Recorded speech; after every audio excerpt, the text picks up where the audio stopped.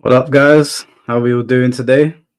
Now, I messed up my mic, so can you guys hear me okay? If anyone can let me know in the chat. Also, don't ask me why I'm wearing this.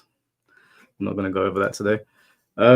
So basically, what's going to be happening today is I'm going to be talking to ManaLord, who I spoke to him some time ago, but we don't really know each other too well. So he's going to be new to me as well. So I'll get him to introduce himself to you guys. New tattoo, maybe. So basically, I'm sure you guys saw on Twitter, me and Arturo got into it, and I got into it with some of his, well, one of his friends, and we had a back and forth, and I did the YouTube video, and there's a lot of discourse around our conversation. So I'm going to be talking to ManaLord about everything that I spoke about in my video and on Twitter, which I'm sure you guys saw because the post went all over the place. And we'll just see where the conversation goes from there. So I'll bring ManaLord in now. I'll get him to introduce himself to you guys. And then if you have questions, I'll try and get to them whilst we're having the conversation. And yeah, we'll go from there. So the Tope stuff was insane. Yeah, well, no Tope today. I can't deal with that guy. Hi, ManaLord, how you doing? Hey, I'm doing well. Check 1, 2, 3. You hearing me okay? Yeah, I can hear you fine, man. So I was telling the stream just now that like I don't know you too well. We've only spoken, I think, once beforehand, and then you messaged me recently. So if you could introduce yourself to the stream and let them know who you are and what you do. Yeah, absolutely. I mean, I've watched some of your videos. Usually you kind of have a beef with people and you bring them on, but you and I, like you said, we haven't really interacted much. We don't have beef on Twitter. We're just here to try to clear some things up. So most people might know me from watching. I know you cater to the FGC a lot, but Smash and FGC, they run side by side. So many similarities, a little crossover, but for the most part, they're very similar communities. So for those who don't know me, I host events because in the Smash community, this is a huge problem with the banning of players. I run events for banned players. In Smash, there's over 400 documented bans and probably double that if you include shadow bans. So I've played the game since 2001. I'm an OG. That's when it came out. It's when I got it. And I'm still in the fight today because of the whole circumstances of the ban culture and what's happening to these players. And that's what I do. I host events. I raise money for them. And our first giant in real life event is coming up this summer called the Mana Summit. So that's kind of what I do. Is that for Smash Ultimate? Super Smash Brothers Melee is what we play. So, okay. A lot of people, I know in the FGC, you guys love the new games. You kind of hop onto it. But with Smash, Melee's the diamond. It's never going to go away. Every new game that comes out, Melee gets more players, more attention, just because it's technically better. Has a timeless look.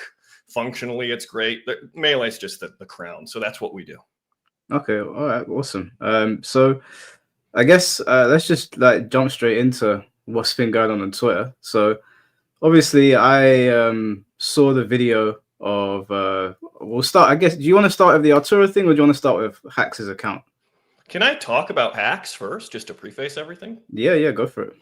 So the story of Hacks, for the FGC people who might not know, this kid was a superstar in so many ways. And I say kid because when he came on the scene, he was 9 years old with him and his partner, his doubles partner and training partner, J-Man. They were called the Little Rascals. Nobody in their mind could have assumed 9-year-old kids would come on and start beating people double, triple their age. These kids were just phenomenal. And Hacks in particular, it wasn't just Smash Brothers. Even before that, he was a Pokemon champion. He went to Nintendo Worlds and won the Pokemon tournament. And when I went to his apartment, his mom's apartment, on the wall, there's a photo of him with a giant trophy. He's a little kid. And the person giving him the trophy was Hulk Hogan. So this kid is a superstar. He's been a champion his whole life. And when he came on, at that young age, he just exceeded everybody's expectations to the point where he played so much and was so dedicated to his craft. He's had to get multiple hand surgeries to even play the game, probably 2 or 3 different surgeries on his hands just to play because, he probably went a little too hard, but it's because of his love for the game was so big. And from that, he got to a point where he needed to come up with a different solution. And that's where the box controller was even conceived. It was from Hacks. I know you guys call them leverless. We call them boxes. That whole thing came up because Hacks needed a controller that would work with his hands after all those surgeries and such. So he wasn't just a phenomenal player. You know, he was a child superstar. He was always in the spotlight. He made a whole company, a whole giant industry, a controller that helps people access this game when they otherwise couldn't. And unfortunately, he was a target because he, you know, shined some light on things that the community didn't want light shown on. So that's really. Could you speak about that a little bit? Because I watched the evidence videos that were put out, but I know they're very, very long, so not everybody had seen everything. Could you summarize for the chat why Hacks was banned and why he stayed banned? If I can boil it down, the evidence.zip files were critical of Leffen because Hacks and Leffen had a personal grudge. Now, you guys have experienced Leffen in the FGC. Would you call him a likable person? Does he start beefs with people? Does he get into fights with people? I've never had a run-in with Leffen, but I will say that most of the interactions I've seen him have with other people have not been positive. Relatively, yes. And Smash has experienced that from the beginning. Okay, Leffen originally was banned in his home country of Sweden way back in, you know, the early 2000s, before ban culture was even a thing, because of his harassment and treatment of other people. So he was banned from his home country. But to come back to evidence.zip, it was a great video. It analyzed sort of their relationship, how Leffen antagonized him and what their beef was. But he made a few critical mistakes. One of those mistakes was mentioning Hitler. He compared some of the things Leffen did to Hitler, and that's sort of the buzz thing that people caught on to. You can't even say Hitler. You can't even show a swastika. And he was essentially canceled and lambasted and targeted by the community for making such a comparison. So that's where it went south for him, and that stuck with him forever. So was that the thing that they kept him or held over him to keep him banned? That's the most controversial thing they could always point to. Absolutely. They would always say the things you said in that video were inappropriate and you're banned for that. And there's essentially nothing that you can do to come back from that. And that's not the reason that they kept the entire time. I mean, we're getting closer towards the present day with the things that I'm talking about. What really kept him banned was the inhuman treatment that the TOs in the community gave him. You know, they ignored his pleas. They wouldn't even speak to him. And again, I'm probably going too far, but these are things that her mother is aware of. She's had access to his computers, his DMs, who's he's talked to, who's given him chances, people like myself and others, who ignored him and said he's got no chance to ever get back into the community. People like the CSRP, who are supposed to moderate bans and be a collection for the safety of the community, when they didn't do any of it. Who are the CSRP, just for the people in the chat that don't know? So that is an aggregate system, self-appointed people, nobody voted for these people, who go and find all these little local bans in our community, put them onto one website and say these people should be banned forever for life at every tournament because they might have gotten a little local ban here. And that's called the Community Safety Resource Project. You guys can go look at it. There's over 400 or 500 bans listed on that. And it's just a sick abuse of power, really. But yeah, that's kind of what's kept him banned. Right. Okay. And then obviously, I guess that him being kept away from the community, obviously, you know, I suppose he got more depressed, and then one thing led to another. Absolutely, because he lost more than other people. The reason why band players can sympathize with each other is because we've all lost something. But Hacks, he lost his legacy. Like I said, he was a child star. He did this his entire life. He lost his business. The people he was working with sued him for the box controller, you know, wasted all of his money. He became completely broke, him and his mother both, from that whole debacle. They took away his tournament series, which was the Hacks' nightclub that he made. The New York City TOs took that away from him and just called it the nightclub. And now they've recently rebranded to something else because of all the backlash for it. And ultimately, he lost his life. You know, he lost more than any other band player there is.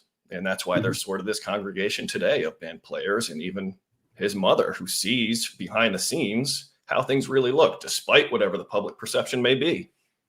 And in the lead up to obviously that tragedy happening, you said that some of you were talking to him and trying to help him get back into the scene.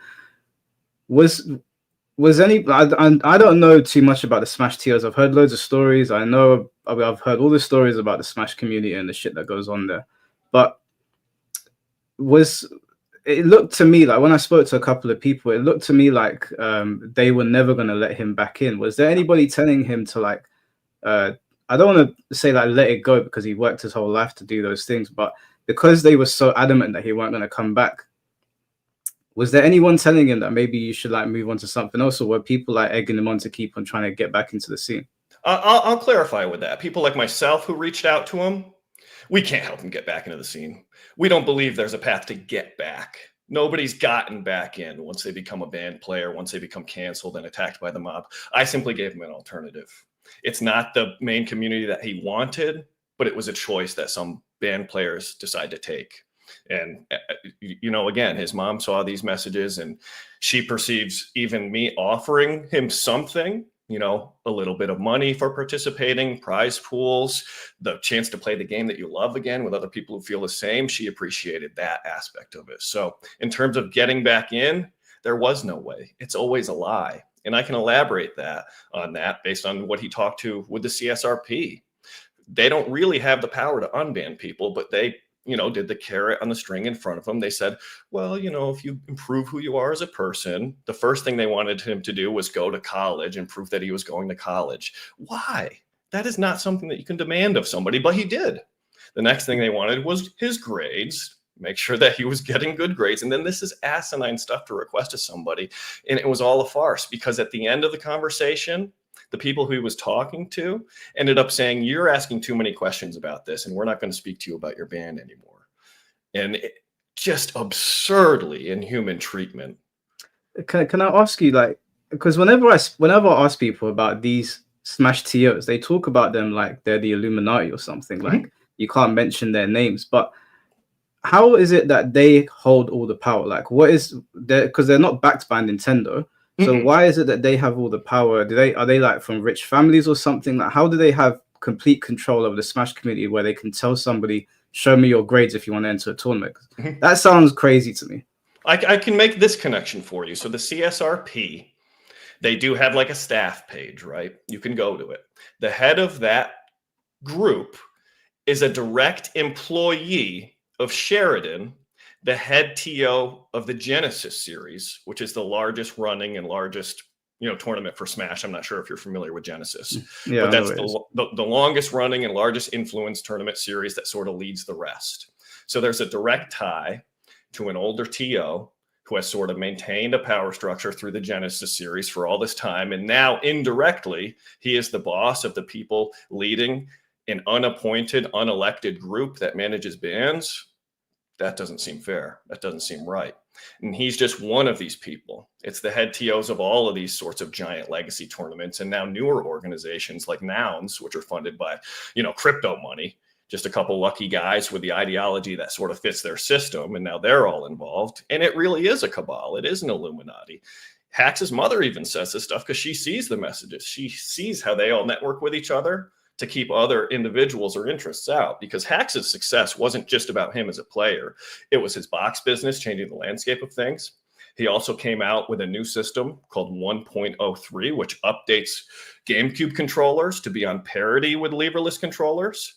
And the Smash Cabal or the TOs want nothing to do with that, because all that was going to do was give Hax influence. He really should have been the leader of this community with his technical innovations and the things he brought to the game, but instead they kept him out for their own interests and own influence over the scenes. I know that Hax's mum has been very active on the account. I was reading through a bunch of posts today. If those messages are in Hax's inbox, why won't she release them given how active she's been on the account? Because if these people are doing what they're doing, then shouldn't they be named and shamed? They will be in a place that is much more impactful than Twitter.com. Okay.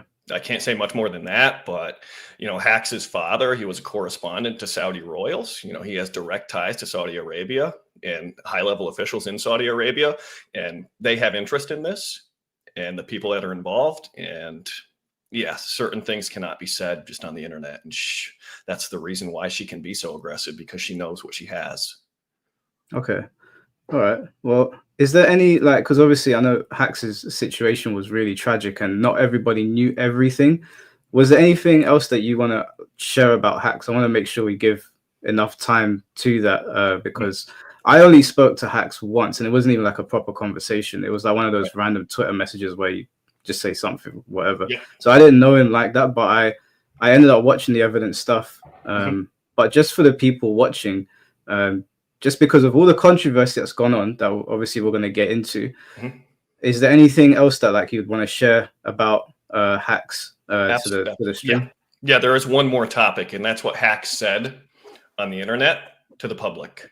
He said what he thought he had to say to get back in based on the ideology and the requests of the TOs. He did not speak truthfully. He was not himself. This is all made clear in the DMs. He had to disavow. He spoke with technicals about this. He had to publicly disavow technicals to distance himself, to try to do what he thought he had to do to get back in, say what he had to say in which to get back in, or at least what he perceived he had to say. Same with me. He had to disavow Mana Monthly and all the people I work with publicly in order to try to get back in. He was putting on a show because he thought he had to get his life back, and it didn't work. And that's what people are mad about. That's what his mom's mad about. That's what was said at the funeral. That's what she says, and we can all see it. Well, not all of you, but some of us who have access to it can all see it, and especially his mother. So what they try to defend themselves with, saying, look, Hacks disavowed technicals and ManaLord here on this tweet, that's bullshit. He did what he had to get his life back because you people took it from him. I gotta say, man, that like I've been in the FGC for a long time, and I've never seen anything like. I mean, I only see a little bit here and there because my brother was quite a high-level Smash Bros. Player, and I've seen things here and there. And obviously, I've had technicals on here before. I've never seen anything like your community before. What is it about the Smash community, and I guess to a slightly lesser extent the Strive community, where things have derailed so much that it got to this point where somebody had to lose their life? Maybe I have an explanation. I think about the same thing. Somehow the Smash problem, it happens in other scenes, not to the same degree, but it's happening everywhere. The problem with this community is like by magnitude, maybe 100 times worse than it is in the average gaming community in terms of the ideological control and the ostracization of people who don't follow it. I might be able to connect the dots and say that it sort of started primarily with that COVID era where, you know, that bow to authority, the bow to authority kind of theme came into play in people's daily lives, especially in the youth, where the messaging that if you don't comply, you die, essentially. If you don't get the jab, you don't get to see your friends and family. You should kill yourself and feel like a bad person. I feel like that sort of leached into everything. And once that, you know, the whole jab and mask stuff sort of fell off, there was this little authoritarian void. They had a taste of it. They had a taste of that control over people. And sadly, it got to their heads, and it's no longer, you know, about the jab or mask. It's about whatever ideology they follow. And demonstrably, that tends to be leftist, wokeist, especially with the transgender element, which they have a giant force they mobilize against anybody they dislike. It just seems like it's so far ahead in the Smash community. But every scene sort of has a taste of it, right? Yeah, I guess to a lesser extent, there's loads of people, you know, from whichever side of the political aisle you're on or however you identify, that do shit things. But with Smash, like some of the messages that I see from people, I try to imagine the person sitting behind the keyboard sending that message. And even though I got into it with Arturo and I don't like what he's been doing, I had a conversation with this guy and I said to him, can you, like, even though I don't see eye to eye with Arturo, I don't think you should be sending death threats, which I saved the message just in case, because we'll talk about that in a little bit. But I've never seen so many death threats openly just posted on the timeline that have now been archived by James MK before from one scene. That is bizarre to me. Props to James. I just want to say that it's a great thread he's got going on to expose this stuff. And I can't believe it either, man. You look at Hax's mother's posts, there's like a bot that says the most heinous things, like 4 or 5, every single comment she has, the worst things imaginable are said. Just why? Who are these people? And what? I don't get it. Like, are they somehow Leffen soldiers just still fighting this fight, even though Hax's life is gone? I really don't get it. And I can't imagine the people on the other side, because when I went to tournaments, there was no issues. There were never issues. Even in the recent years, I hosted tournaments as recently as like 2.5 years ago in person. And there was every type of person, every race, religion, even transgenders. There's no issues in real life. There's just something when these people get on the screen that just makes them inhuman. Yeah. But I have to say, though, in fairness, I mean, since I've been having these conversations and I got into it with Arturo, I've not had death threats sent to me from people in Arturo's camp or people on the right, but it is interesting to see that, because I told Arturo I don't have any malice in my heart, and I have certain feelings towards you, and I don't like what he's been doing. But it was very interesting to see that me just saying that, the responses I got minus the death threats were very similar to the responses that I would see you guys getting from people on the left. And it was perplexing to me, because we don't have to always agree. I'm sure you're probably not going to agree with some of the things that I say today, but to lose your shit over that and then start like calling me names and this, that, and the other, they're not as different as they make out to be, a lot of them, in my opinion, from what I've seen. Yeah. Other than the death threats seems to be the step too far for some people. Yeah, I mean, it's almost an inversion. You see the death threats and the terrible things being said. It sucks to have to break it down into, oh, they're the left, we're the right, blah, blah, blah. But you see supposedly tolerant people saying the most intolerant things, and supposedly kind people giving people death threats. There's a sick inversion in this world. It's not just our communities, it's happening everywhere, where what they say versus what they do is the total opposite. I try to stick to what I say and do, and I tend to align with people who do the same. Yeah. All right. Well, I guess whilst we're on the hacks situation, obviously that post went up when you guys were at Hacks' mum's house. Yes. Now, I'll be completely honest with you. I'll keep it 1,000.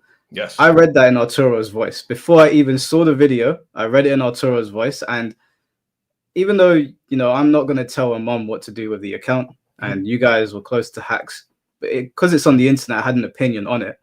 And it seemed more about it getting one over on Arturo's enemies than celebrating Hacks' life.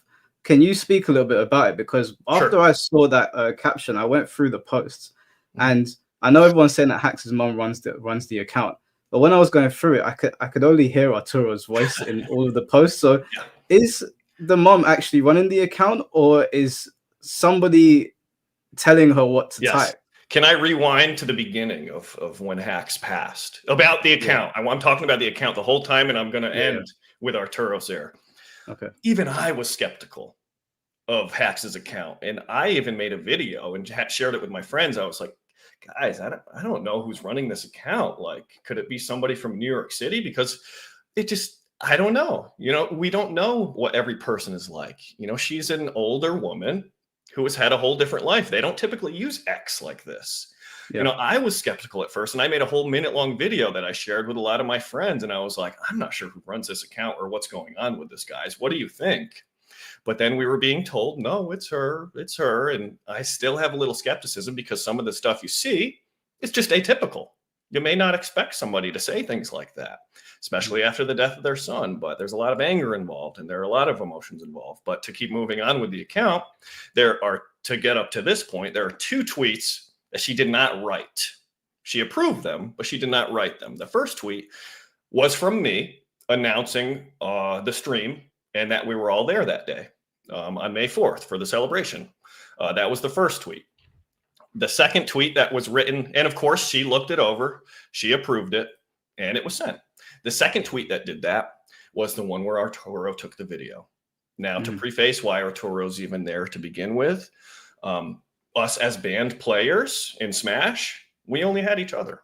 You know, there was no growth. When you're stuck in this little box and you find the people that you can sort of, commiserate with and become colleagues with, there's not really any growth. There aren't going to be, all these people coming out in support and saying, oh yeah, we love band players, despite the thousands of messages we see about them being such terrible people all day.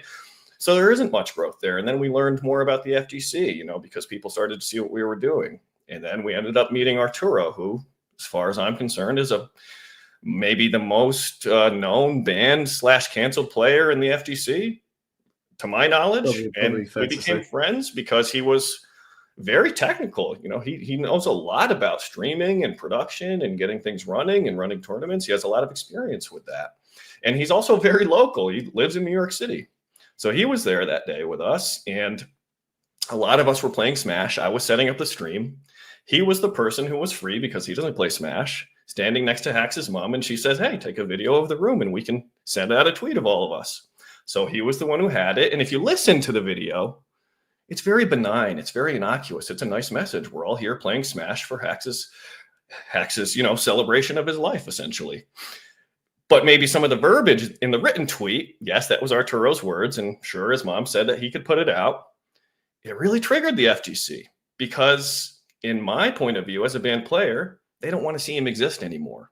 They'd rather see somebody dead if they were banned and canceled than to see them still pop up on their feed.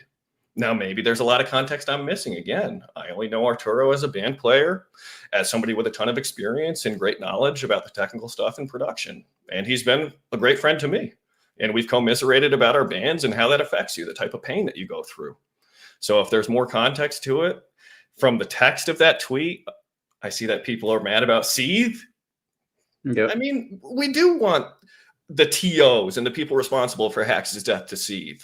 We want them to acknowledge this, but they've all hid their profiles, deleted their profiles, ran away, changed the names of their tournaments, won't address it. So there is a little animosity there. So I think I thought it was a fine tweet, but then I get on to see the whole FGC wanting Arturo dead and then all this stuff happening. Do you have any more context or anything you want to say about it now that I've kind of said the point of view from the room? Yeah, I mean, from everybody else's point of view, I think one thing that I've learned about Arturo reading his tweets is that he expects everybody to know his history, or he expects everybody to know what's going through his head, or where, or what he might be receiving in DMs. And obviously, we're not Professor Xavier. I don't know what he gets sent in the morning. I do know that I sign on to Twitter and I see him posting pictures of Hitler saying he's based. So that's all I can see. I can't see what else he's doing. And then he expects people to know. And then he's surprised when people are like, what the fuck is this? So when I saw that tweet, actually, I'll rewind. Originally, I spoke to Arturo, and I think this was when you guys were at the house, or you had maybe just left or something. And I put out a tweet, a retweet, saying that you can't just ban Trump supporters simply for voting for Trump for tournaments. That's not, it's not realistic. Even if the Smash community tried, let me say that they did try to do that. Didn't work, but they tried. Maybe the Smash community is like, I guess they're separate now from the FGC and what they do. But I wasn't even telling people that you like have to. I don't particularly like everything that comes out of Trump's mouth. I probably wouldn't have voted for him. I wouldn't have voted for the other ones either. I thought that they were all clowns, but people took that as my support for Arturo and Trump, and I was like, it's not my support for them. It's just I'm just trying to tell you you can't do this. It's not going to happen. So Arturo messaged me on that tweet, and he said, "Oh, good luck with that, Mike." And I thought he was like trying to troll me at first. I was like, "Good luck with what?" And then he was talking about. He said something about Hax's mum, and I just said, "I hope she's okay," because regardless of all of this, it's still her son that passed away. So. That was all that our conversation happened. I didn't know about the tweet. I didn't see it until afterwards. And even when I saw it, I was at work. I was busy. So I just saw Arturo in the video. I didn't read the caption. So then when I read the caption, and then I went on Arturo's page, and I sort of cross-referenced his conversations with people and the constant use of cope and seethe to every conversation, whether it was pleasant or otherwise. And then I read that. I was like, man, like I get it. That's Hax's mom on there. She gave the blessing to send it, but also kind of feels like he just used it as an opportunity to be like, see, guys, we're here and you're not. And to me, and I think to most people, from judging from the responses, it came across as distasteful. Whether that was the intention or not, looking from the outside in, that's how it came across to us. So that's when I said to him, I sent him a voice note at like 3 a.m, and I said to him, can you explain to me why you would do something like that? It seems a bit mad. And he sent me a voice note back, but he sent me a little message because I said to him, are you just trying to get under their skin? And he said to me, yes, I'm trying to antagonize them. And I said to him, but like, it's a dead man's account. That seems like the wrong place to take your beef. That was my stance.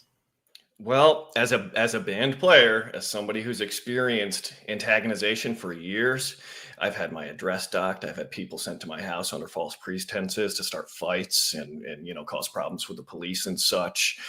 Just constant harassment and death threats online.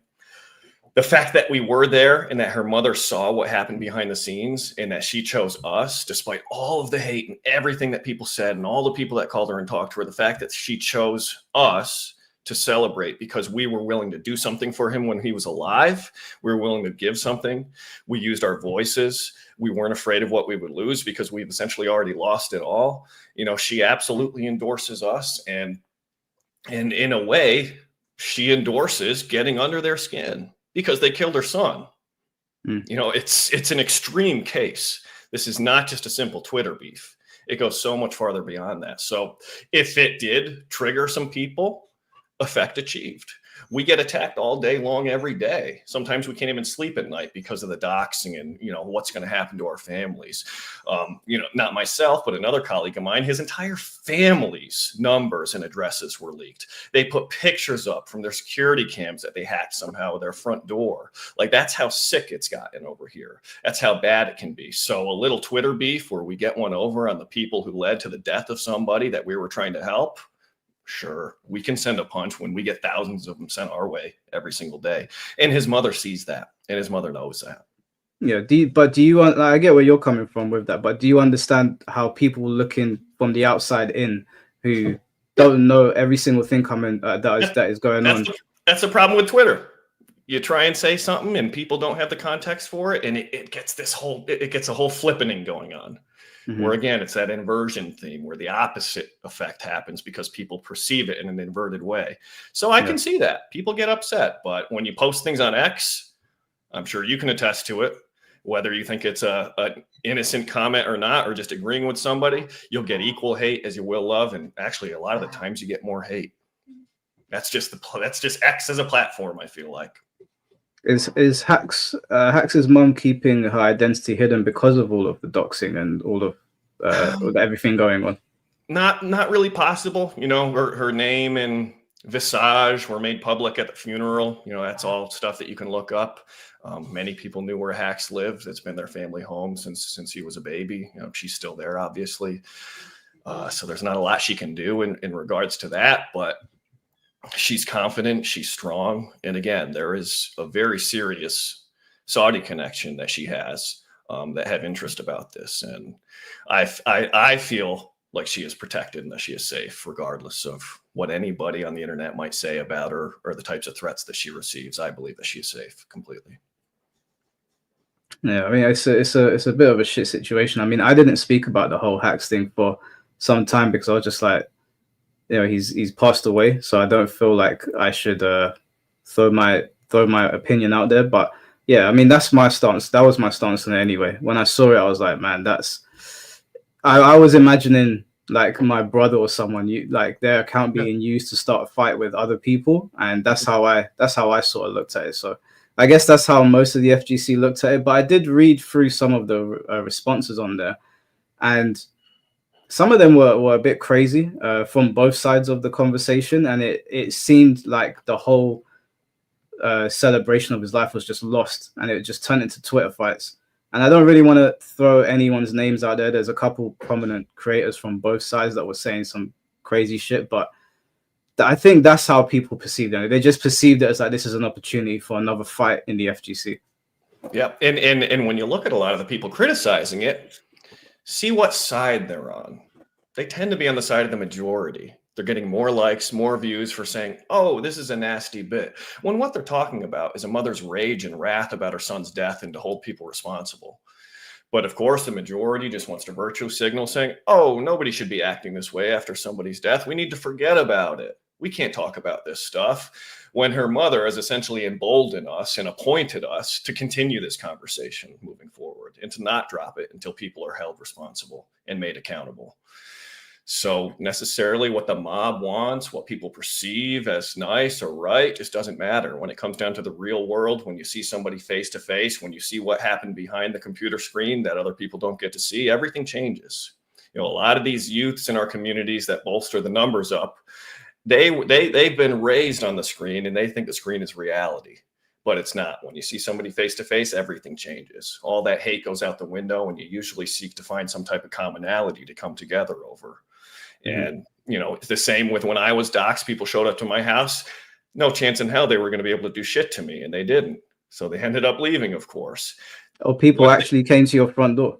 Yeah, under false pretenses, saying that I had their little sister in my house and they were going to call the police when it was me and my girlfriend, their underage little sister, when it was me and my girlfriend, who was of age, of course. Just horrible, heinous scenarios that people would make up just to try to get me in some type of trouble or to disrupt my life. But it doesn't matter. It really doesn't, because thankfully I have thick enough skin. I've taken all this hate for years and I've become accustomed to it. And I understand that a lot of these people are unconscious or subconscious. They're not quite at the awareness level that somebody like myself is at. And in a way, I can forgive them for that. And I honestly pray that one day they'll find that type of awareness. I wanted to ask you, because you mentioned sides, which is something that I hear a lot from people on Twitter. And I've been called a fence sitter, which I'm quite happy. I'm quite happy to have that name. But it just seems like there can't be any common ground. And I experienced that firsthand the other day when I said, I don't think that you should ban Trump supporters just for voting. But in the same breath, I was having an argument with Arturo, and it was very interesting to see that like I couldn't get common ground with either side. It really does feel like there's a split down the middle. And when I speak to some people, again, I don't want to name any names because I haven't seen them pop up in the stream chat, but they will say things like, "Good luck going over to that side." And then the other side will be like, "Good luck with that side. You're not going to make any money with those guys." Or "Good luck, they're going to cancel you." Or "Good luck, go join the Nazis." And is that like in your circle, is that like a mindset that's perpetuated? Because I find that to be like borderline retarded sometimes when people say those things to me. Now, yes, I don't like it.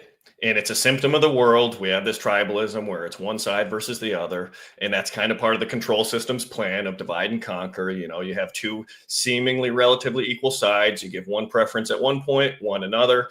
But regardless of who sort of has more power at any moment, they're still taking things away from us.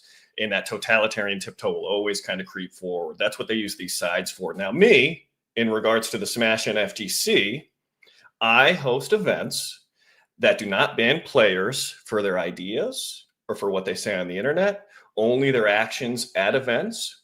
So the only reason I think people should be banned are for harming people or property at events, maybe convicted criminals, these baseless sexual allegations that get people canceled. Total bullshit. That's a hate campaign and it's violent and it should be a crime. Convicted sexual offenders, those are the only types of people that should be banned from events. Now, I host events that include everybody. I did in real life before I was banned. Again, like I said, transgenders, blacks, whites, Jews, Muslims, Christians, all of them. And I still host events online now that include everybody. But for doing that, I'm labeled as one side. Everybody who's on my side are labeled as that side. People who were already on that side beforehand come over to me to support me because they just feel like they need to have the heads and tails, one side versus the other. It's like a psychological programming thing, and it's so much bigger than just our communities. It's something that they're stuck under. So even me trying to avoid that by saying I'm all inclusive. If you haven't truly done a crime or harmed people or property at events, I think you should be able to play the game because the game is what unites people at the end of the day. That's supposed to be our commonality that we're enjoying together is the game. But that seems to be a little forgotten. So we are stuck no matter what in this left-right thing. And you as a fence sitter, supposedly, like you said, people from the right are going to say, "Oh, you're on the left." People from the left are going to say, "Hey, you're on the right." And you're going to get hate for that. So that's an even tougher position to be in. So me trying to fill that position, I was pushed to one side as it is. And that's where I'm at. But my messaging hasn't changed. Just the perception of it all has changed. Does that make sense? Yeah. So because I've heard from like your side of the player base that like I'm a leftist and I'm a coward and whatever, since I've got you here, based on the conversations that I've had, because I know you obviously you messaged me, so I know you're probably paying attention to what was going on. Yeah. What do you perceive of people like me who don't want to take a side and kind of want to deal with individuals rather than grouping people? I mean, that's why I came on with you. Now, some people, they were like, "Hey, you shouldn't go on with that guy. He has all these tactics in which he's going to try and smear you and make you look bad, etc." And I was like, well, I've talked to him. I think he seems pretty reasonable. And our conversation it's not a personal beef between you and I. It's sort of about the circumstances of this whole situation and me clearing it up. So I had no problem coming on with you. I don't see much of an issue. Some people might think you're just one of those creators who are cashing in on a hot topic. I don't know how much YouTube pays people, but if I get a good stream on Rumble, I do get paid because they have a great payment system and you don't need a certain threshold to reach things. I'm sure you get some money from it. I don't know if you can live from it, but some people have that perception that you're making money or you do want to smear certain guests or paint them in a certain light. But from what I always saw, you seem pretty level-headed, and I don't know. I think we have things in common. I know you like WWE. I think you mentioned on a stream you were half black. Yeah. What's the other half? Greek. Greek. So we're both Goyim. So we have that in common. I think it would have been a good discussion. And so far, you haven't done anything inflammatory. I haven't said anything crazy to trigger people. It's going well. No, I got a message from. So I appreciate you. People won't listen to me. No, I don't mind having anybody on. One of the things that I get criticized for is a lot of people say to me, "Oh, Mike has the worst people on." But I always say to people, "You're free to come on. Like if somebody has a disagreement in the chat and they want to say something, I say to them, jump on. It's just that I can't get them to come on. They're comfortable saying things behind the keyboard. They won't say it on camera, which is fine. You know, not everybody has to turn their cameras on and talk. But it's not that I like gatekeep my podcast or whatever. And I know that." I got a message from Tope. He's been in the chat talking a whole bunch of shit. And he was saying, "I'll make sure that ManaLord does not appear on your podcast." And I was like, "Why? Dude, what's your problem?" Hey, I like Tope. He supported me in some cases, but in other cases, he's gotten on my ass about differences we've had in the same way he's gotten on your ass. So some people are just that way. Still like Tope, but he's a little bit of an argumentative guy. But he's a very argumentative guy. some people just are the way they are, and that's okay. Yeah, no, that's fine. So he does make me laugh, but so I guess then we'll move on to the whole Arturo situation because that followed me and him got into an argument following that whole discussion. I can't even remember if it started on the hacks account thing or if we were arguing about something else. But essentially, I basically said to him that I feel like you're just attacking people and you're goading people into trying to come to murder you. I went through his posts and I've told Arturo 100 times, even though he thinks that I hate him or something, that I don't hate him. I just think he's behaving in a really stupid way. And I understand how death threats go. I've had threats before. I had somebody else. I had 2 death threats yesterday. I had one guy tell me to, I think, stick a knife in my mouth and clench my jaw.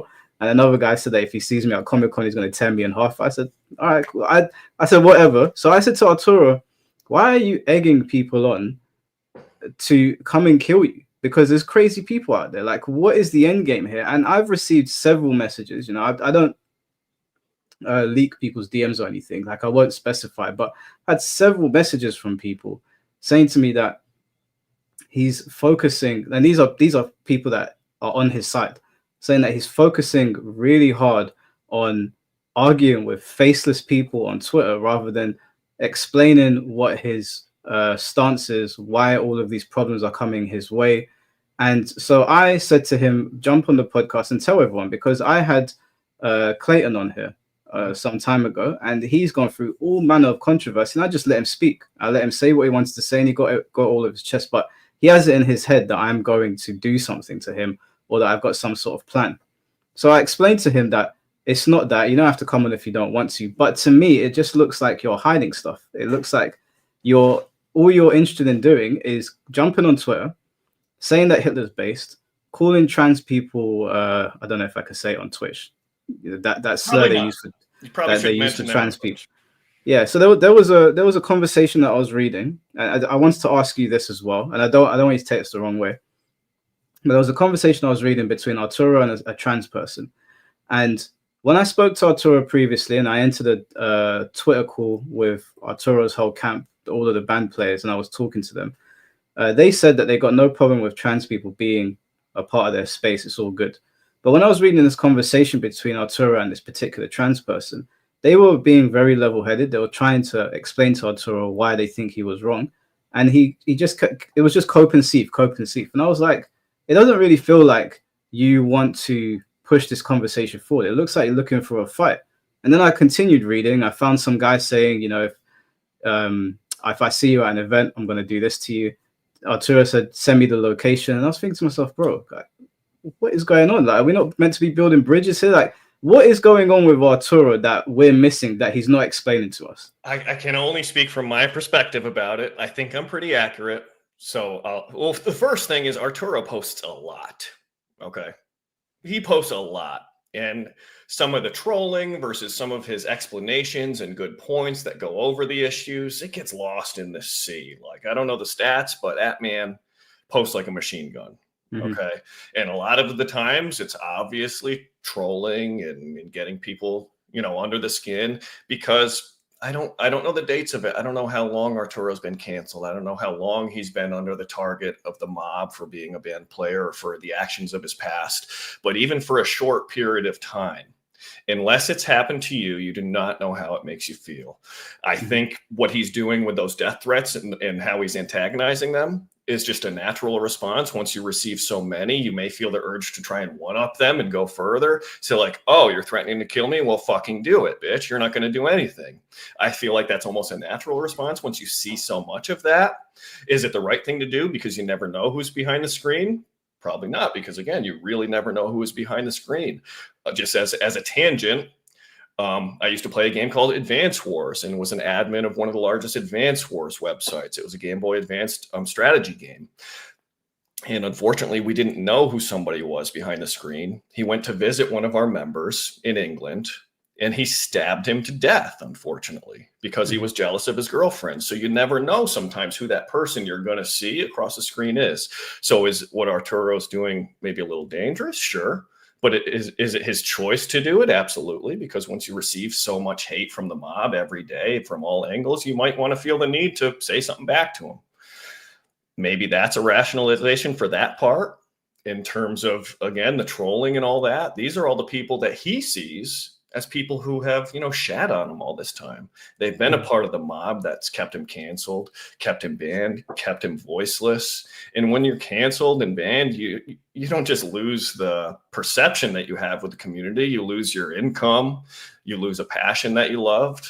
So yeah, banned, canceled players, they can be really angry. And the more crap they get, they might feel the need to dish it back out. That's my perspective of it. And I think that's probably where he's at, because he's actually seeing responses go up from what he's doing. He's seeing more engagement and putting more eyes on the topic. Whether or not they're people who will actually digest the topic appropriately about how bans are wrong, probably not. But a few of those people who filter in will. And that's kind of been my perspective about it all for a long time. Sometimes you outrage the mob. Yeah, you're going to get a hell of a lot more hate. But then that one or two people DM you and say, hey, I actually see what you're doing here. Thank you for doing it. Can I join? How can I help? Can I donate? So it can look like a reckless, dangerous strategy, but in some ways it works for us because we have nothing to lose. Once you've had everything taken away from you, your privacy, your passion, your income in some places, what is there to lose about it? You'll do anything that you can to get the eyes on the actual topic or to get people looking at it. I think that's where he's at, especially because he has such a big account and he has so many people looking at him. So then can I ask, because he's not here, I can't ask him. Right. Is he in support of Hitler? Because whenever I go through his feed, there's swastikas everywhere. There's Hitler's based. They should have kept burning books. I just want to know, because I have my own feelings about it. I'm not going to get triggered about someone being a Nazi. It's whatever to me. But is he a supporter of Hitler? Because that's the impression I got. I mean, it's hard to support Hitler 100 years after his passing. What does supporting Hitler do today? Truly. Now, is he a fan of Hitler like Kanye? He very well may be, because once you dispel some of the common misconceptions about what Hitler did to Germany, he brought a country from after World War I was in ashes, was in complete poverty. There was child slavery and sex trafficking involved. There was corruption of the media and the education system and the central banks. Hitler got all of that stuff out of there. So millions and millions and millions of German people loved him. Were they wrong? that he literally fixed their lives and gave them prosperity. You know, he would give families a new home, and for every child, they would get a 25% reduction of the loan, interest-free on it. So with 4 children, you got a free home, and the income that the father could make working at the factories was enough to support a family of 4. You know, he got rid of all the inflation. He created a labor-backed monetary system instead of a centralized banking system that is usurious, is inflationary, and destroys nations like we see today. You know, a lot of people, as you see, there is a cultural change, are starting to see some of the truths about World War II, what they've been told isn't exactly true. So you're going to see that not just from Arturo, but everybody, everywhere. You know, with Kanye, that song, it's damn catchy. I don't know if you heard it. I probably listened to it 20 times on repeat today. It's a greatly crafted song. I heard it. I just looked sideways and said, personally, I think his brain is fried. Because Kanye, he may be, but he's dispelling something that you're not supposed to talk about, and that's really what about the actions that? Okay, all right. So let's go off the assumption that he is in support of Hitler. Sure, of his policies, maybe. I mean, it's got to be more clear because this isn't. I don't. The thing is, I don't know because he won't outright say it. He said Hitler's based, and I've read through the post. But I said to him, okay, yeah, you've spoken about the famine and the situation that Germany was in. And then, like, what followed that? What happened after that? Are you, like, I've asked hundreds of times, are you in support of what followed? And then it's radio silence. And not specifically to Arturo, just when I see people on these posts talking about it. So, yeah. Let me separate 2 topics and clear them both up. The first one being what happened after that. Okay, the final solution was Germany for the Germans. Germany is a nation state, and he wanted it for ethnic Germans. Simple as that. The offer, the final solution, was to deport Jews, Jewish people, not just Jews, also the French, the Slavs. There were white people in these camps. There were all sorts of different types of people there. Okay, that's documentable and verifiable. The solution was getting them in one place and sending them. The final solution, give them a land of their own, give them a home of their own. Why do they need to sort of infest these other nations and try to pretend like they're along with them when they have their own interests? So he was going to send them all to Madagascar, where they could have their own homeland. He was even offered in the first place just to ship them to other countries. But guess what? The British, the French, they said, no, we don't want them. Well, why do they go fight a war for them? There's something different going on there. They wouldn't take in the refugees. And then once the war begins, supply lines get destroyed, regular wartime famine happens. Of course, people die. That's just normal stuff. So that's the one aspect of it, right? Just a little misconceptions about history and what the plans were. And of course, during war, terrible atrocities happen. And then the other aspect of it, why is Arturo using this stuff today? Just like before, he's trying to get a reaction. He's trying to get engagement. He's trying to get people to look at it. And it works. That's what I'm asking though. Like, okay, well, which is interesting that you say that because he called me an engagement farmer. And I can definitely see how proclaiming support for them or sympathizing with Nazi policies would gain some engagement. So is Arturo, just to close this part off, is Arturo is he a Nazi or is he an engagement farmer? This is a very leftist question. Are you a Nazi? No, I'm just making a joke myself. Yeah, I don't know how to word it right now. Is he engagement farming or does he actually support the Nazi regime and what they did? I guess the way people say it today is neo-Nazis. He is not a neo-Nazi. Whatever that entails. If people are trying to label them like you have a shrine to Hitler in your room, and when nobody's looking, you put on a cool uniform from Hugo Boss with the armband. None of that stuff at all. If you look at, when he started doing this stuff, it was probably once he started getting involved with the Smash scene where the leftists love calling us Hitler. And eventually that meme evolves upon itself and it becomes just a regular topic of conversation, which is more or less what it is today on the internet. I think anybody using X is engagement farming, either unconsciously or consciously. I would say it's gotta be for that. Slight difference between, like, if I was engagement farming Tekken is a bit different to engagement farming Hitler. I suppose so, but when you look at the statistics and your Twitter profile, it doesn't tell you where the numbers come from, Okay, well, I mean, I don't know what's worse now. Like, I don't want to turn this into a whole history lesson. Like, I am also part German, and you do. yeah, I've got family out there and whatnot, and I don't want to turn this into a whole thing. I am strongly against all of that shit, and I think what they did was absolutely heinous and reprehensible. And I think it's very similar to what I see Arturo doing on Twitter, where he says, "Oh, I've done all these things in the past," where he'll list all these charities, and so that excuses him for anything that happens now. And I always say to him, that's not how life works. I've said it to him 100 times. It doesn't matter what you did then. It matters what you're doing now. Like if I was pleasant to you in DMs and then I come on here and I absolutely shit on you, you're not going to care about what I said in the DMs. That's what it feels like to me. And even with this whole Hitler thing, which again, I don't want to like turn it into a whole history discussion because there's other things to talk about. I am strongly, strongly, strongly against all of that stuff. And whenever I see it and I see him saying Hitler is based, I'm like, he's surely engagement farming. But then I keep on seeing swastikas and I'm like, is he engagement farming? So well, I mean, there's great confusion to it because when you isolate the things that he did to help his people, they're all fantastic policies and fantastic things. And when you look at how it all got mixed up and misconstrued, Hitler sued for peace a dozen times. The other countries, the ones, ran by the bankster cabal, they're the ones who declared war on him. So there's a great inversion about history. There's a lot of World War II thing that's probably going to be coming to light as this topic just becomes more and more popular. And there's going to be a massive dispelling of that base psychological programming of the guilt and shame of the Holocaust, from Jewish Hollywood and all the media and such over all this time. There's just going to be a massive dispelling of all that. And like you said, this is probably not the best place to talk about it.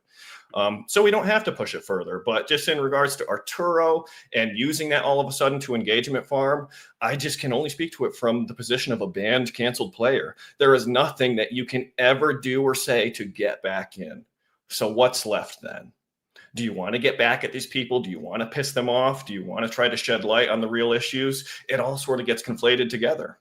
And that's do you think that's the case for Arturo though? Because he wasn't really he wasn't part of the Smash scene. I know he'd done stuff for it. I know, but he is a banned player from his scene and a canceled player.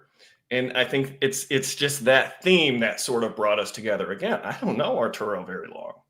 I only know but Arturo, from what I'd seen, and even something that we share in the UK, like Arturo wasn't beyond redemption at one point for a lot. I think how a lot of people looked at him. I know about the whole Macherino incident. I know about the whole Dominion thing. But that aside, I remember when that was going on. I remember even in my personal group chats, there were still people that were like, yeah, but Art's done a lot for the scene. And then I don't know where things started to really go south. I don't know if you can shed some light on that because, again, I asked him, he just won't say. I don't know if he's hiding something. But there was a time where, yeah, he was cancelled, but people weren't super against him, even here in the UK. And then it just continued. Obviously, now I feel like it's gotten to the point where even I'll tell you, like, straight up, I wouldn't allow Arturo in a tournament that I was running because of him constantly goading people to come and kill him. Because in my mind, I'm like, well, someone might show up to my event now. Now you're a liability. So how did it get here following the Dominion and Macherino incident, if you know anything about that? I can only make an educated guess. Maybe, once we all started linking up, he saw how it sort of works on the Smash side of things, the truthful, righteous conversation about why people should and shouldn't be banned is always pushed under the rug by the mob, by the other side. It always just goes down instead to labeling you as a bad person, how you've done X, Y, or Z, and then attacking you personally. Maybe he started to see how that type of extreme reactionary content really got their attention, and he started using it as well because now he can shine new light on his whole struggle as a banned and canceled player, because at a certain point there's hopelessness to it. I mean, that's why Hax is dead, because he was hopeless. There's no getting back in once you're under the microscope of the mob or the perception or the TO cabal. They all fall into the same boat of the other versus what we're doing, the people who have been put into this little hole of being banned and canceled, and there's no way out. So once you find other people and link up with them and see, oh, wow, you've really gotten, a lot of eyes on what you've been doing because of this type of content. Maybe I should sort of adopt that. Maybe that's how it happened. But maybe if Arturo's watching this and he sees how our conversation's going, I don't think there's any foul play here. I think it's pretty straightforward. Maybe he'd entertain talking with you sometime.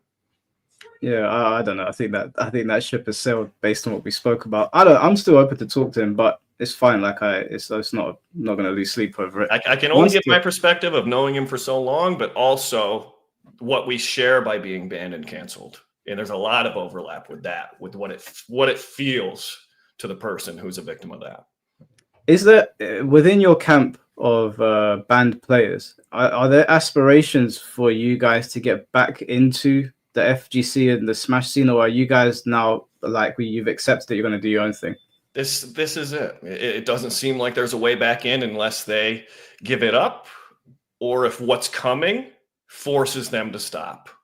Okay, what's coming with the evidence and what's behind the scenes and what Hax's mother is working on. So I'm going to do what I keep doing, which is host inclusive events to anybody, as long as they haven't harmed people, property at events, or convicted, violent criminals or sexual offenders with convictions in a court of law.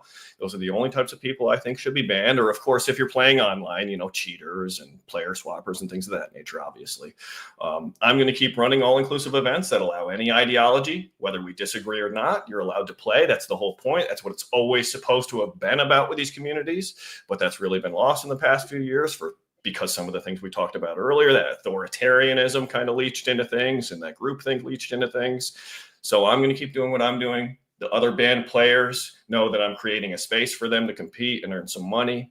It's completely crowdfunded. We only accept donations for these things. This is real grassroots because we love the game, we love the community, and we want some sense of justice and ability to exercise our passion, because some of these band players, oh my gosh, Zion, he could be #1 in the world if he was not banned. #1 in the world. You realize what kind of impact that's had on his life because he retweeted a comic that the left didn't like, and he's banned for life now. You got the Shiz Wiz, a multi-decade veteran of this game who essentially crafted some of the meta for it, is banned because of some things he did 15 years ago that he was not convicted for, and has since then become a redeemed Christian and speaks about Christianity and the Bible. And of course, that's transphobia. A Rookie, same case. Religious discrimination. Mech, same case. These guys could be top 20, top 10, and like with Zion, top 1 level players. What they've done is atrocious, and we're not going to go away because they want us to. That's why we're doing this stuff today. We're going to keep playing. People are going to see us, and hopefully behind the scenes, what's being worked on will just cut the influence that the cabal has, and we can kind of start over. Do I think it's going to happen? Probably not. I think the world is sicker than ever, and we're approaching the end times where the halls of hell will swell with the souls of the damned, and we're walking amongst them now. But we're going to try at least. If you don't try, you might as well just fuck off, right? Okay, I want to ask you a series of questions about your tournament. So I'll ask you the questions, and then you can just answer them in any manner that you see fit. First question is, you said that you would allow anyone in your tournaments. Would you allow Leffen? Secondly, in your camp of players, would you guys be accepting of having trans people there? And there's a reason why I'm asking that. And thirdly, do you think that there's anything that you guys do that would make it even more difficult for you to be accepted, even by people like myself? Actually, and the last question is, I know there's if you're forgetting them, I'll reiterate them. The last question is just at the Leffen one, would you say, for example, allow open members of the KKK into your tournaments? I know that sounds like a crazy question, but I just want to get an understanding, because it was something that came up on Twitter yesterday, where I was saying that Trump supporters are fine to be in, and then someone said to me, would you allow members of the KKK in? And I said to them, well, obviously not. That seems ridiculous to me. But then I had a response from somebody else who I don't want to throw them under the bus because they're not here. Mm-hmm. And they said what they do in their time is their own personal business. And I was like, that seems crazy to me. So it's not to say you would do anything like that, or I don't know if you would, but since you're here, I thought I'd ask you, since it was something that was going on Twitter yesterday. I think I'm going to condense 3 of those questions into one. Yeah. Leffen, I'm going to add Nairo. Okay. Adding transgenders, adding KKK. Yeah. Have they harmed person or property at events? Are they convicted violent or sexual criminals? Those are my criterion. All of these people, assuming they haven't done these things, are allowed. In fact, we've had transgenders playing our events. We have detransitioners playing our events. We have homosexuals, non-binaries, whatever you want to call it. Some of them can see past the programming and say, you guys just want to play Melee. You want to be able to say what you want to say, but so can I. They think that's a fair setting. So yes, all of those people, and that might piss some people off, especially Nairo, the one I mentioned, because we know he's sort of a gay pedophile, but he's not convicted in any way. I think he made a mistake. I think people should be forgiven and redeemed and give second chances. Yes, I would allow them all at my events. Okay. Just to focus on the Nairo part, so I've got a strong stance against pedos. Like if you've done something with a kid, as far as I'm concerned, you're out. You're dead to me. Is it not like he was abusing some toddler or baby? It was a late teenage aged person who technically falls under the branch of minor, but they were the person pushing the advances and essentially ensured it happened. And then they blackmailed Nairo for it. Terrible situation. I think it's immoral. I think it was wrong. But at the end of the day, two parties came together and did something together. It's not that one imposed their will over the other. They participated in a heinous act together. And that's a fact of it. And that was Captain Zach, yeah? Correct, yeah. Was he like 13, 14 years old at the time? I feel like that's young. I feel like that's young. I can't tell you the age right now. I don't know. But okay. It didn't lead to convictions. It didn't lead to, jail time and such. It was settled, and it was both parties. They engaged in activities together and did that. Okay. Wrong? Sure. Doesn't mean I don't think they can play a video game. Okay. And then I bundled all those questions together with all those folks, right? With my criterion of how people should be allowed in tournaments. The other question was, do you think that what we put out there sometimes turns people off to the tournaments? Yeah, or do you feel like you guys do anything that makes it even harder for you to be accepted by even like people like me who are a bit more, sure, I guess, not as radical as some people? Yeah. Do you guys feel like there's any missteps along the way? I don't think it's a misstep, but we are exercising a right, which is the right to free speech. And if people can't get that right ingrained into their brain and what that truly means, people can say what they like. What people cannot do is impose their will upon other people forcefully without their consent. You can say whatever you like. Does that mean you're somehow being attacked or violated by that person? No. But if somebody says, transgender shouldn't exist on a computer, that's not violence. That's not harm. If they go out and start eliminating trans people in the real world, that's obviously a different story. You see, there's a massive disconnect between what people say and do. Like I said, once you get face to face with a person in real life, all that stuff kind of seems to melt away, and you just reconnect with them on a human level because you can see them. People emanate pheromones that you can't even perceive, but you start getting affected by them, and you become warmer to people you're next to. It's just natural. That's part of human interaction. So I think that yes, our right that we all exercise, which is free speech, can certainly turn people off. But if you're turned off by free speech and people's ability to express themselves in the way they want, I don't really want you around. If you're going to be judging people for their beliefs when I wouldn't judge you for yours. In fact, I'm inviting you to participate in the game with you, despite what your beliefs are. And many people have seen that message and come over. Some of our staunchest supporters of the Man of Monthly community have been like detransitioners or non-binaries. They're saying, this guy actually has a point here. So again, when we put stuff out there, you're going to get 100 haters. I'm looking for that one person who sends me a DM and says, you know what, I get what you're saying. I'm coming over to you, because we're a micro niche inside of a micro niche that has such a god-awful perception that there are tons of barriers. So it doesn't really matter what we do. They've put the walls up. It's up to us to put whatever we can out there just to get that one little person to come through. And that's a win. That's a success. And that's how I've grown to this point from just a couple of years ago. It's those little wins that we can take because we've been put into such a small place to begin with.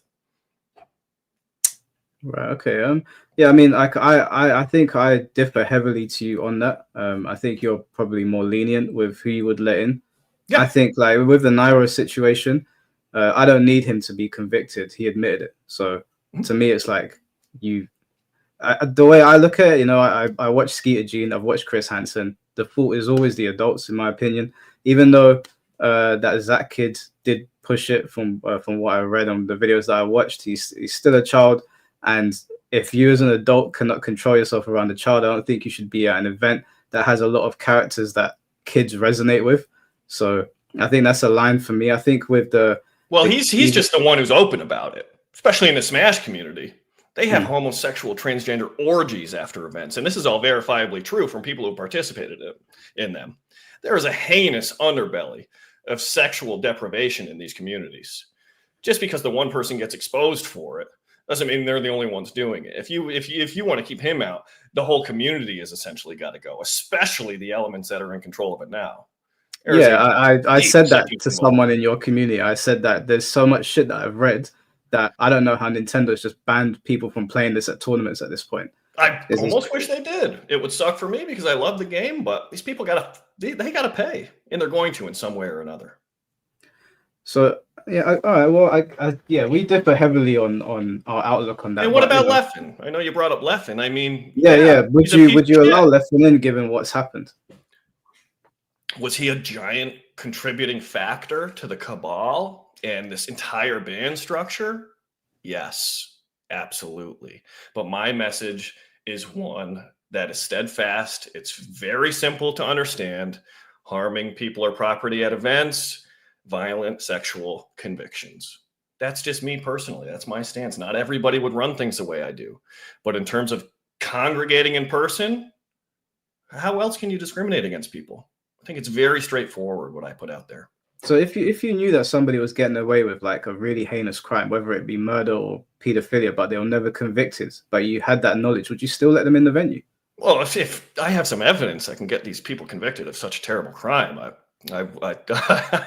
mean, if you can't, let's say that it's somebody way more powerful than you, or not even powerful on the same level as you, another tournament organizer, and you knew that they were doing these terrible things, but there's no conviction and they're not doing anything in the tournaments. There's never been recorded incidents in the tournaments. Would you still allow that kind of person in? It's a wild hypothetical question.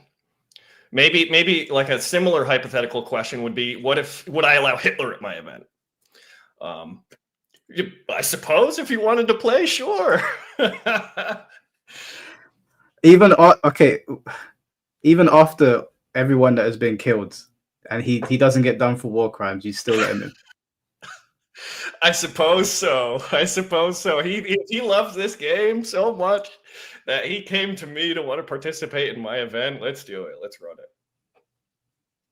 Okay.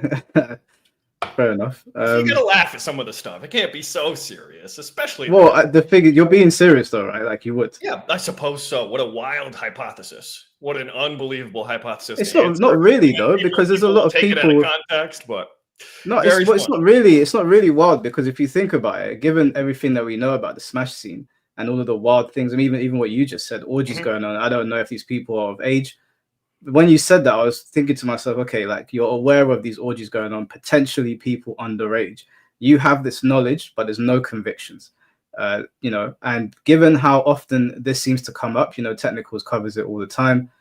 With that knowledge, I mean, if someone even showed up to the tournament, if they were brazen enough to show up to my tournament, the police would be there immediately.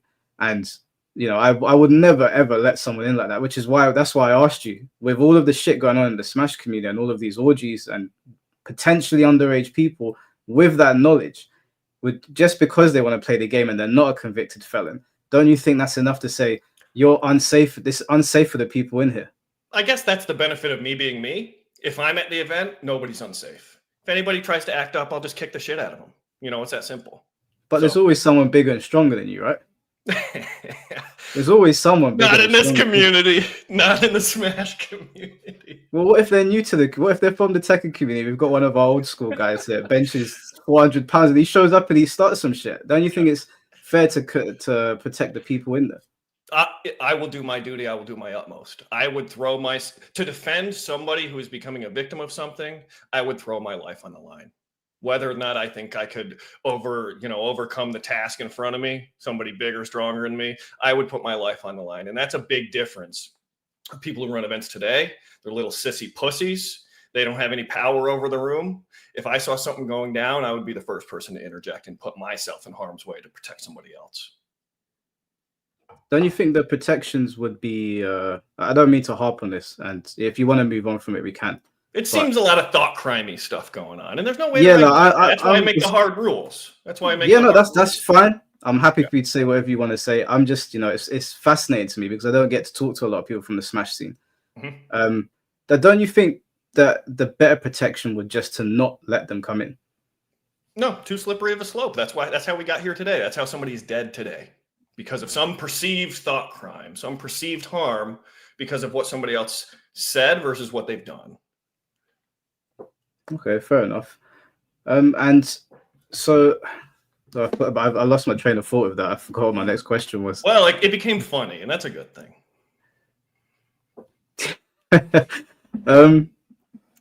So with regards to the events that you're running, what's the end goal here? Because whenever I talk to people in your camp, or I've spoken to Arturo, I've spoken to Planted Medusa, there's a lot of anger towards the conventional FGC, and there's a lot of talk about this dissident FGC that is being created. But the conversations don't seem to leave the FGC. So whenever I ask them, like, what are you doing? And the reason I'm asking this is I got several DMs from people on the ban side of it saying that they feel like there's too much energy going into fighting with people on the main timeline when you know you're not getting back in. Why are you constantly fighting? Like, why is the fight still going on and not like a focus on like you guys creating your own FGC? Well, it's really challenging to try to create a community when it's not like you can just say, okay, I'm going to do my own thing and grow from the ground up. You don't start at the ground floor. You start 20 feet in the basement, because the second that you do something, the mob is already there shitting on you. My first announcement for an all-inclusive tournament that followed my parameters got hundreds of hate comments of people who I knew for years saying, whoa, what are you doing? You've changed. Now you're a terrible person, when all I'm doing is saying, I want to host an inclusive event that doesn't bar people for asinine reasons. Hundreds and hundreds of hate comments just for saying that. So when you try to make something new as somebody who's banned or canceled, you don't start at the ground floor. It's not just a regular growth metric that you're trying to follow. You start subdued and attacked immediately. So what I'm doing, and my goal, is you can't shut me up. You can't make me disappear. You can't make me stop playing the game. And I'm going to go as long as I can possibly go. I'm well into my twilight years of playing competitive gaming.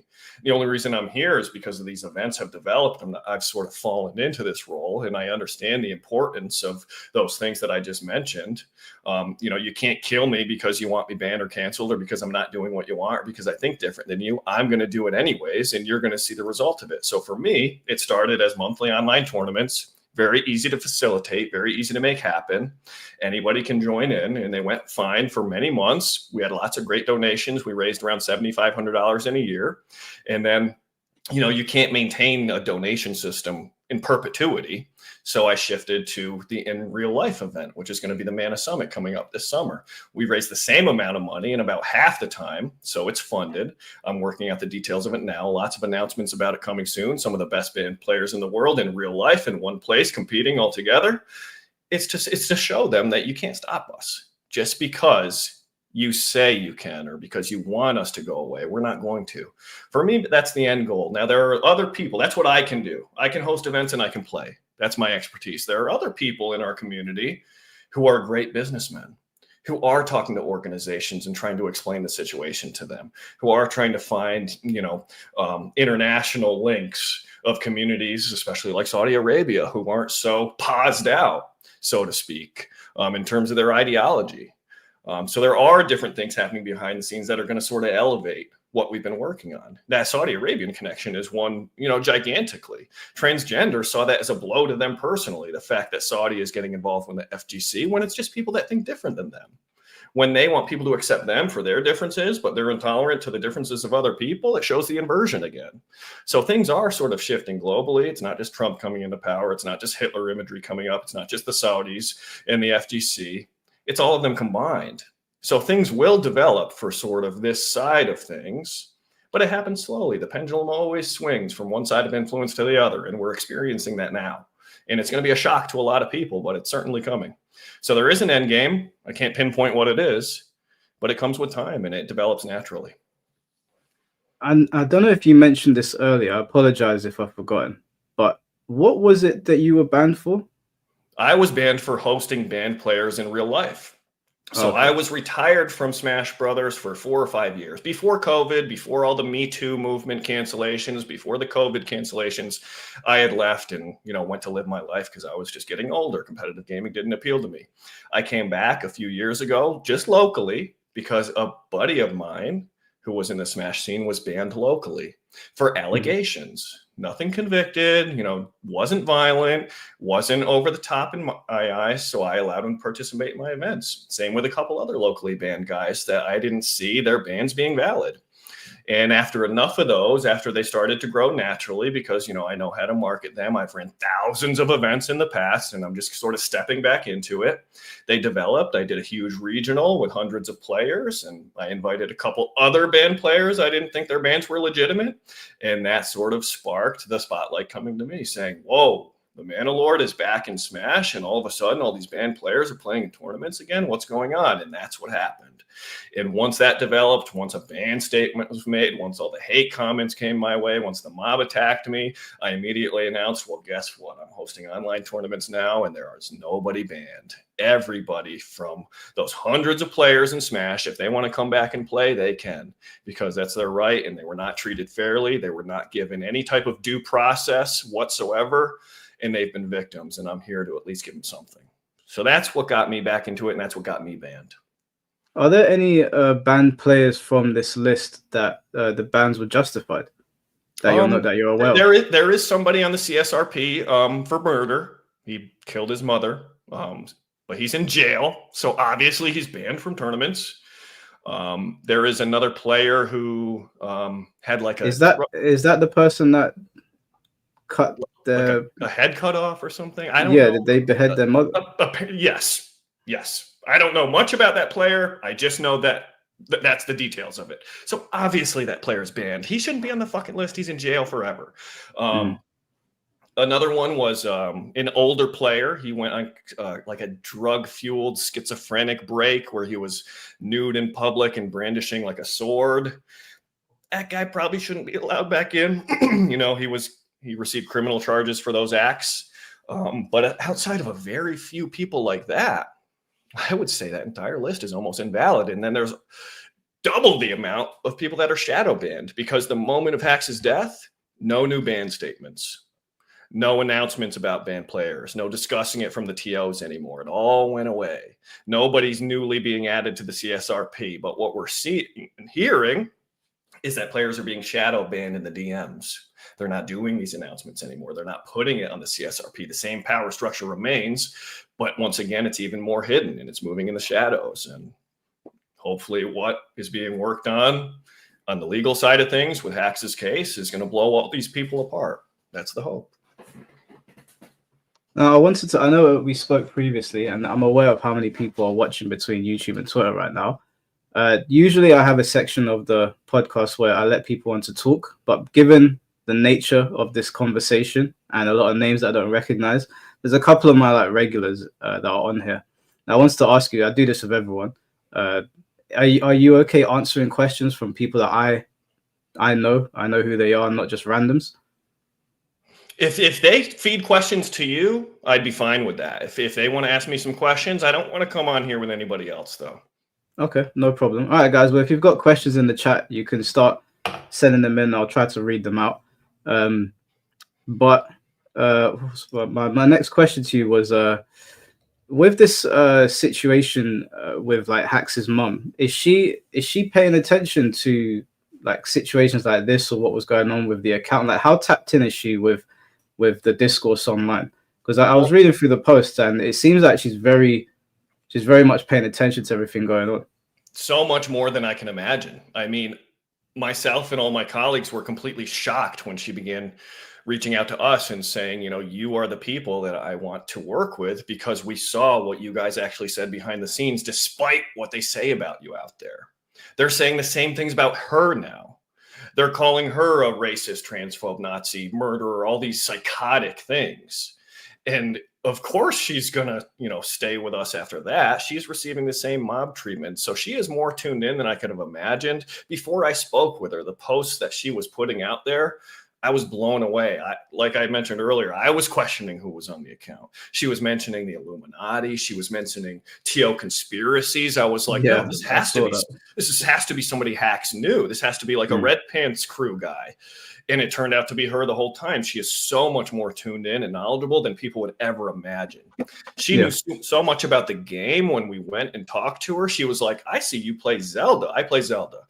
Less than 0.01% character choice in the game. And she's like, I'd never seen that before. And I'm like, you really watched and like you understood what's going on? She is so much more tuned in to all of this stuff than people can imagine. You walk into her apartment, that place is a shrine to Hax's life. Every inch of the wall, photos of him, his awards, his accolades. She is never going to forget this. She is never going to forget the people who led to the circumstances of his death and the people that she believes are responsible. It's never going to end. And she is reminded of it every single day. That place was a shrine to him. And she lived where they lived together for their whole life. She's alone there now. His father passed a few years ago. It's her and those memories and the people who were willing to speak for Hacks when he was alive and actually offer him something. We're all together in it now with her. So in terms of her account, her activity, she's more tuned in than people could imagine. Well, one of the questions I've just received on Discord is from DFF. I don't know if you know. He's in the fighting game community. Yeah. He's not in Smash, but I've crossed paths with him. Yeah. He said his question for you is that I've been doing banned player polls and mentioning wrongdoings for bans. What are your thoughts since it seems that those posts are gaining traction? I mean, I like them. Whether or not they'll really affect the minds of the TOs and the people who implement the bans, probably not. But do they shed light on people's unfair bans? Absolutely. And that's what this is always all about. We're trying to shed light on how people are banned wrongfully, without due process. I like them. And overwhelmingly, when you get straight to the point of why people are banned and you ask a question, should X person be banned for Y reason? I've seen a couple of his polls, and usually the banned players are getting more support than they ever would. I don't know if it's because different types of people are seeing them or if it's not getting to the mob type of thing, but common sense people looking at his question, being like, oh, this person was banned for retweeting a comic? No, of course that's wrong. We don't think that's right. I think that's really effective in getting the message out there that the banning system is completely fucked up. So thanks, DFF. Keep it up. I've got a question from your boy Zulu here. It says, please ask him who was calling her that stuff and where you saw it. Go look at any single one of her posts. There are automated bots that leave the most heinous messages you could ever imagine. I don't even want to say some of them here. Way worse than what I just said. Look at any of her posts. SSBM hacks.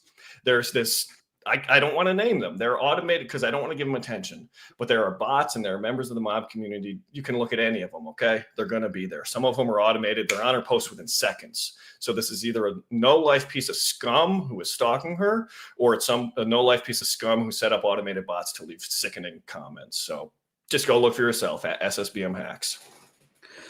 I've got another question from Jay. He asked, is there a certain level of spite for the scene that's driving these all-inclusive tournaments? And do you think there's a point where the spite overshadows the benefit of an all-inclusive tournament? There's extreme spite, and it's against us. They want to see us dead in a hole, disappeared, and never visible again. And me putting on these tournaments has emboldened them to go even further and become more spiteful. In fact, a leftist actually infiltrated one of our events under the tag spite to try and steal the pot money. Thankfully, we have protections in place that we're able to do some post-verification, and this person who under a false identity, under the presumption of a false skill level, placed into an online tournament, they were kept out of that. But they are incredibly spiteful towards us. What I'm doing is the right thing and trying to stand up for banned people. Is it spiteful? No. Is it the right thing to do? And I receive a lot of scorn for it from invalids and cretins? Yes. When you say that this leftist infiltrated the tournament, did they just enter and try to win, or were they stirring up trouble? Well, so multiple instances of this when we had our paid online tournaments. This one in particular used somebody else's Discord account, showed somebody else's Start GG account to verify their skill level type of thing. when really they far exceeded that. They were, in fact, a top 10 level leftist player who has very close ties to the TO cabal, the leftist side of things, the transgender side of things. They entered as the tag Spite, which wasn't their real tag. And they were trying to take money from bigots, because we're called bigots, racists, transphobes, all the labels you can imagine. So they came here with the intent to take money from us. They didn't win. They did place into the money, but we have a post-verification system that verifies people's identities, checks inputs, things of that nature. And we just recognized that they were not who they said they were quite immediately. And at a certain point, when you're a high level, people will be able to identify who you are based on your play. So they were, of course, exposed. Was the tournament for lower level players, or was it open to anyone? We're open to anybody. Now, in the band community, the top end is incredibly top heavy. And below that, you know, there are some brand new people who just like our messaging and they join. But in general, because band players tend to be people of notoriety, people who have been good players, it's a very top heavy community.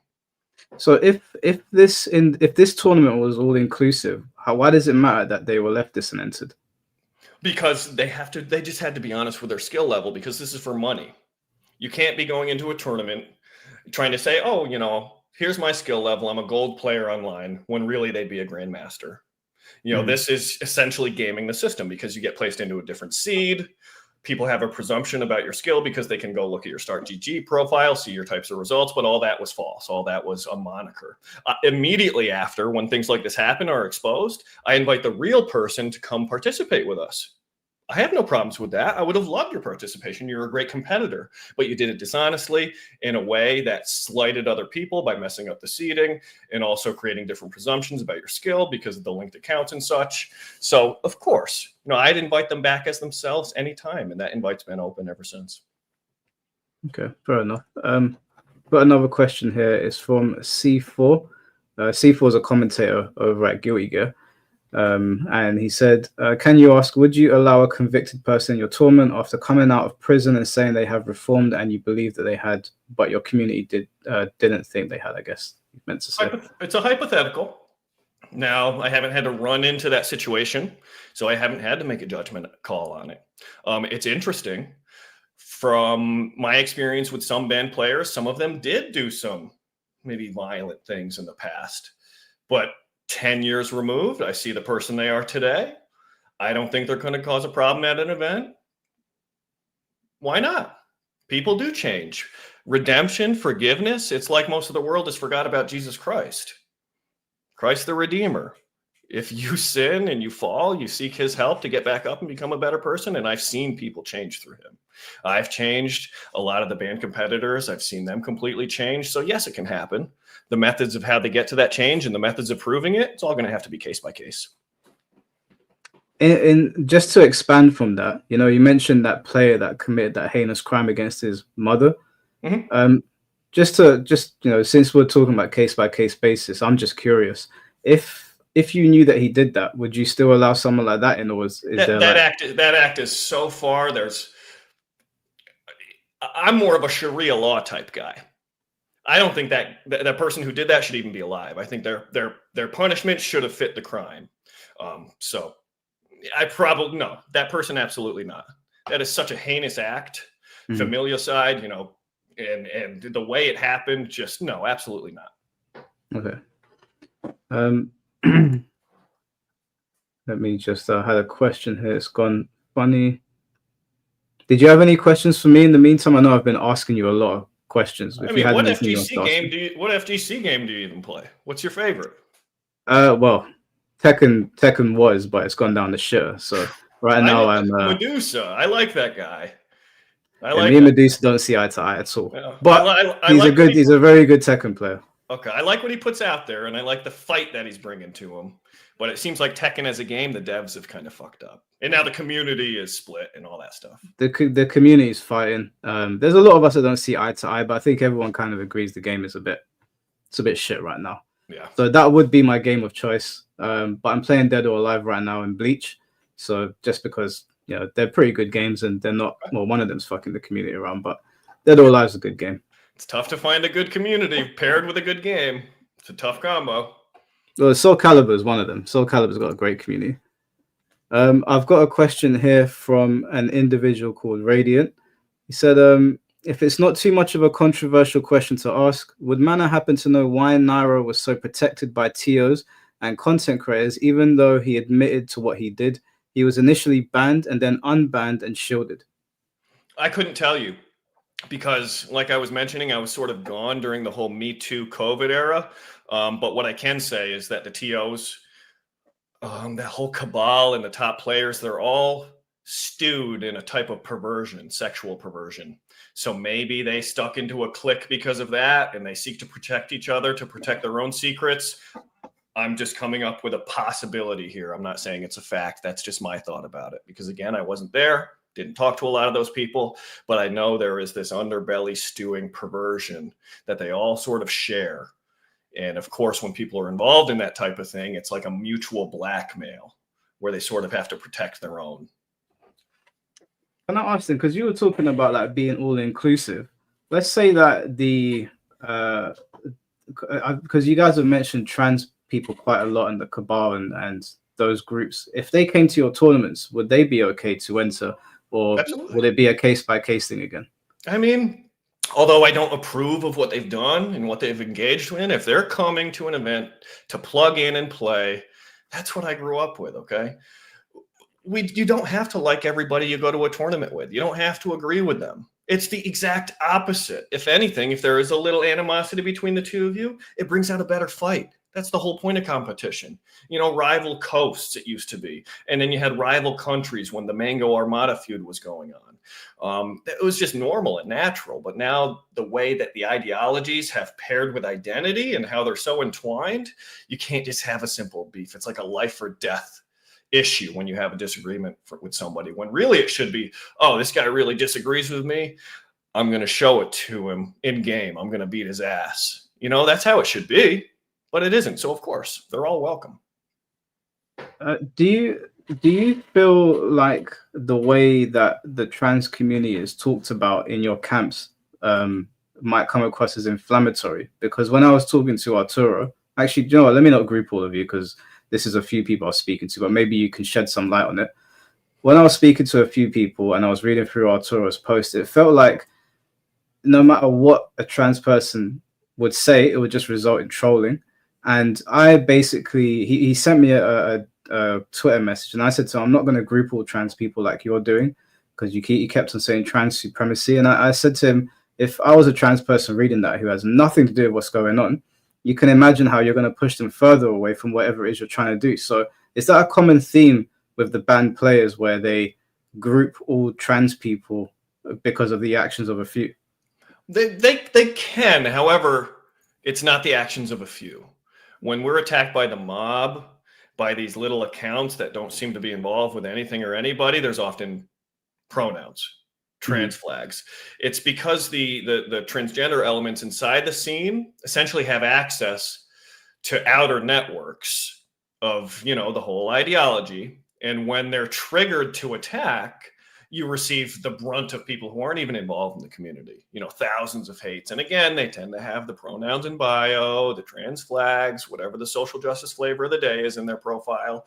So it's not because we were attacked by a few people that we're attacking a group. It's because a group is the one attacking us, the few people.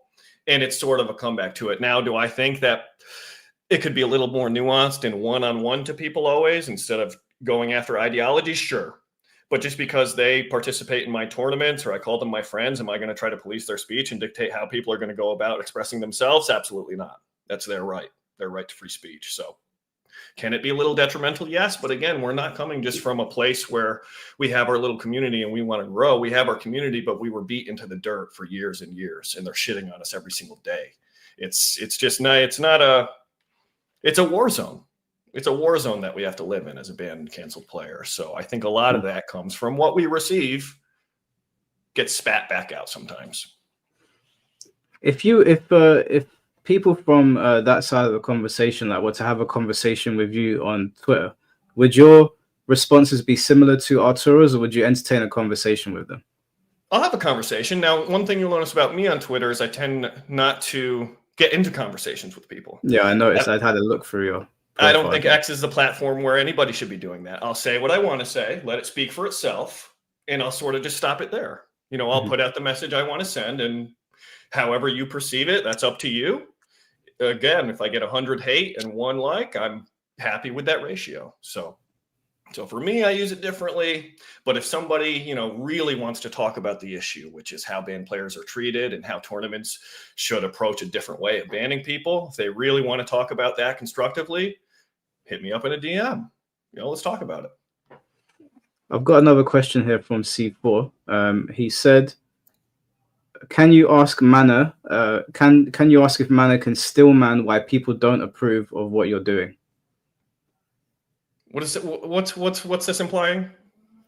I guess like he's asking, are you able to talk a little bit about like the route that you've gone down? If you were to look from the outside in, is there anything that you're doing that you could say, okay, you know, maybe this is causing more of a problem? Is there anything that you would find fault with, that maybe you could criticize of yourself?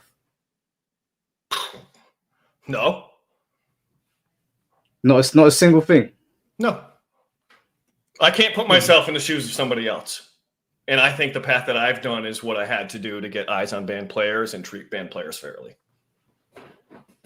Would you like, okay, well, I guess to follow up, like, would you, because when I look at my podcast and sometimes how I speak to people or like my post on Twitter, I'm like, fair enough, you know what, that was probably not the right thing to say, or that probably pissed this person off a little bit more, and I could have been a bit more responsible with how I was putting that across to get from point A to point B.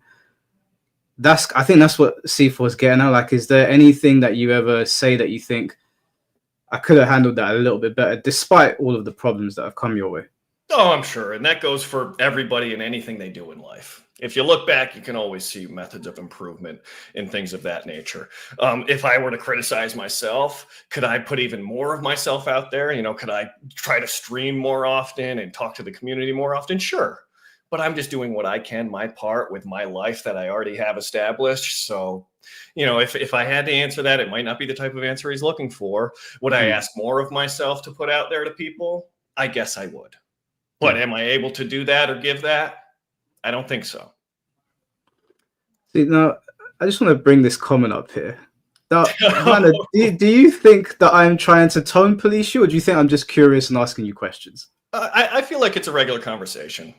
Like I said, I like Tope. He's worked with me in the past, but even him and I have had some disagreements that get heated and go beyond what I would ever really entertain anybody with. But I did because he was somebody who was supporting me. So Tope has his own way of viewing things and the own resolutions that he wants to see. Now, would you and him have an incredibly fiery conversation compared to what's going on here? Probably. Would him and I even have a fiery conversation? Probably. But no, I still like Tope. No faults to him. He just has his own way of doing it.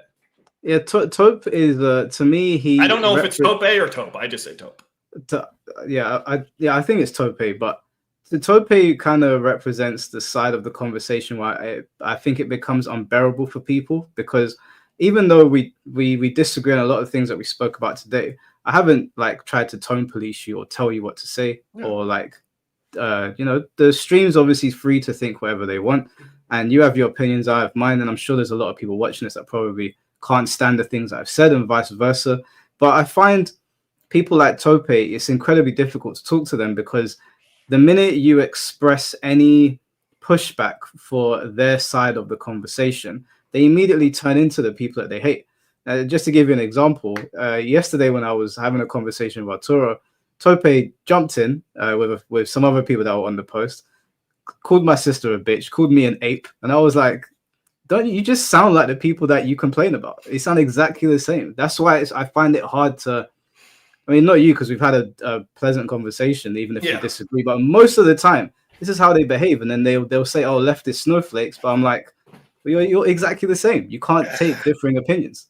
You and Tope have an unresolved conversation, and I hope you guys can get to it one day. That's all I'm going to say about that. Yeah, you know, Tope's day at this point is my personal jest. We'll get to him at some other point. There was a follow-up question here from from C4. He said, well, a follow-up statement. He said, if you can't see things from other people's perspectives, how do you know you're doing the right thing for your community? Yeah, I can't see things from the perspective of a totalitarian leftist cuck piece of shit who wants to cancel people and take away their livelihood and ultimately create the circumstances for their death. Yeah, I can't see from that perspective. I'm sorry. What about from people that are like not being that extreme, but don't agree with you and think that what you're doing... A total normie? Okay. Oh my God, I see a swastika. Oh my God, the Jews, 6 million Jews. How could they post a swastika? How about that? I mean, are you asking me or? Oh no, for the commenter, for the guy asking. I'm addressing. Yeah, I mean, like, I'll use my friends as an example. My friends are not involved in the fighting game community. They kind of just watch what's going on through my channel sometimes, and in like with the Arturo situation, I'm sure you saw that video he posted with the Lolita and the swastika. It's so funny because it's absurd. Who's taking offense to that? Katy Perry in the background. You see the dance they were doing? That shit was hilarious, man. I mean, I didn't find it funny. I'm smiling now because of the way my friends reacted to it. But yeah, it's one of those things where it's like, I think it would be hard for people to want to like be welcoming when they see swastikas all the time and like everything is a joke and nothing is serious, because this conversation, even though like we're kind of like being lighthearted, there's a serious undertone to it. Someone end up losing their life, and I feel like with everything that's gone on, maybe it should be treated with a little bit more care, and maybe the trolling should be put aside. I understand that Arturo has received death threats. I wish that he would post receipts and be more open about it on a platform. Not, it doesn't have to be mine, but like on YouTube or Twitch or whatever, instead of posting stuff on Twitter and it just gets lost in his abundance of posts. But when people are looking in at the FGC and they're seeing this, obviously they're gonna look at him a certain way, and they're gonna look at other people the other way, and then they're gonna say, "Oh, it's just a joke." But I'm just looking at a Lolita dancer on a swastika, you know, and then I'm looking through your post and I'm seeing Hitler's base, and I'm like, I know. Although I think a part of what you're seeing is, again, remember that pendulum swing? I think we're a little bit ahead of the curve. You know, Kanye's song, you're seeing it in the media. You're seeing the discussions happening in different countries. His Nazi-related songs were #1 in Israel, #1 in Germany. There's actually something happening. There's going to be a massive dispelling, again, of that base level psychological guilt shame programming from World War II, where people are going to start to kind of drop that perception of what they're seeing and what you're talking about. So I think we're just a little bit ahead of that. It's not going to turn people off for long. It's going to be. So what do you think that more and more people will sympathize with those sort of things and start? Absolutely. It's a reactionary thing towards the totalitarian sort of transgender wokest leftist mentality. It's a natural reaction to it. It's almost a direct reaction to it when you look at Weimar, the differences between Weimar Republic and, you know, National Socialist Germany. It's almost the same phase in history, almost repeating. Now, will the outcomes be vastly different because the circumstances of nation states and the controlling governments all vastly different now from back then? Absolutely. So it's not going to be the same, but there's going to be a similar resurgence of attitudes. I've got a second question here from Jay. He said, if someone were to report to you that a competitor said something supporting violence of against any group of people, would there be any recourse? Case by case. I mean, is it just that rager at the tournament who lost a set and says, "Oh, I'm going to kill you," or "I'm going to kill all you XYZ people"? You know, you have to understand who people are a little bit before interacting with them in real life and know where those levels are at. Because in real life tournaments back in the day, you'd say, "Get raped." You know, that was a really common thing when you're watching a set and somebody gets fucked up. It was "get raped." You know, everybody said that. It was totally normal. Nowadays, people hear it and they go, "Oh my God, they're going to rape somebody." You know, there's got to be a little leeway with freedom of speech and what you can determine is an actual threat versus not. Now, is somebody going to get it right 100% of the time? No. But more often than not, we're talking about gaming tournaments. We're talking about mostly a bunch of nerds, just people who like playing video games. We're not talking about, you know, violent criminals and such. So it often comes down to case by case and event management. Do you have a strong presence as a tournament organizer in the room? Do you own the room? Do you know what's happening? Do you see what types of people are interacting? Do you have staff that are doing that for you? There's too many elements for these hypotheticals. Would you, in your situation where like you've had loads of death threats, like given all of that, and there's an abundance of banned players, and obviously the sentiment towards these players have been pretty visceral from the people online. I'm assuming that you're going to have security like in the venues when you go, just for their own safety. But given all of that and the fact that we have unfortunately seen shootings at tournaments, I think that Madden game, Yeah. I watched a video of someone getting shot Yeah. up. Don't I'm not obviously I don't want anyone to take this the wrong way. I'm not telling you what to do. I'm just asking. Don't you think we're given all of this sort of rhetoric online that a better course of action would be to not egg people? Not saying you egg them on, but people online that are saying come and kill me, then come and kill me, because we could actually get into a situation where you guys are sitting at a tournament, touch wood, and someone shows up and a gun doesn't care how many muscles you've got, like shit could go down. That was my main concern with Arturo, because I don't hate the guy. I don't want him to get shot, but the way he's talking, I'm like, there's a lot of guns in your country, bro. Yeah. I mean, there's this, and I hate breaking it down by sides. It's just easier to say there's a leftist guy in the community who actually showed his assault rifle in the comments and said, I want to come shoot up the Mana Monthly events. Somehow not deleted by Twitter, and he's still antagonizing us on comments. This event that I'm hosting in real life, it's not open invite. The address isn't posted. Nobody can just show up to it. It's hyper exclusive. It's for the banned players, number one. It's invite only. It's in a remote exclusive area, highly secretive. Nobody's going to know the details of it, because I know I can't just go to New York City, pick a venue, and say, everybody come on out. It's all the people on the internet you've hated and have threatened for the past 2.5 years and said you're going to come shoot us in real life. So no, I know I'm limited. I can't necessarily do that. But is everything I'm doing now maybe going to contribute to some different type of scene in the future that sort of gets all these pieces in motion and they can do it right when things start to really change? Hopefully. I hope I'm just some of the early steps on a longer road. And I don't even need to be here for it all. I just hope I can set the precedent of banned players need to be treated differently. The way people get banned needs to be treated differently. And the circumstances that get them banned need to be more serious, and the evidence supporting them need to be overwhelming. Are you friends with anybody in the community that would be considered like left-leaning or leftist? Absolutely. Like I said, I got the game in 2001 when it came out, back in November of 2001. Now, did I play at all competitively for the past 24 years? No, I had multiple breaks here and there, but was I always engaged in the competitive scene, going to tournaments when I was interested in it? Absolutely. So I know tons of people. Some of the best players in the world today came up at my tournaments. My tournaments were their first tournaments ever, and I got to see these superstars who are now top 5, top 10, even close to top 1 level players playing it every so often. Get a little hay between us, a little conversation, but they understand. If they want to keep their position, they're run by fear, the fear of perception. They know they can't associate with me publicly. These people are afraid of what they can lose. And that's why so many people didn't defend Hacks during his life, because they're afraid of what they'll lose instead of trying to actually help somebody. And that's why his mom knows who his friends are today, the people who weren't afraid to lose something, speaking out for him when he was alive. Do you know how his mom feels about all of the discourse online with regards to, well, actually, maybe this is like a silly question. I don't know if she'd be involved in any of this, like, because we're talking about the engagement farming, and then obviously people having views that others might find extreme. Is she aware of all of the discourse that's going on there? And if she is, how does she feel about all of that? Like some of the things that we've spoken about today. Like some of the outrageous imagery and the topics and all of that being used? Absolutely, she sees it.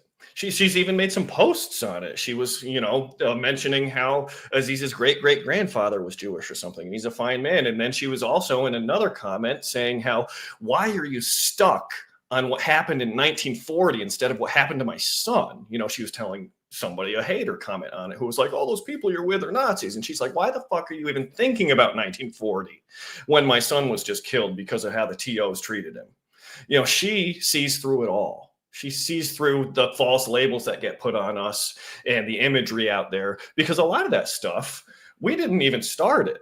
A lot of the Hitler memes and Nazi stuff, leftists made memes about it. I remember, I think it was Mana Monthly 6. We had our top 8 graphic out there. I posted it, and then all of a sudden a leftist posted one where instead of our character images, it was Hitler in every single one of our places.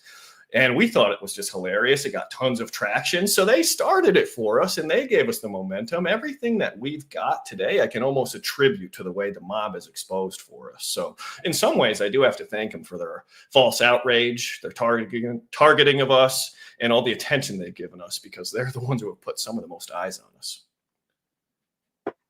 And with this whole like situation in Smash and how like you guys have become so like, because we do have it in the conventional FGC where there's a lot of disagreements. Obviously, you saw me arguing with everyone the other day, like everyone was at my neck. But has there ever been a time where like you guys like found common ground? Because that does happen in the FGC a lot. We do tend to fight, but I've made friends with a lot of people that I was originally arguing with.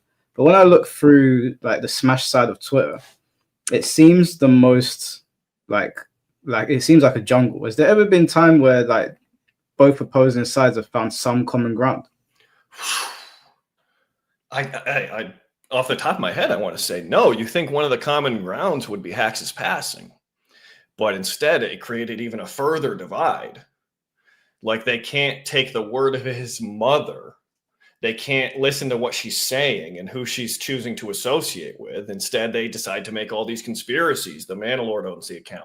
Technicals owns the account. Arturo owns the account. It's not her. They come up with all these coping mechanisms and they start seething. They're coping and seething about it. And, you know, they just don't know the truth of it, that this is one person's choice, one woman's choice based on the evidence she has that nobody else does, who she wants to associate with. You'd think that this situation, people would just say, oh my gosh, rest in peace, Hacks. We need to make sure that no banned player gets down as low as he did ever again. But instead, the discussion is still banned players are pieces of shit. They should die. Look at what they're doing to Hacks now. Look at what they're doing to his mom, when she's the one inviting us to participate and help her try to bring awareness to the situation. So the inversion, this might sound like a disrespectful question, so I apologize if it comes across that way. But and obviously, like Hax's mom can do whatever she wants with the account, but there's so many people that don't believe that she's running the account. Is she ever going to like prove that she's the one running it, or does she just not care? She's made a few tweets about it saying, this is me, this is my account. I think every day she posts pictures of her apartment, you know, pictures of Hax's things, pictures of her father she just did to show the Saudi Arabian connection. You know, she puts these pictures on her profile. Everybody can go look at them. So do they think that me and Technicals and Arturo were hiding in the walls and we're sneaking out to grab her phone to take these photos and make these tweets?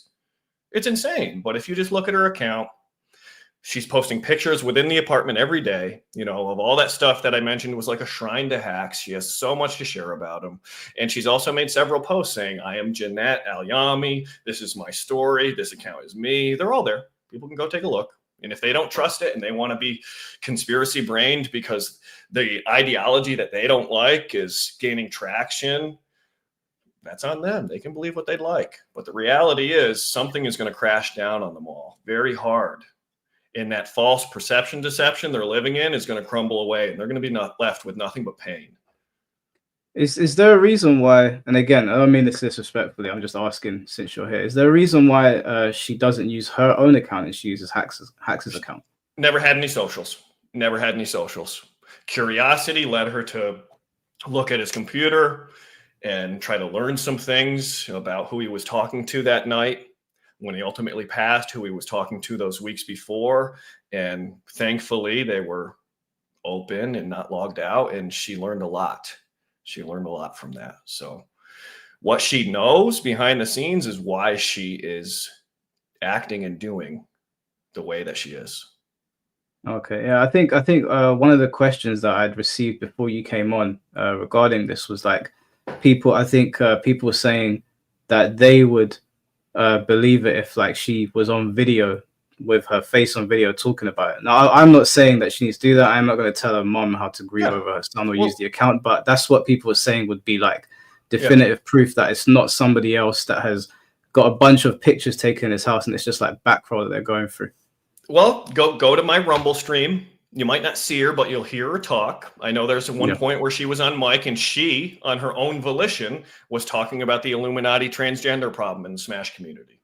If you don't believe it from hearing that, well, why don't you go to the stream that she put on last night? She had a couple of Hax's friends come over and run a stream from Hax's account, his Twitch, where she was audible on the stream. She may not have been in camera because she wasn't in front of the computer playing, but you could still hear her talking to them.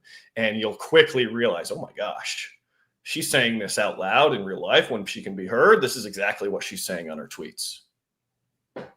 Okay. So go look at it.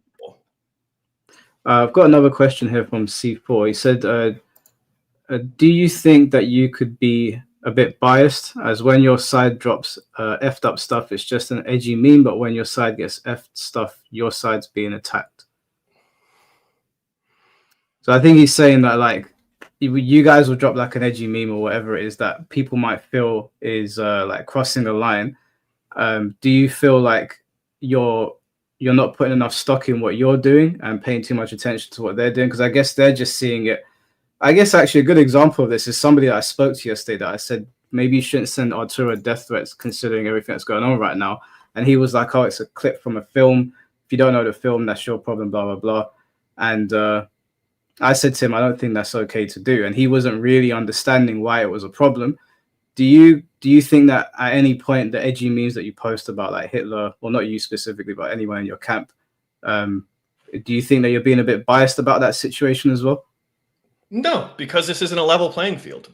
They didn't have their passions, their livelihood, their income, their businesses taken away from them. They haven't been smeared, had their addresses doxxed, had their families threatened, had their own personage threatened for years and years and years at end.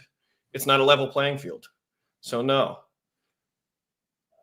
Fair enough. If it's okay with you, I've just got a couple of super chats to read through, if that's all right. Sure.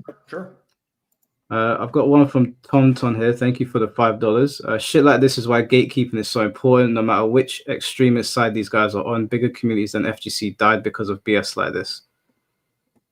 Okay, I don't know so you want to keep more people out of communities because of their ideologies and who they happen to be. Okay, we get it. Next one.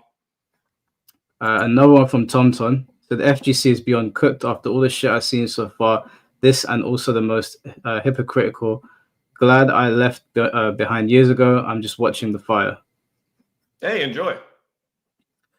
Bubba69. Oh, not this guy. Thank you, Bubba. This guy has got he's got a thing for me apparently. Tired Eyes. Thank you for the 25 PLN. I think I know which common interest was shared between Arturo and the ManaLord. Being banned and canceled. You're very right. Very astute. Tonton, Guilty Gear Strive, Orgies, cough, cough. Yeah, Hey, we've heard about them. Just as bad in the Smash community. Just as bad. And last one from Clueless Link. The TOs added a stipulation on Hax's ban to not talk about his ban. They tried to keep this private so nobody would check the TOs on their misconduct. Yep. Can you expand on that a little bit? I think you spoke about it earlier, but there's a lot more people watching now. Can you just expand on it a little bit? Yeah, so he went through phases of like that carrot on the stick, right? At one point, they were going to say, hey, we'll unban you in a year. I don't know the exact dates. We'll unban you at X, Y, or Z time if you don't mention anything about your ban. Well, here's the unfortunate part.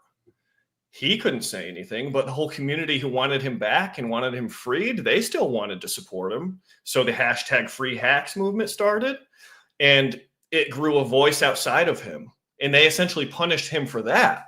And once that time came and went where they said he'd be back and they didn't let him back in, of course he released another video. He said, I didn't say anything about this. They said I would be unbanned on this date, and I'm not. So he releases another video, and they permanent ban him for doing that, saying, we told you to keep your mouth shut. And then it goes even further later on into the CSRP gatekeeping it with the college and the grades, and then saying you asked too many questions and cutting them off. So I hope that elaborated on it enough. They told him, be silent, we'll unban you. The date came and went. He had to say something. Who wouldn't? Got another question here from Lemon Texi. Thank you for the $4.99. Can you ask him to explain the other side's issues with him in the most good faith possible? Yeah, they want banned players to disappear, die, go away, and never be seen again because of ideological differences, be it religion, practicing free speech, not agreeing with transgender ideology, voting for Trump. They've tried. It's worked on some, but not on others. So that's it. That's their issues. Do you think, just to expand on that a little bit, do you think that there's any other issues that they might take with you personally, like just you specifically, or does that pretty much cover it? Because I've been so vocal for band players. You know, I started the wave, started the movements, announced the first band player tournament.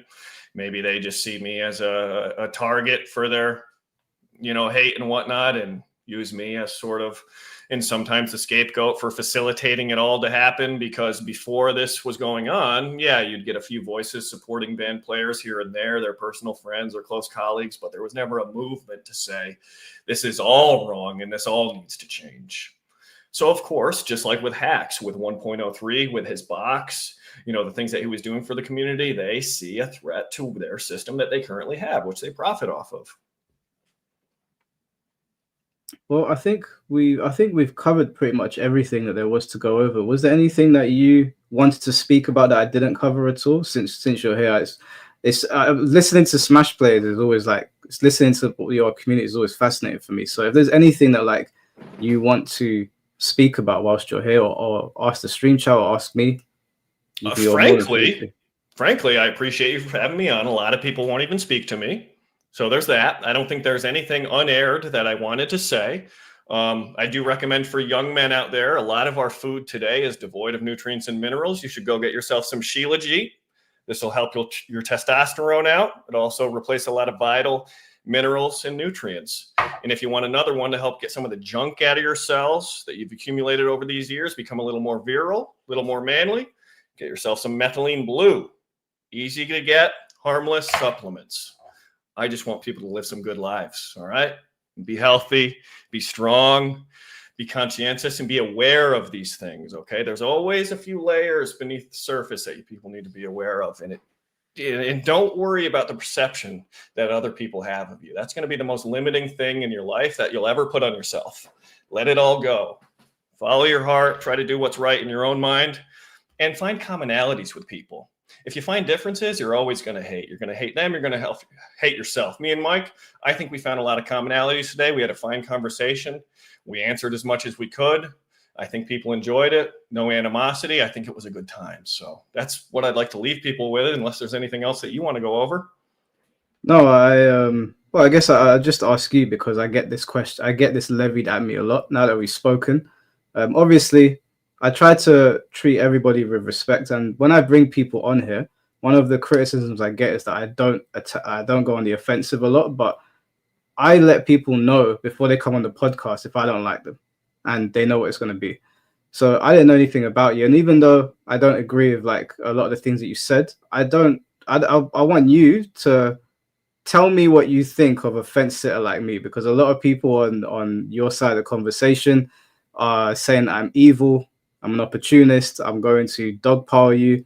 I mean, I did ask you, are you okay with people jumping on here? I didn't get anyone to dogpile you. So now that we're on video, and I'm sure that some of them are watching, and you can say honestly, if you think that I'm a piece of shit, you're open to say it. What do you think of a fence sitter like me, or people like me that don't want to jump on either side? Hey, number one, again, guys, he was willing to have me on. You guys know how hard it is for people to even associate with me, or if you're a band player, you guys know how hard it can be. He's got a big platform. He might have something to lose, maybe not, because he does cover both sides. So his centrist position is actually pretty strong. But again, he had me on, treated me with nothing but respect. The questions were fair. I didn't see any, kind of smear tactics or any loaded questions or anything of that nature. I think he's a fine person to have a conversation with, especially about these topics, because he does expose it to more people. So if you guys were a little hesitant because you've gotten into beefs with him on Twitter, if you want to have a conversation with him, just come on. Again, try to find those commonalities, like I mentioned. If you've got information that you think is valuable to people and you want to get it out there, it's much easier to do it without hate, without outrage, without shock value. It's much easier to do it just on a base level human conversation. So Mike gets my endorsement. And again, you guys who are hesitant, reach out to him. I think it might be valuable. Well, I appreciate that, man. I appreciate you coming on.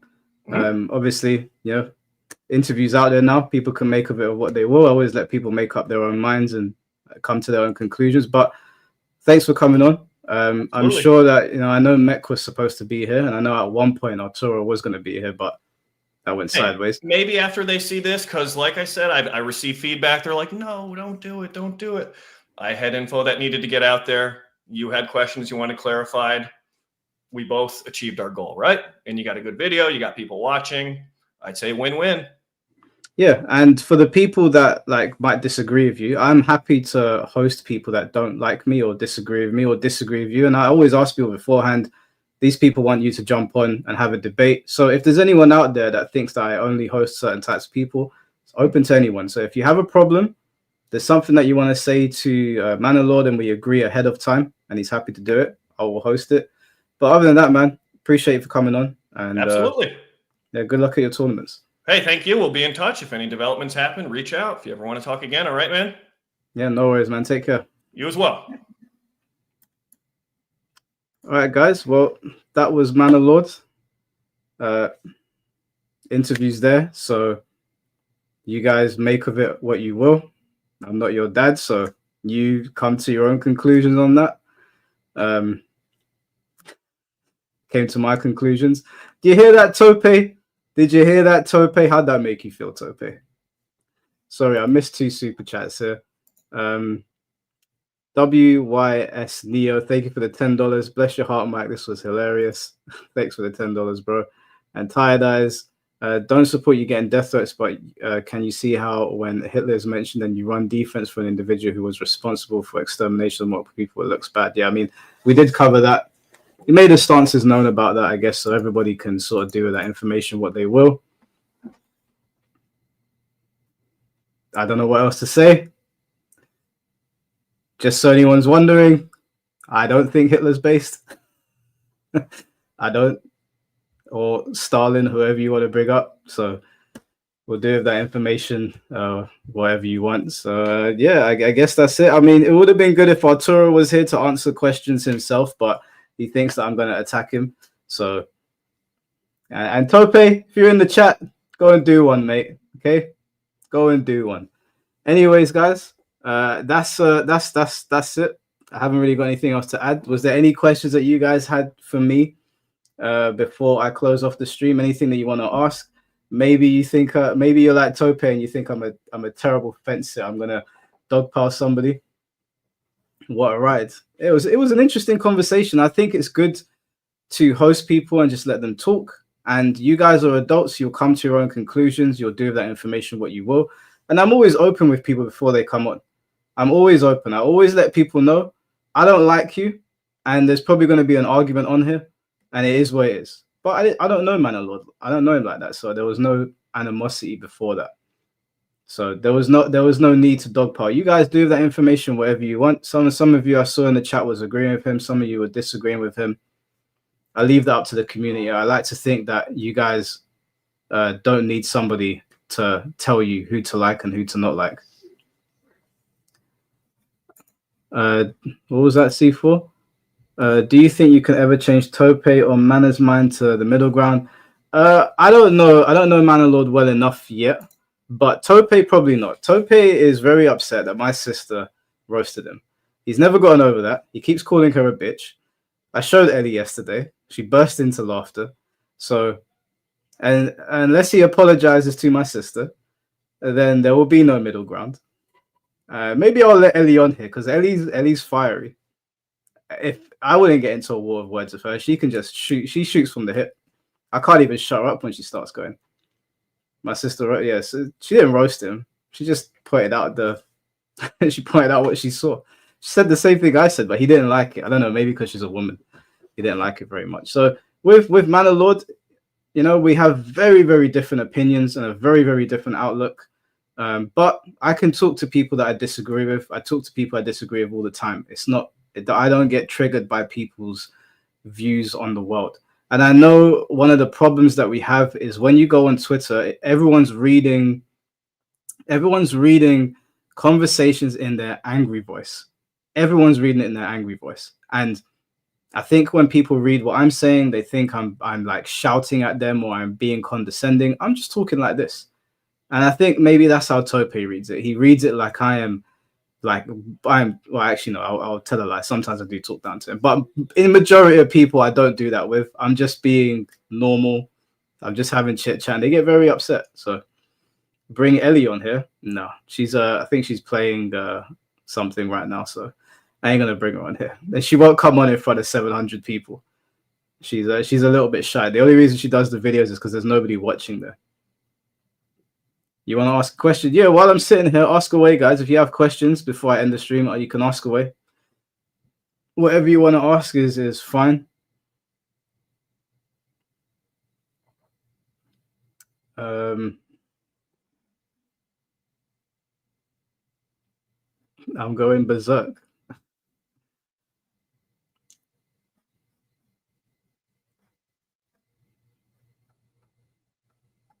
Okay, you guys ain't asking questions, just slinging insults at people. My sister shit on you first. Tope, listen to me, yeah? You can't go around calling women bitches, all right? You can't do that. Or you can do that. I don't think it's a good look, okay? Now, I don't think you would say that to her if she was on camera here, and you definitely wouldn't say it to her face. I know that for damn sure. So I don't think you should be calling my sister a bitch. Now, if you want to call me a bitch, me and you are talking, go for it. But you continuously calling her a bitch, bit unsavory, mate.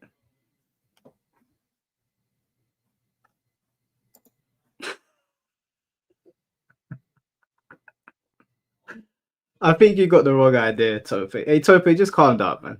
Take a chill pill. Everything's gonna be okay. What was the question that came in? Do you think he could defend his event when he couldn't handle call-ins?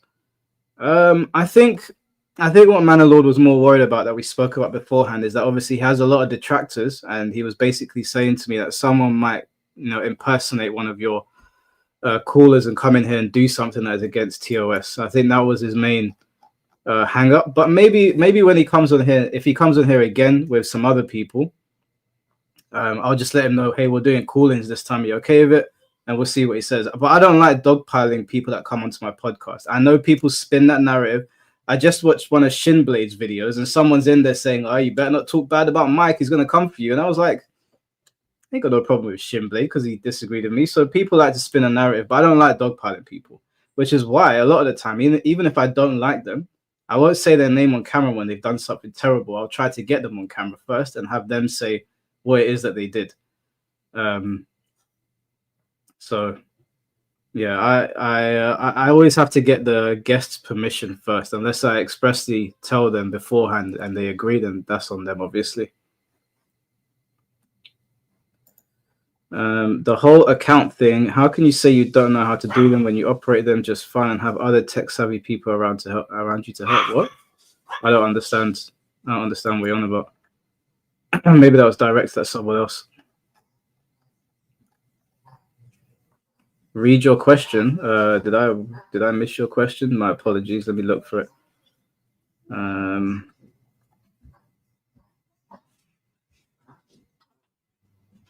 I can't see your question. Can you ask it again? I'm sorry, I couldn't see your question.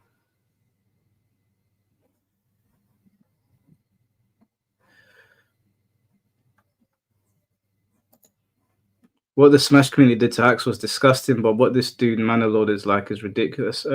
Well, like, when we've spoken to ManaLord on the Smash situation, Arturo tried to like frame it in a way where I didn't speak up about Hax's situation and the Smash community, and I've been very clear. There's like so many videos on my channel about things that have happened there, so I don't know why he was saying that. I think he was saying that because I made some comments and he probably felt like he couldn't defend them, so he just tried to make something up. But I've been very, very vocal about the things that have happened there that I'm aware of. But I'm not psychic. If I don't know something's happening, then how am I supposed to speak about it? Do you plan on having DFF on a podcast again? Callers?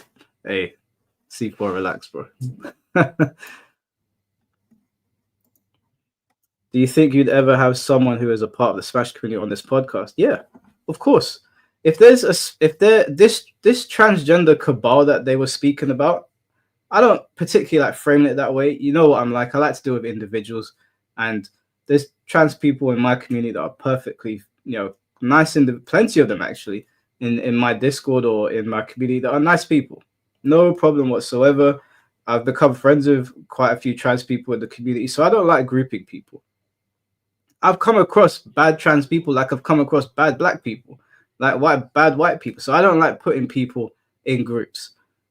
But I would definitely have them on. The people that are against Arturo or ManaLord or Mech or any of these guys, I would have them on if they wanted to jump on. And of course, I'm not going to attack them. I'll let them speak. I'll let them say what they want to say. And if ManaLord or Mech or Arturo want to push back, then if the guest is okay with it, I'll have them on.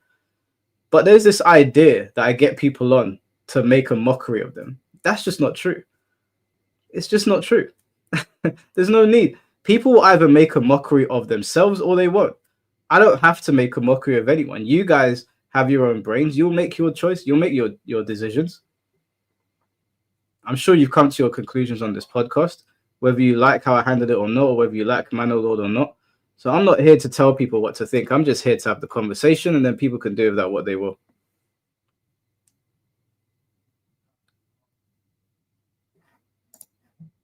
Thank you for saying I'm a Strive commentator and not part of the community. You don't want to be associated, no? What's my favorite Yoshi color, Finn? The original one, green. Because I don't like Yoshi. I think Yoshi's a bit of a waste, man. Good chat. Thanks for having me again. Until next time. No worries, ManaLord. Thank you for coming on.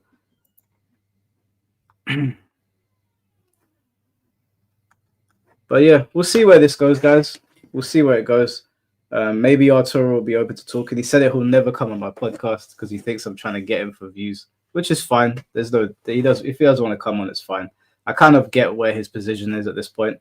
Now I know that I'm gonna go on Twitter after I close this podcast, and they're gonna be like, "This fucking Mike Hollow guy," blah blah blah. So I'm sure there'll be a follow-up video for that at some point. But thanks for all the super chat donations, guys. I appreciate all of you. I don't think there's anything left to really cover. I saw Toad Rose in here just now. Where's his comment gone, actually? One of the guys that I played Bleach with. Is it not utterly unconstructed to label the people you disagree with as evil and purely malicious and unreasonable to refuse seeing other people as individual people?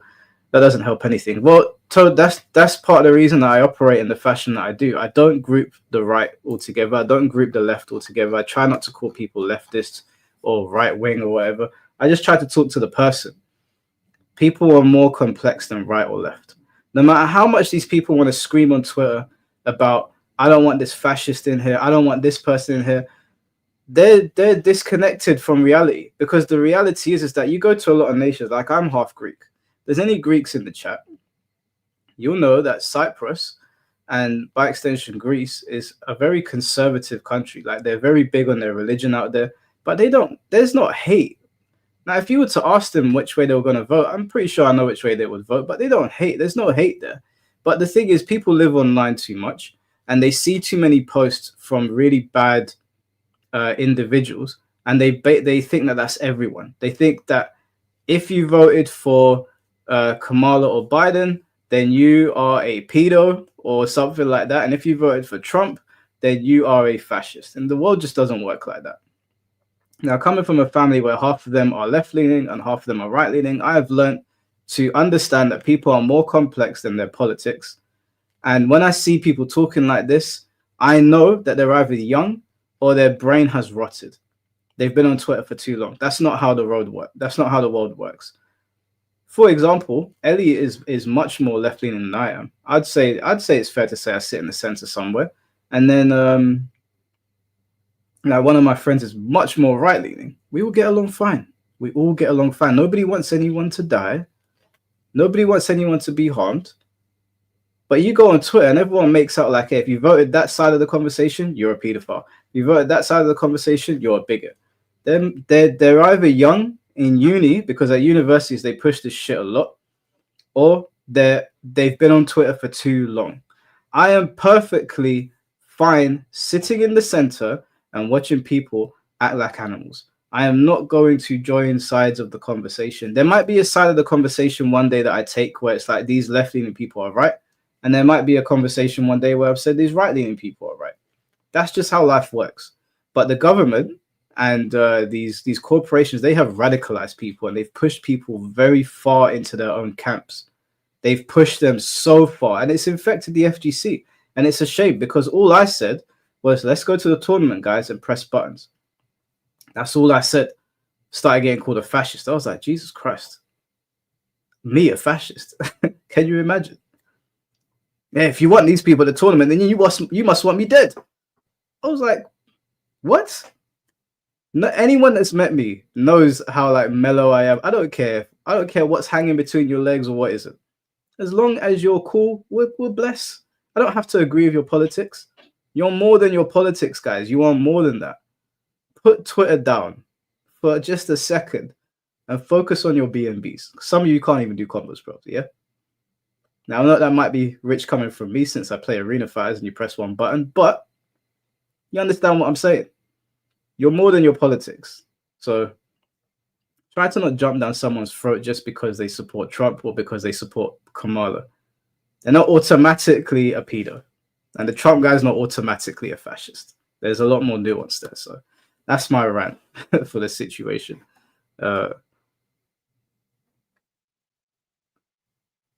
Yeah, no, bro. I'm reading some of your messages. Yeah, I've been called everything under the sun from both sides. From both sides, I've been called everything under the sun. But I'm not going to move my position. I've been told by plenty of people that if I don't join their side, I'm going to get cancelled. They're going to come for me. And they have been told that by both sides. And my message to those people is that I've got a great community.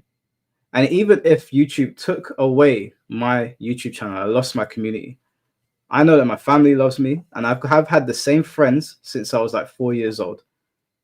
So if the FGC turned on me, I'm going to turn my phone off, and I know that I'm going to go over to the room. I'll be like, hey, Eddie, what are you watching? We'll sit there and watch TV, and the world won't matter.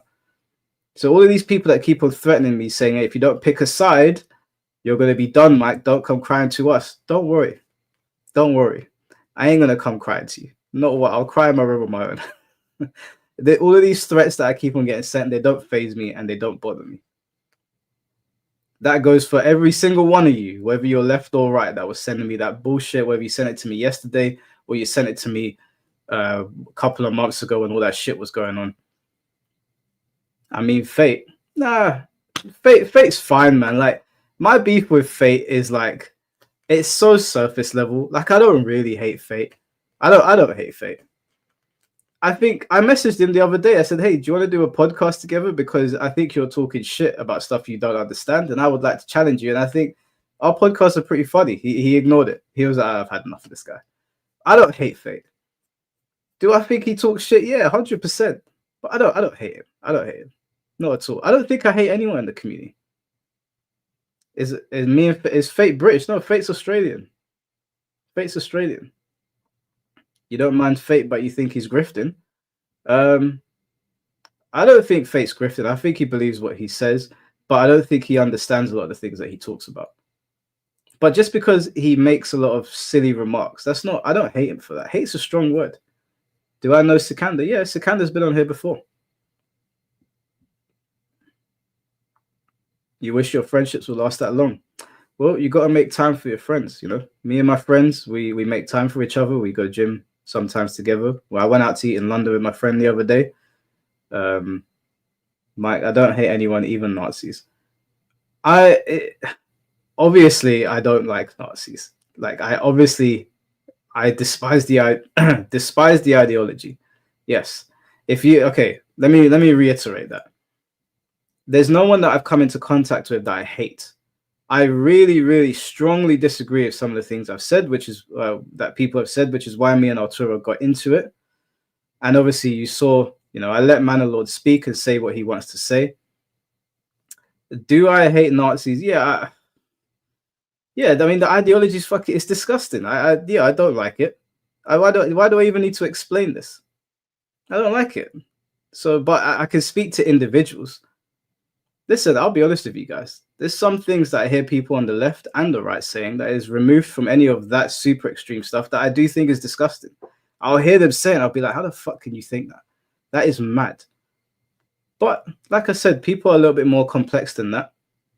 Will I ever would I allow a Nazi into my event if they were openly saying that they're a Nazi? Hell no. Fuck no. They're not allowed in. I'll talk to you outside. We can have a conversation outside. You ain't coming in though. And the same goes for that's when I was asking ManaLord about like the whole like pedophile thing. Yeah, I'm sorry, yeah. Nairo? Hell no. You must be mad. I would laugh if someone turned up to my tournament that I knew did something like that and asked to come in. You must be mad. I don't care how many people cry about it. I don't care how many people say, hey, don't talk about said this person. You touch children, you're out. That's what I say. I don't care how people feel about that. Feel his pain. He needs help, like you say, Mike. Who are we talking about? Who? Fate? No, Fate's fine, man. Fate's fine. Let Fate do his thing. Let's not bother Fate. Imagine Tope and Fate going at each other. I think they'd get on. They'd find common ground. To hate on me. Mike would let in a trans person, but not a Nazi. Crazy. Yeah, look, listen. Even the other day, I was getting called a transphobe. I was like, who, what? I ain't got no hate in my heart for trans people. Of course not. I actually made good friends with this trans person that I met through the fighting game community called what was it? I think Ellie. Her name was Ellie. I just spoke to them. I was just having general chit chat, and somebody else, actually, this dude that I started chatting to. He was just telling me about the whole situation. I was fascinated. I was like, so you want to talk me through it? Like, how does it all work? It was just general chit chat. Like, I don't care. As long as you're not a bad person, I'm not gonna start on you. Read C4's last message.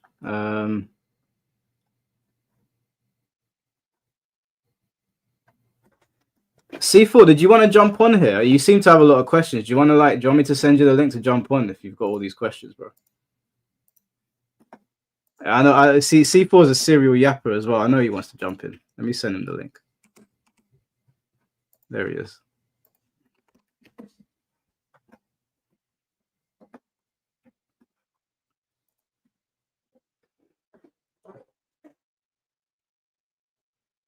I think as long as you continue to explain yourself, you're always going to be accused of things. Yeah, probably. 100%, I'm going to get accused of things. 1000%. It's fine. It's honestly not a problem. I didn't start doing a podcast to not let people express themselves. People can express themselves in any way they want. And if they have something to say to me, they can jump in here. Tricky Eileen unfollowed me on Twitter for some reason. I don't know why. Don't know what I did, but hey, bro, how's it going? I'm good, bro. You? Yeah, man. Good. Interesting conversation today. Yeah, I thought it went a bit south. I thought at the beginning it was kind of cool to hear his perspective. And I think he had like a noble position. I said it in chat, like and I think you mentioned about when you push people to the other side, you can like send them down a really dark path. And I think having a tournament for particular banned people is a good idea. But then then it went a bit crazy. Then the KKK hypotheticals kind of made it go a bit weird. Yeah, I mean, I wanted ManaLord to speak and say his piece. I didn't want to like try and like police him, because I think like you guys are all adults, right? You'll make your decisions, you'll make up your minds, and you'll go from there. So it was interesting to hear. Obviously, like I said, that I disagree heavily. Like the pedophile thing is like a hard no for me. That's I don't care if you've been convicted. Once I know that you've done that, you're done. There's no redemption for you. Don't want to hear it. But there's other like the hack situation. Yeah, like I think what they did to him was fucked up. That was completely unnecessary. Yeah. I think I know a lot of people say like you should have pushed back. I don't think you should have. Like you said, I think it's better to let them kind of talk and say their side. And the first bit was fine, and then I think when we started to like push his like criteria of who he'd banned, because I respected that he was consistent with like the two rules, like convicted and won't do physical harm. I understand, like, these are the rules. As long as you don't break these two rules, you're in. But then when we started pushing him to be like, well, what about this hypothetical? He didn't really like it. Not like he got mad, but he had to like mean his way out of it and laugh and say it's hypothetical. But it's like, yeah, that's when you come up with rules, you make hypotheticals to see how good the rules are. Yeah, yeah. That's why I kind of stayed on it, because I didn't want it to feel like I was trying to, like, it was a gotcha moment. But I just wanted to know, because there's a lot of people that are like absolutists, and I'm not an absolutist. Like, I have my lines with everything, and I just wanted to see how far we could push it before it was like, no, this is not acceptable. Yeah, same here. That's, I think, especially in chat, it looks like I'm being confrontational by asking them like, well, what about this? And it's like, I'm just trying to see where the limit is, because it's interesting. It's an interesting way to run an event. I think there's going to be issues, like if you have someone who's part of KKK in the same place as someone who's black, you can't then be surprised Pikachu face when there's a fight. You can't do that. That's why I brought them up, because I was like, that just seems like the tournament's going to get shut down. But maybe he'll be able to run it in a way where a KKK member and a black guy could coexist. I don't know if that's possible, but I'm not a TO, so. He had that Thanos energy. I'm just going to beat up people that don't follow the rules. Again, I respect it. That's kind of funny. That's kind of based. Like, I don't know how well that's going to work, but he said everyone's pussies in his community, so maybe he could do that. Maybe he is the kingpin of like banned tournaments. I don't know. Yeah, it's not because he's in America as well. It's not somewhere that I'd want to hedge my bets on fighting, because of apparently there's more guns in America than people. So I think I would just, like, when we get death threats in the UK, it's a bit different because we don't really have guns here. Like, we do, but it's not widespread. If I received a death threat in America, I'd be a bit like, maybe I should. I'll be shook.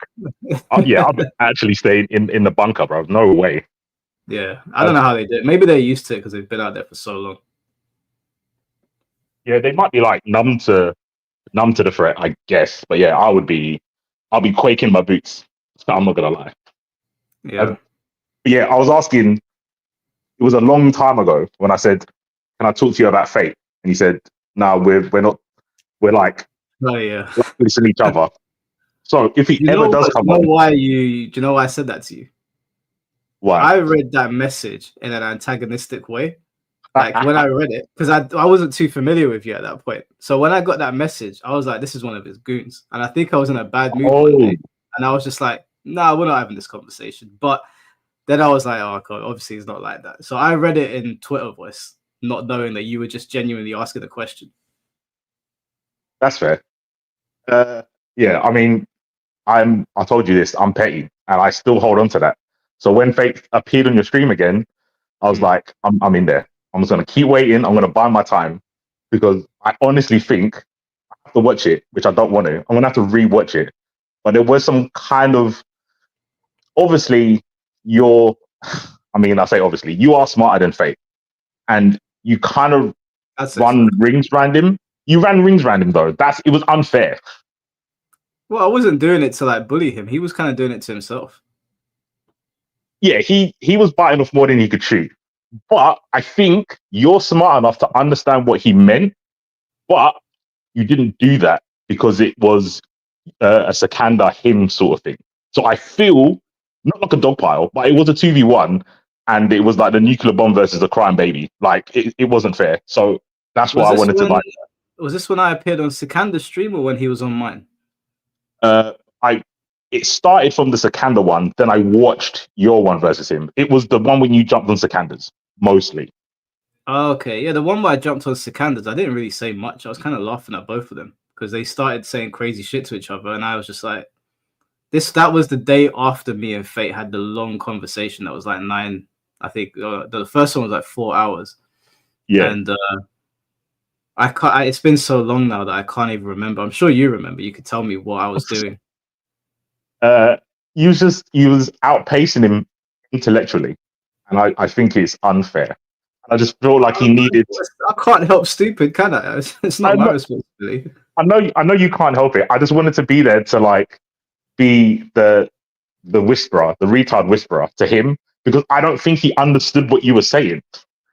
And that's why I No, think it was he unfair. never understands what I'm saying. I explain it 100 times, and he thinks that I'm trying to do a gotcha. So yeah, he needs someone to translate. That's what I wanted to do. I want to translate for Fate because I think, and you do think, People, wait. Do you know how crazy that sounds? Do you, like, you're being insulting to him now. He's speaking plain English, and you need to translate for him. am I wrong though? Jerome said, "So you're the retard whisperer." Yes. I think the strongest thing I learned from commentary is code switching. And some people just don't understand things that you are saying to them, but they don't want to look stupid, so they pretend they understand. And I think that's where Fate falls into. He doesn't want to look like he's got egg in his face. So he hear what you're saying, and he will either deflect or pretend he knows. And for you, that is a win for you, because you can point out that he doesn't understand. He can't track this conversation. I think deep down, he has got a good point. Somewhere very, very deep down. Okay, well, he's been making a lot of comments about like the tech community and things that have been going on, and I invited him and his friend Dragoon to come on here because they were saying that we speak in echo chambers. Now, obviously, that's a lie. I let anyone on here, so that's a straight up lie. So I challenged them. I said, "Why don't you come on here, and I will debate you. I'll debate both of you on why you're wrong." And neither of them replied. So what we could do to make them a bit more comfortable is, because I know that they don't know what the hell they're on about, I'll have them on by myself with you there, and you can be the retard whisperer for both of them, and you can translate whatever it is that they're saying or whatever it is I'm saying to them. I don't know how you're going to convey it to them. If you want to reach out to him and set that up, I'm happy to host it. Okay. I'll see. He doesn't know me from shit, but from a hole and all, I'll see what he says. I mean, I'm gonna have to code switch to him because if I say I want to be your retard whisperer, he's probably not gonna want that. So I'll have to make it sound like, oh, I'm on your side a little bit. Yeah. Are you on his side, or you just want to help him navigate through the conversation? Can it be a bit of both? I might be on his side. Yeah, I take no case I'm against you, so I'm on his side. Yeah, no, I take no offense. That's fine by me. That's fine. I mean, originally it was going to be, what I proposed was me and Finn T versus him and his mate Dragoon, but I don't know. I maybe although it would be hilarious to have Finn on, I think Finn would lose his temper immediately, and then the conversation would get derailed. Okay, I'll binge some of Fate's content and see if I agree with him. Like legit, if I think he's actually wrong, I won't bother because I don't want to do it super like I'm just here to like baby like coddle him into a conversation. I have to at least slightly agree with him to kind of go, okay, I see what he means. Let me try and put it in a understandable way, a coherent sentence.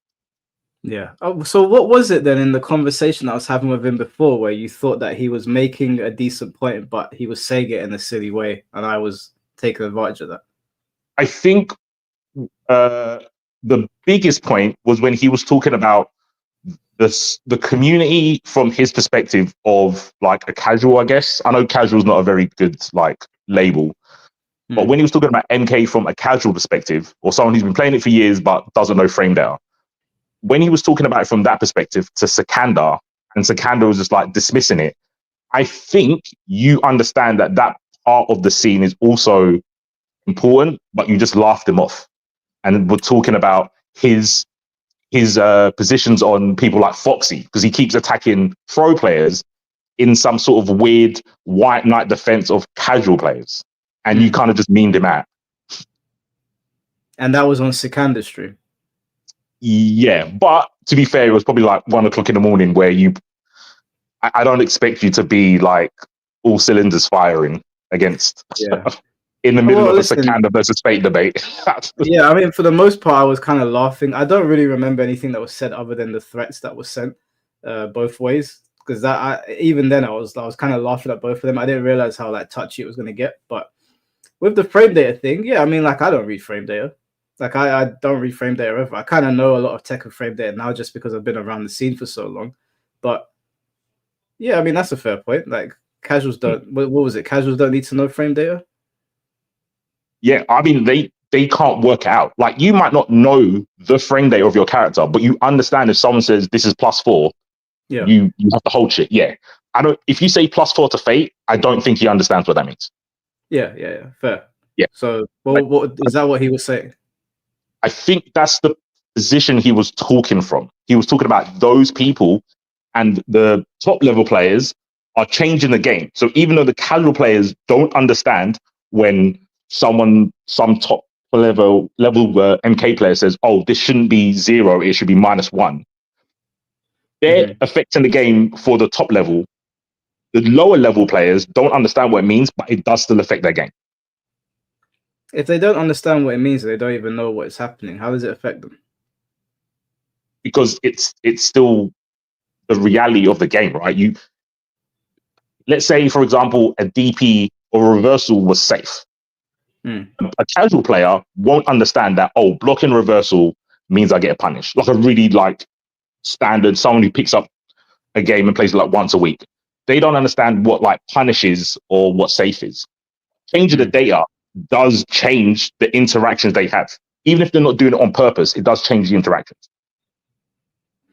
I think my problem with Fate's stance on that is that he gets very annoyed. Like, for example, I watched his review or his reaction to Maximilian's breakdown of what a casual, a tourist, a pro player, and intermediate is. And he got very, very annoyed every time Max brought up gameplay, which is the primary function of a fighting game. And his whole thing is that, there's other things that matter over the gameplay. But then if you don't care about the gameplay to that extent, where that's the primary function of a fighting game, why do you care what we're changing in the gameplay if your focus is elsewhere? It makes no difference to you. Even when people bring up changes for the game, or they're talking about Mortal Kombat and they're talking about the gameplay, he'll go back to, oh, there you go again, talking about the gameplay. And I'm like, well, if you don't care about the gameplay, then why are you talking about things that you don't care about? So when you say gameplay, do you mean something like a length of combos? Something like that? Yeah, length of combos, frame data, damage, just the general makeup of the game. So, yeah, I would say I'll watch his content. I think this is why I think he doesn't understand what he's saying. Because pretty much everyone agrees or was on the same boat when it comes to combos are too long. You hear that in literally every game that's not like Marvel or something. Combos are too long. It's not cool. Juggle's going forever. So you agree, but you're disagreeing when you both feel the same way. If gameplay means something like length of combos, you do agree. Yeah, I've been on camera saying that before. I don't think it was as much of an issue for me originally until it became so annoying in Tekken that it started to piss me off everywhere. So Fate was early on that, which is fair play to him. But I don't disagree with that point. I do think combos are too long across the board, and I think that his when he brings up the old arcade Mortal Kombat games and the combos are very quick and snappy, I'm like, yeah, that's a fair point. That's fine. I ain't got an issue with that. Yeah, I think the issue is he could never tell you why the combos are longer. He just has to use the word the game state or the way the game is played has changed. Where you can go, oh, they added this new property or they've reduced the gravity in MK so you can jump. See what I mean? So the R whisperer. I don't want to keep saying the word. The R whisperer. He needs that. Yeah, I understand. I mean, as I've done content creation, I've definitely tried to change up how I go about talking to people. When my channel was picking up steam, Fate was one of the first people on the podcast, and we just, it obviously just didn't go well. Now I would try to construct it in a way where, if I can hear him trying to get something across, I'll help him along the way. I don't want to troll him. He does enough damage to his name as it is.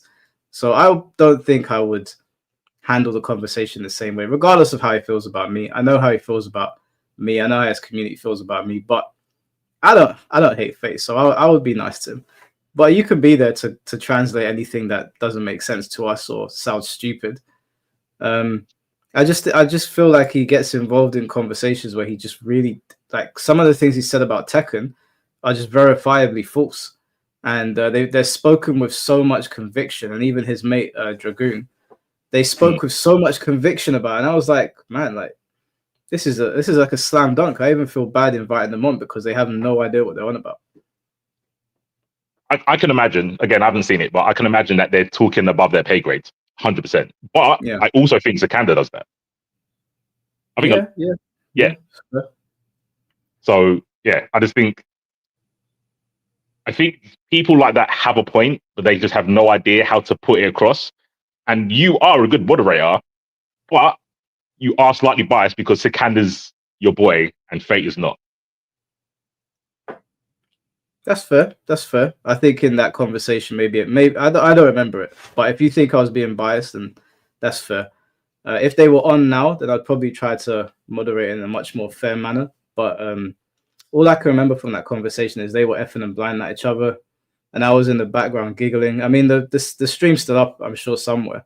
People can go and watch it. I came in at like the 3-hour mark, and it went on for 5 hours. So I wasn't there for the whole thing, but I do remember laughing a lot. I don't know who I laughed at more. Fate feels like I laughed at him more, but yeah, I don't know. We'll see. I'm happy to have him on. If you want to do translations for him, I think he might take offense to that. I'll be honest with you. Yeah, I'm not gonna pitch it like that, but yeah, I'll send him a short message and see what he says. I doubt it's gonna happen though. I doubt he's gonna. I think he knows from the last bout he had with you that there's not much of a wriggle room for him to actually come out on top. There might be. I mean, he might school me one day, and everyone's like, "Oh, Mike, you lost the debate to Fate." Then I'll be the laughing stock. All right, when you find that timeline, record it and then send it to me because I want to watch that. I just don't ever see it happening. Not without my help. Without my assistance, it's never going to happen. Yeah, I think it'll be fun at least for people watching. I think it'll be good fun. But with Fate, like, there's a lot of serious things that are going on in the community right now that I think he doesn't really fall into. With me and him, it's like petty playground beef, and I know it's that. Like, I don't hate him, even if he hates me. I can't look at Fate and feel hate. He makes me angry sometimes when we talk, or he pisses me off. But I don't hate him. I know his community thinks I do, but I don't. Yeah, I think most people look at Fate and go, "This is like some light-hearted filler episode," because what's actually happening in the FGC is crazy turmoil. Like, it's messed up. So they look at Fate and then disagree, but understand like he's not the actual bad guy. He's like the side villain. Yeah. Someone asked, "What about Total MK?" Even Total MK, like I went onto Lynx's stream not too long ago because I was trying to help her play Helldivers, and he was there in the chat, and we like indirectly spoke to each other about like Thunderbolts. I think I don't hate the guy. Like he said some shit I don't like. I ripped into him a little bit about it. He thinks I was unfair about it. Maybe I was, maybe I wasn't, but I don't hate him. I don't really hate anyone. There's definitely people I don't like. 100% there's people I don't like, and they know that. And I don't shy away from it. And I let people know before they come on the podcast. I don't like you, but we can have a conversation. But yeah, no. Is there anyone you're close to hating? Anyone I'm close to hating? Yeah.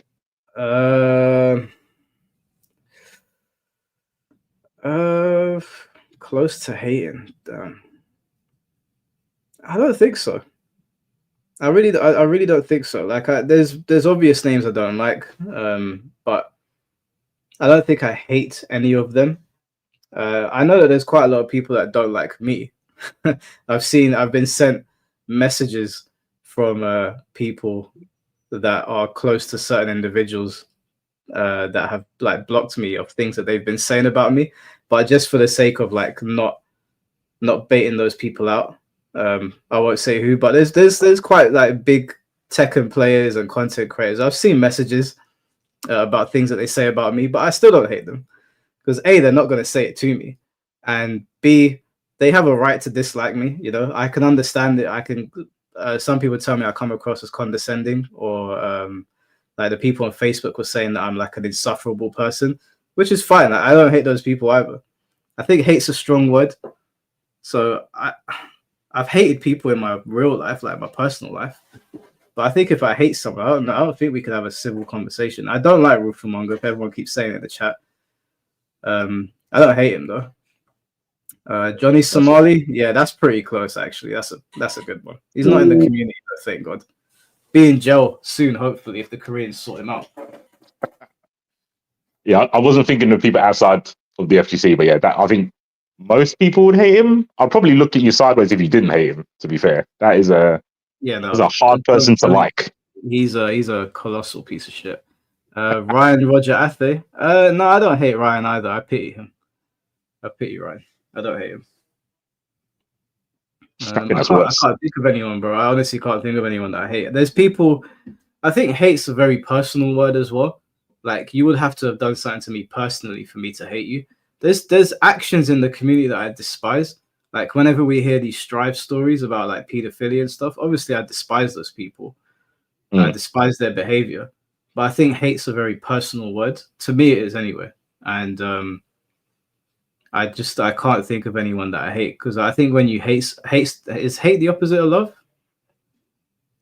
That's what people say. Yeah, it's a pretty strong emotion. I don't think about people enough that I dislike to hate them. What about you? Do you hate any? Not an individual. I don't hate individuals. I hate things that people do, and that kind of makes me hate them, or on the road to hating them.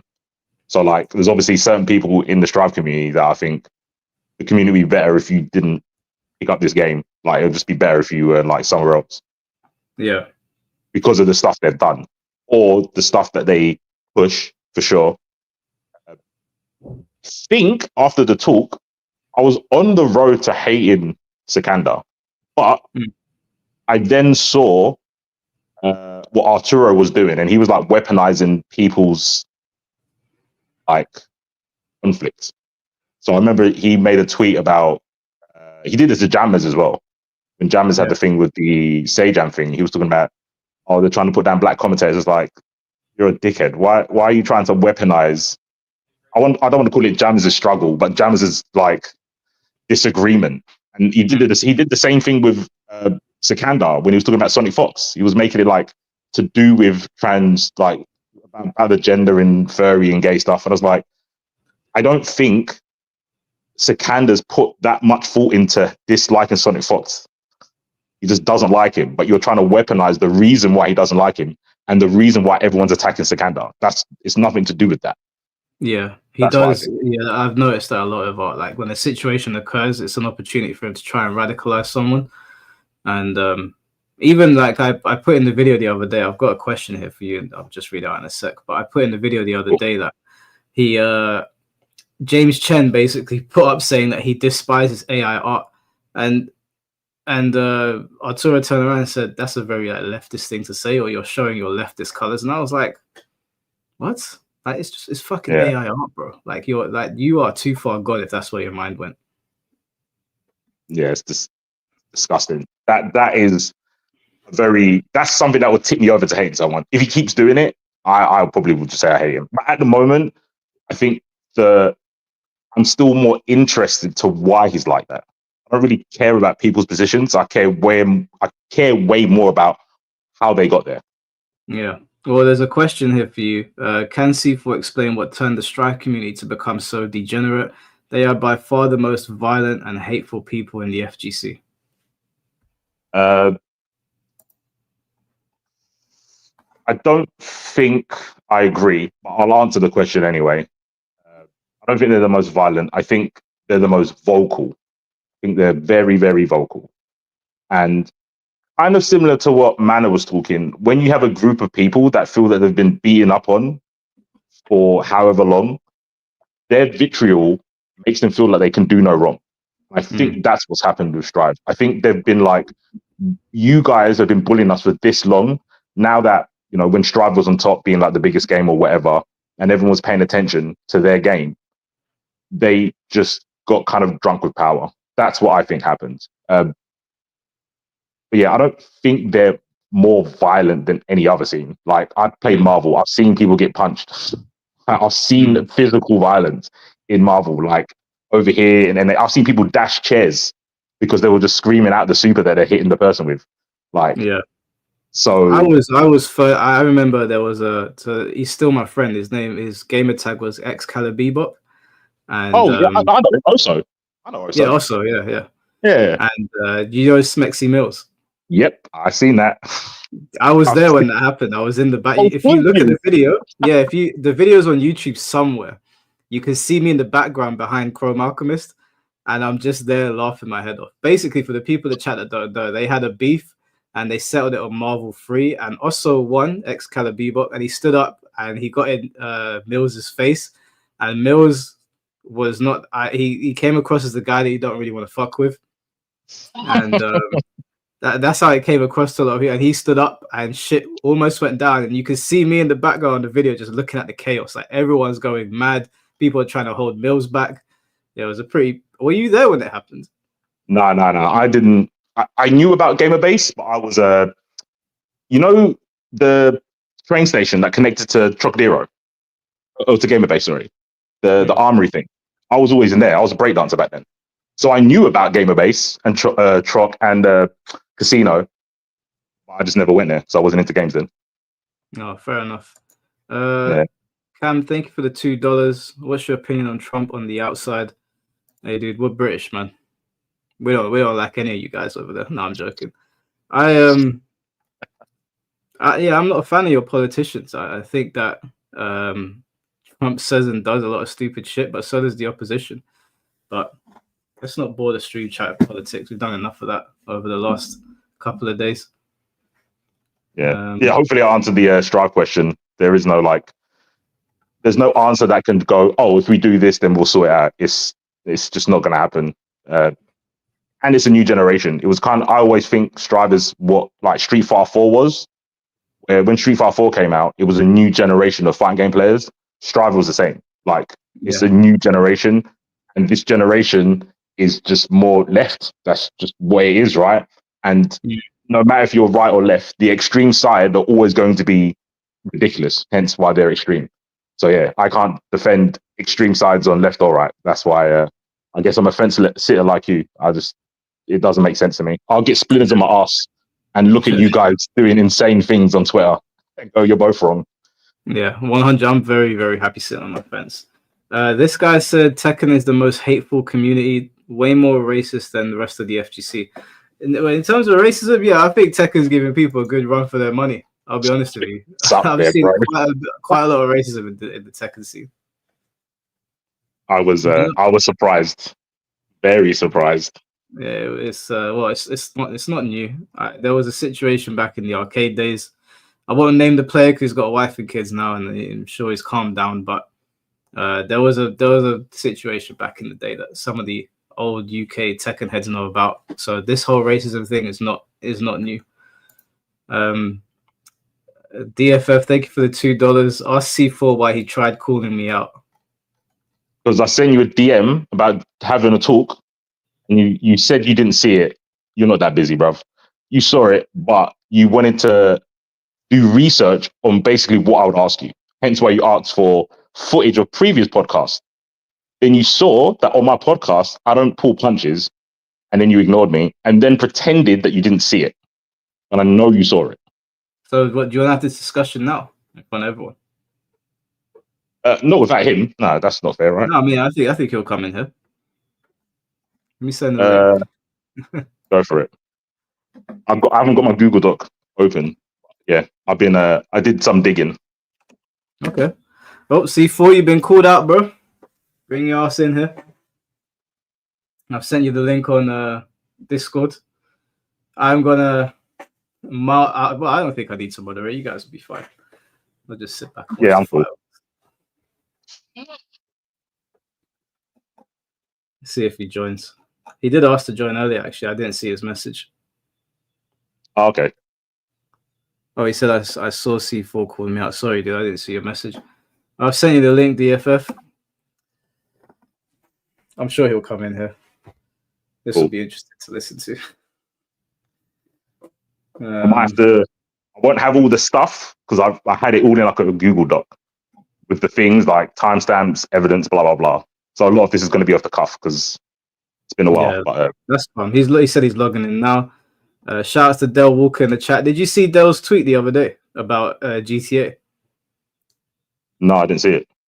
I thought it was one of the best tweets I've ever seen. He basically said that he was really excited for GTA 6 to come out because it looks like it's going to be a game about like loving a woman. And we've been so like, we've been stuck listening to this red pill Andrew Tate stuff and like teaching men to hate women that he's looking forward to a story where they're like there's an actual real romance, like you're really riding for her. So I thought it was a nice tweet. It got like 4 million views or something, but people jumped on him for it. Like I was like, how did you even interpret that like badly? I didn't see that then. All right, DFF is here. So I'm gonna let you guys talk. Or if you want me to chime in, I will. Otherwise, yeah, go for it. All right. Do you want me to start? Because it seems like I'm on a defensive a little bit here since you called me out. It's up to you. If you want me to, say why I think you're a bit of a snake, or if you want to give your stance before I do that, it's up to you. Name calling. Yeah, I'll give my stance first because I don't mean you look like a snake, by the way. I meant snake as in you are slick. So it's not really calling you a name. I'm saying you're slick with how you interact with people. But yeah. Oh, thanks. I appreciate that. That comes across as a compliment. So thank you. No, honestly, at the time you reached out, I believe it was after I had the appearance on Mike's podcast with, I think it was the FemShep situation, if I recall, and I think you reached out either before or after I did that whole Evo call out. But just to be clear, at the time, since I was under different organizations, and this isn't uncommon for people that find themselves in controversy, you tend to report, said controversy to the organizations. They tend to direct you and things from there.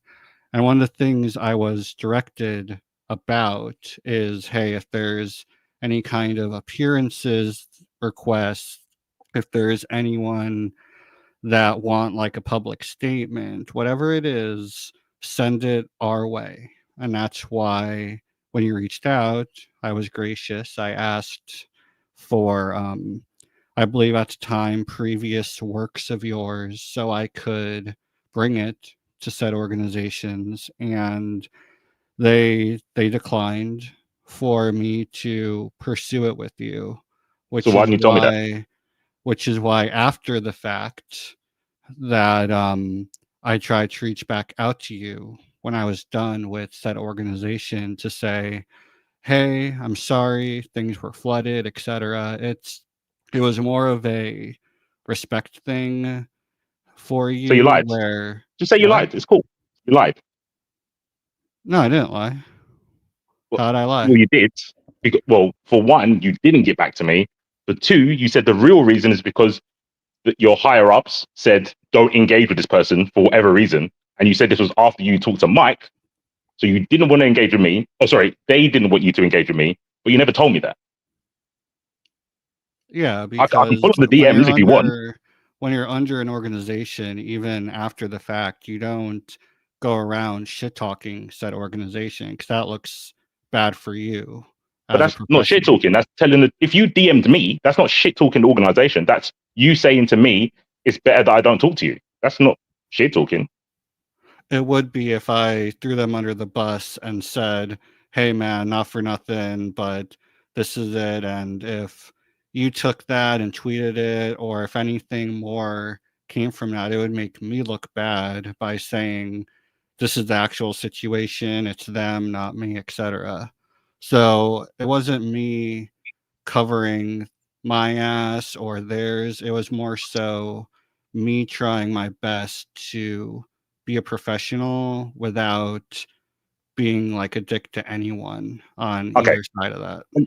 This is why I call you slick, because you're obviously lying right now. Because if that was the case, you've just done that now. You shit talked your org now, live, in 4K, vocally. Oh, because now I don't have any ties, and the people I'm working with now don't care about those things in particular. So it's a completely different situation, especially when I'm getting called out directly. So it's not a slick thing. It's more so it's been enough time. It's not going to affect my professional life by explaining things even publicly now about that. you know, so that's where we're at. All right. I don't want to be personal, so I'm not going to ask you when this whole wall change happened. But do you whenever it did want to happen, know more no, I don't want to specific know. No, reasoning? I'm not asking. I'm not asking because it doesn't matter. Because I don't when you mind. did I change, don't that's mind. no. But it's irrelevant. It's irrelevant. You don't need to answer that. I'm just Okay. saying, regardless of when it happened, you could have still said, "Oh, you know what? I'm down to talk now." You didn't have to give me the reason. But you could have said, "Oh, now I don't know. My calendar's free. We can do this podcast," because you're not tied to an org, unless you really didn't want to talk to me. Well, dude, this was what, like 3 months ago, so it's been a while, and for me to circle back was showing you a lot of respect to be like, hey, like this guy approached me, did everything I asked and such. He seems reasonable. Let me circle back and say, hey, I'll talk to you, of course. Like, how have you been? You know, sorry for a delay, whatever I said. That's not really you know, out of bounds, I don't think, for anyone, you know, especially when you're circling back given those circumstances. So how comes you didn't do that? I did. About a few weeks after I left those that had the issue with me being on, I immediately did it because So I was you, circling back to everyone. You weren't the so if I only person that reached out to me. so in my DMs, I'm gonna see a message from you saying I'm free this time, this date, or whatever. Yeah. You're going to see that I apologized for a delay and was trying to start conversation again. And I think he said something along the lines of, hey, I'm just going to do my own research or something. You kind of like shut the conversation down. So, what am I supposed to beg you or some shit? Like, after the fact, oh, C4, like, please have me on. I'm sorry. I'm sorry. Like, dude, like, no, that's not happening.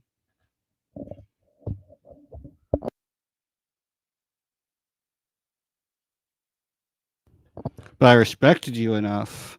I respected you enough to come back and say, hey, I'm sorry for a delay. Here I am now, though. But you were the one to shut it down. So, you know, that's not on me at that point. That's on you. It's strong words. I didn't shut it down. I said, "Oh, I've done my own research now." Yeah, I did say that, but that's Yeah. in response So to you you saying. But basically, wait, you let's go back. indirectly, no, you indirectly told me that along the lines of, hey, we don't have to do this anymore.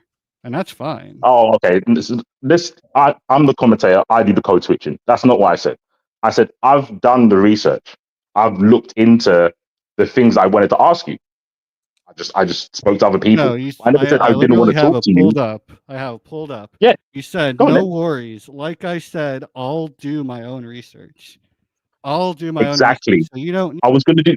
exactly. See, So can you why read are you that again? calling Actually, me read that out? again. No. Read it again because listen to I, the words. I verbatim just read it. Yes, like I said, I'm going to do my own research, which means I was doing my research before I was talking to you anyway. I didn't say I'm now going to do my own research because I don't need to talk to you. So you interpreted something that wasn't there. You're shadow boxing. You're fighting ghosts that don't exist. And the message before that was you saying, "Sorry, didn't mean to be rude."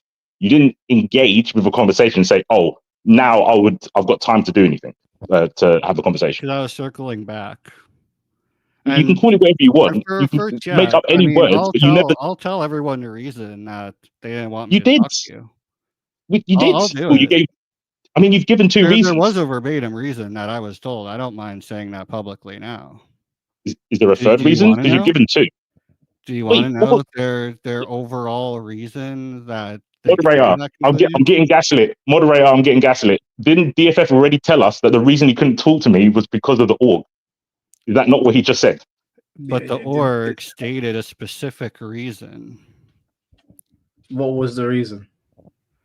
They felt that at the time you haven't released anything new for over a year, and they felt like you were trying to take advantage of the fact that there was potentially new viewers that you can reach by having me on. Now, I'm not saying I agree or disagree with that, but that was the reason told to me why that I can't pursue that with them. Now, if I believed that, I wouldn't have circled back. But again, when you're being told to do something, you're already in hot waters.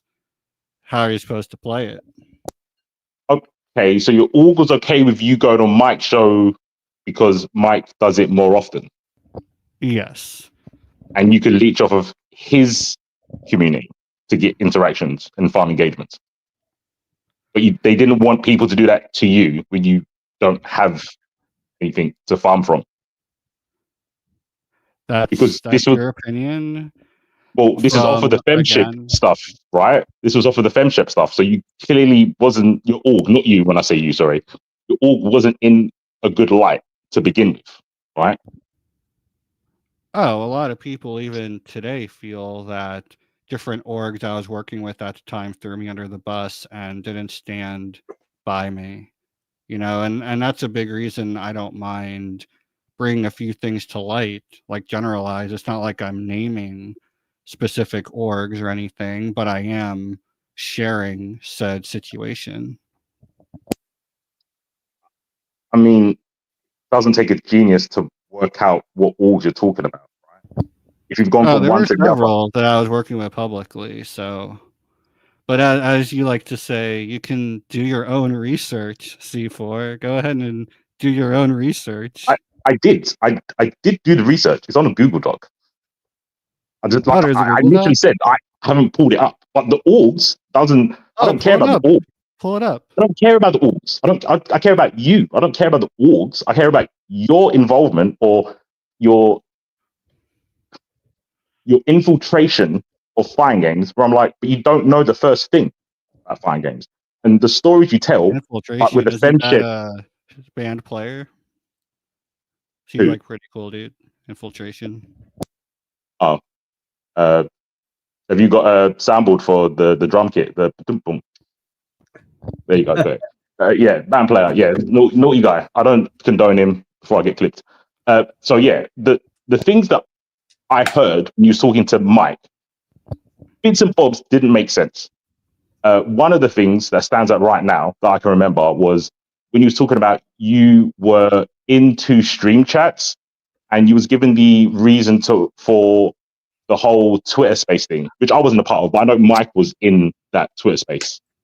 And you got heat for it, but you was talking about you wasn't paying attention because you was in stream chat. Now, to be in stream chat, you don't have to be engaged the whole time because you're just waiting for your players to be on stream. They were on stream. Yeah, not the whole time. No, they were. Dude, it was literally back to back at the time because at the time, Pulse, who I referenced, they signed like 10 or 12 different Tekken players all at once, and they were all competing. I think it was Ranked Isn't Real and another tournament that I don't remember off the top of my head. But yes, they were all on stream pretty much the whole time.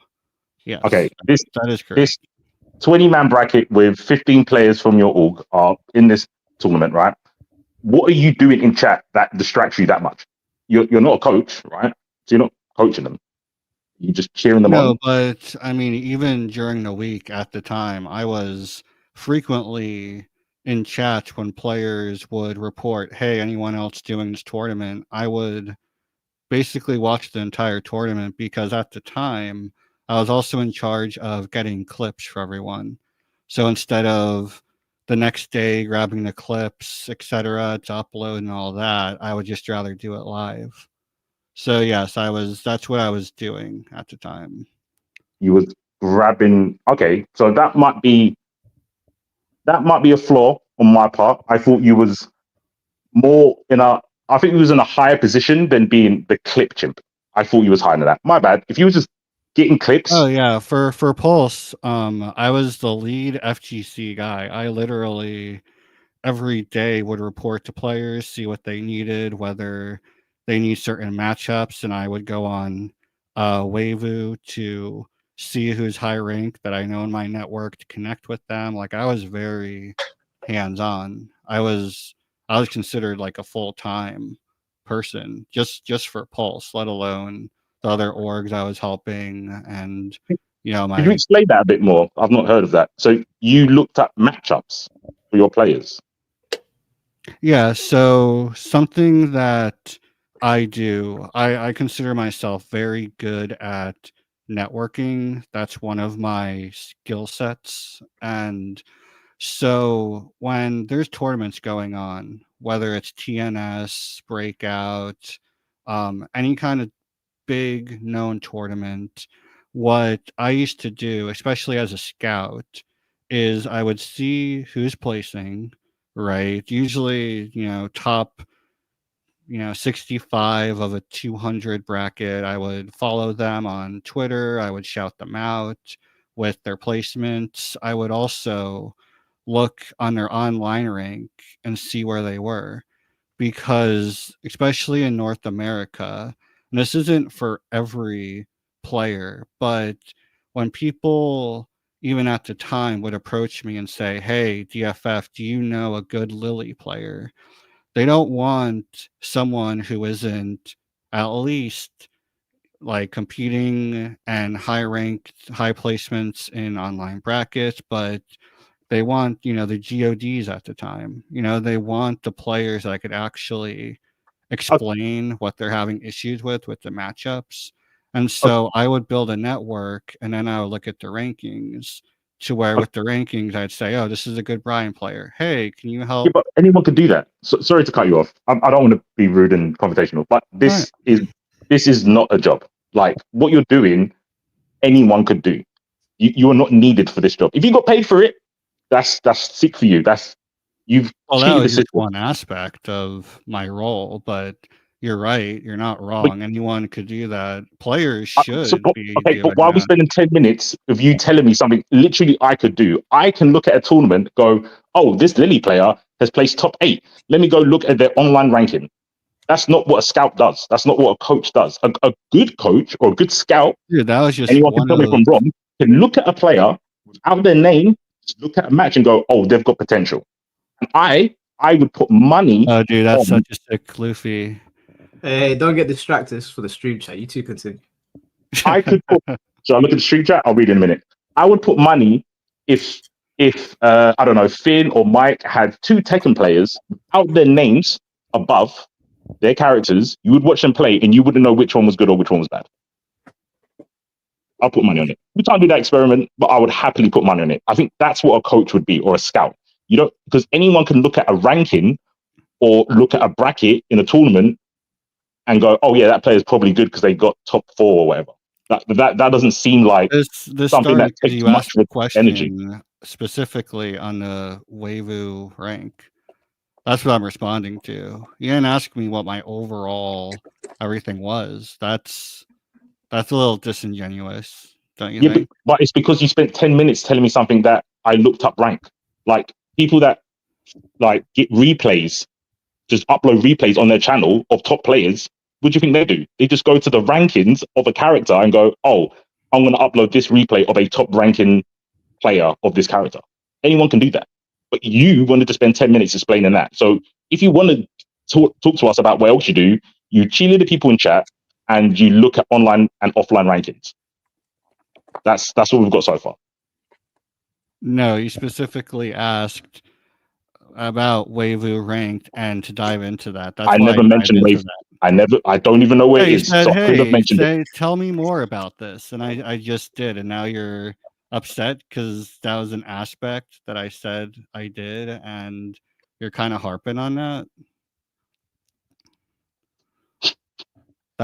Dude, I'm stop the being so harper. Sorry. disingenuous. Like, Yes, I'm I'm answering all your questions. I don't I understand what you're yeah, trying to do. I did say I'm sorry I have to interrupt you because we was meandering a little bit.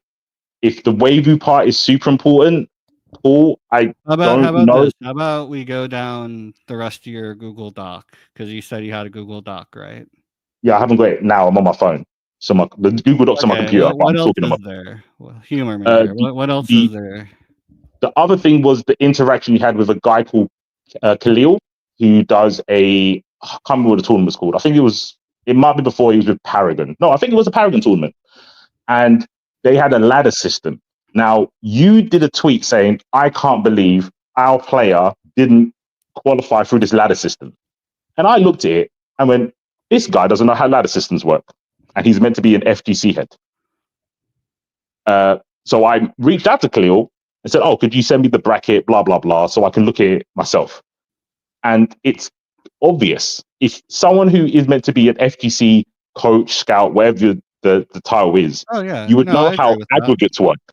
You would know that. The reason I posted that tweet is because at the time, I think it was the 6th or 7th player at the time, because this was happening for 2 or 3 weeks, because I was suggesting people join that bracket.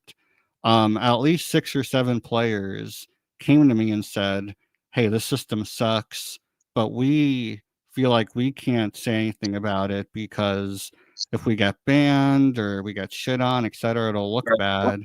So I took it upon myself to at least say something about it. That's what that was.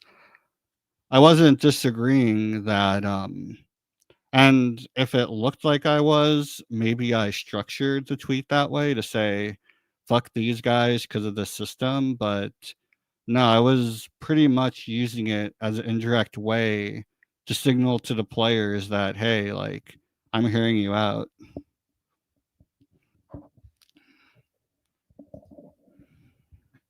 Sorry, I'm distracting you guys, am I? Is that Detective Pikachu or what is it? This is an exclusive London Pikachu. Not many people have it. Oh, damn. So I'll continue with your. I'm doing my own thing in the chat. Don't worry about me. Oh, we know, Mike. We know. Yeah. Anything else, C4? It sounds like you're still a little agitated. Okay, can you hear me? Am I still here? Oh, we can hear you. Oh, cool. Yeah, I'm going to read the tweet. Bro played 14 matches, got 8. Yeah, you cut out. Wait, can anyone hear me? I can hear you. I can't hear him. Yeah, C4, you cut out, bro. Well, as he gets back, I think what he's going to say is my tweet basically put that at the time the player, it was crazy. He played like 22 or 25 matches, won 14 of them, and he wasn't moved on to the next stage for top 8. And at the time too, it riled a few people. A lot of people were confused, and I think their confusion was. Did my mic cut out? Sorry. Did my mic cut out? Now you're back. Now you're back.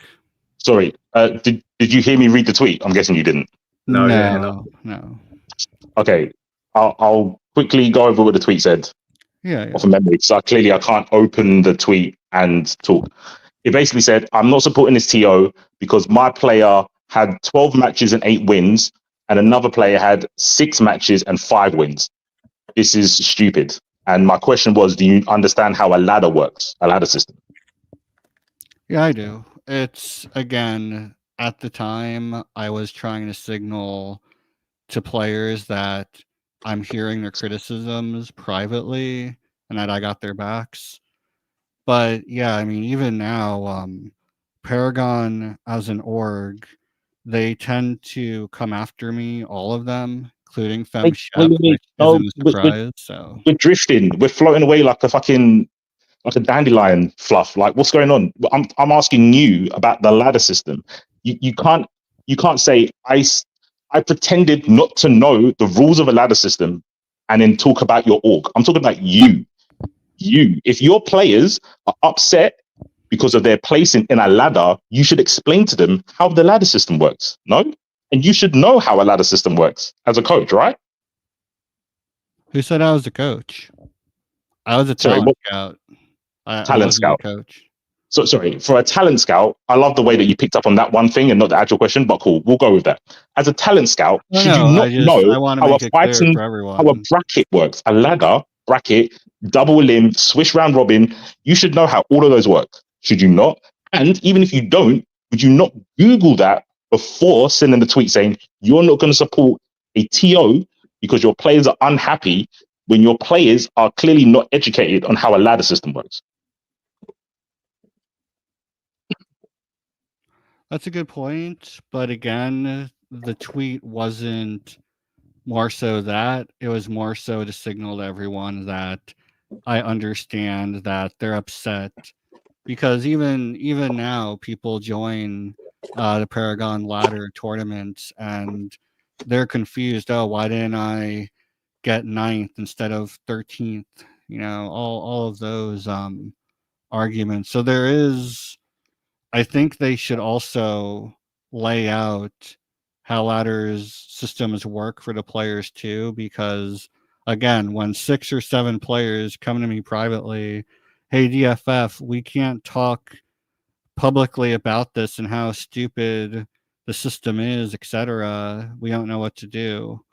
You know, because that's a big thing in Don't. FGC. When you're a No, it's not. No, player, no, you stop. No, no, can't no, no, talk stop. out. You can't. No, this is cap. There's no one does this. There is no player of sane mind who is scared that they're going to get banned from a ladder for saying, "I don't know what the rules of the ladder is." I do. Know The that they Mastiff runs a ladder, has been doing a ladder for 2 years, and I've been a part of it. If anyone says, "Oh, why did I not qualify?" You explain to them the rules. They're not scared of being banned. And you tweeting it, you're not like a white knight for these players. For the NA region, players are scared to say anything about any TO. This is general, you know, generalized. If there's a TO openly doing something bad, a No, lot of correctly, players are told correctly. by their No, no, no, orgs no, not not to bad. comment. Wait. You're poisoning the well. It's not bad. They're running the ladder correctly because the rules of the ladder are there. They're in the bracket. Why are you saying it's bad? It's not bad. What's bad is the players not reading the rules. So you No, should be it's the telling your players players not to read the liking the rules. format. It's the players not liking the format. Well, then don't enter or read the rules because clearly they don't mind the format. It's only when they don't read the rules and they don't understand why they didn't qualify.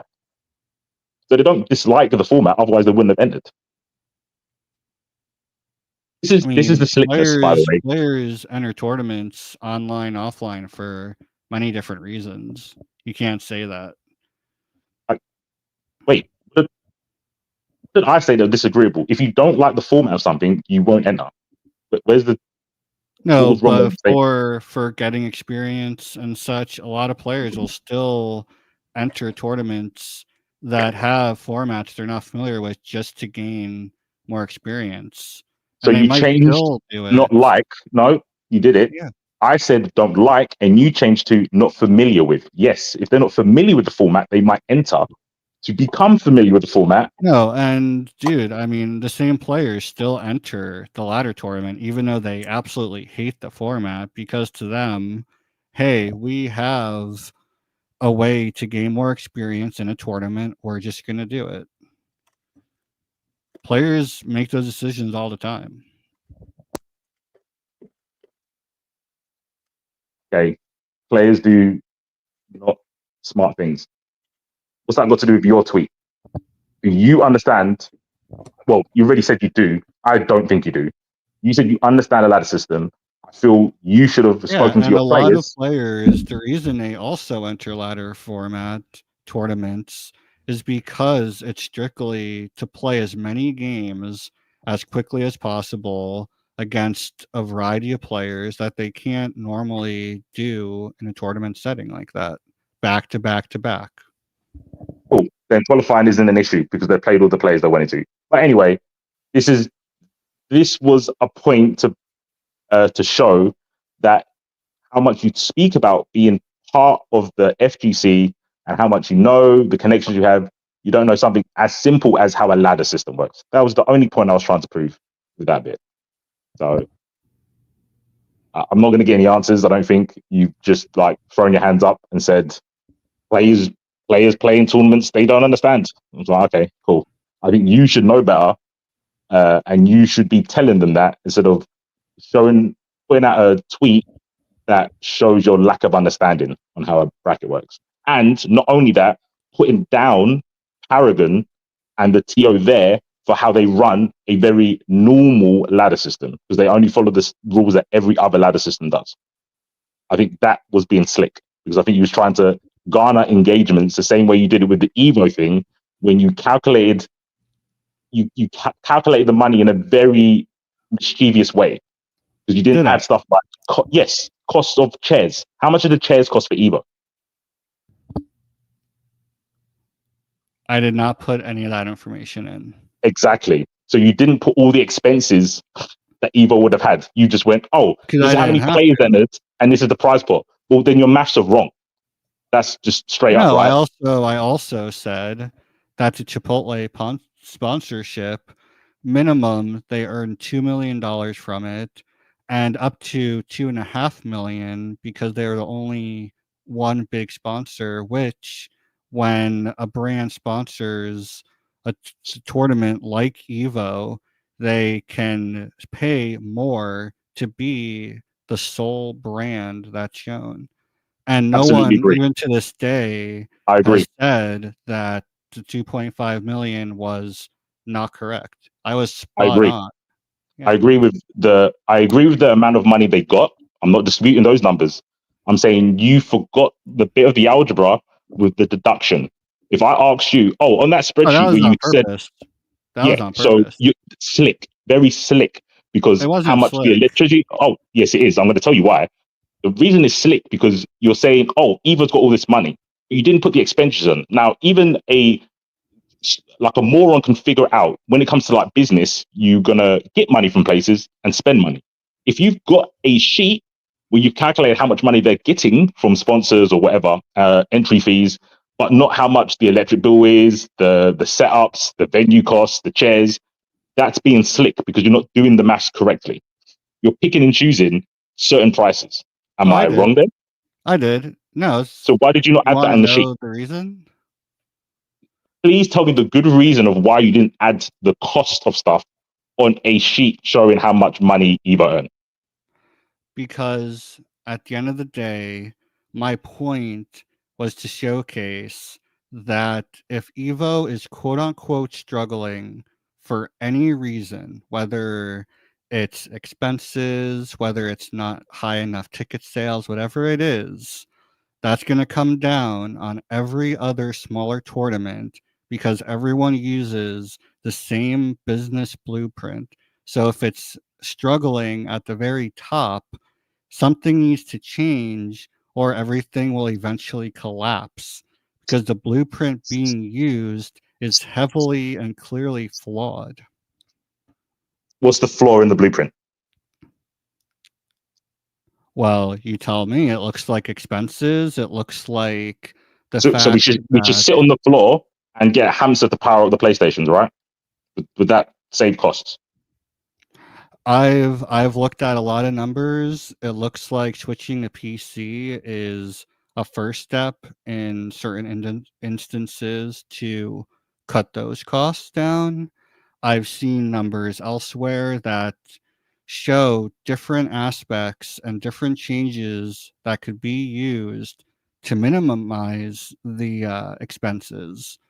But the issue is that even now, there is no, in the Northeast for the NA region, there is no major going on this year at this point.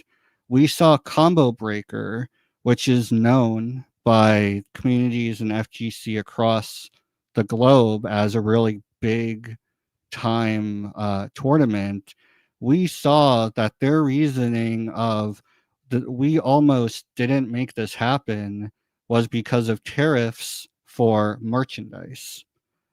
That Yep. was the main reason that Combo Breaker came out with articles. You can Google it. I've Articles. seen it. I know the merchandise sales aren't going to make as much money. Yes, I know this, but we're talking about Evo, and this was before the whole tariff thing.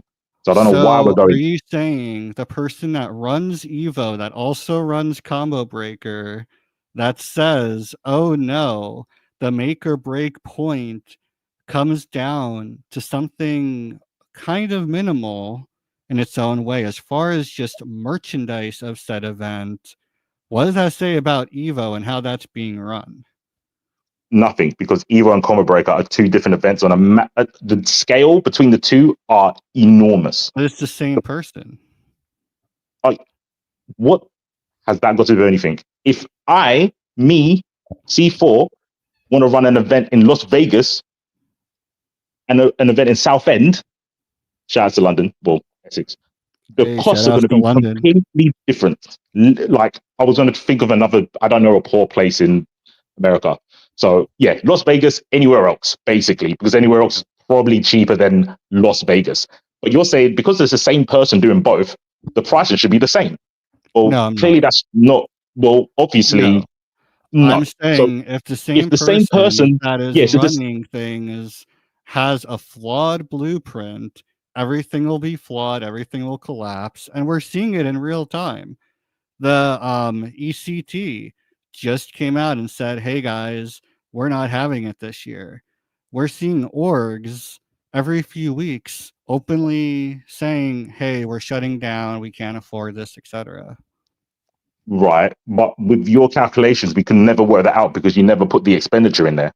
Have you ever thought that the reason that they can't uh, maintain their event is because of venue fees going up, or maybe not even going up, being the same, or commentator prices going up, or something like that? But you didn't put those in the numbers, did you? You never put I didn't expenditures have in the to numbers. because my Well, you would point. need to put them in there. No, you would need to put them in there for a actual, fully contextual piece of evidence of why someone or why an event is not making No, money. not at You would all. have to put, okay, that's insane. That's wild.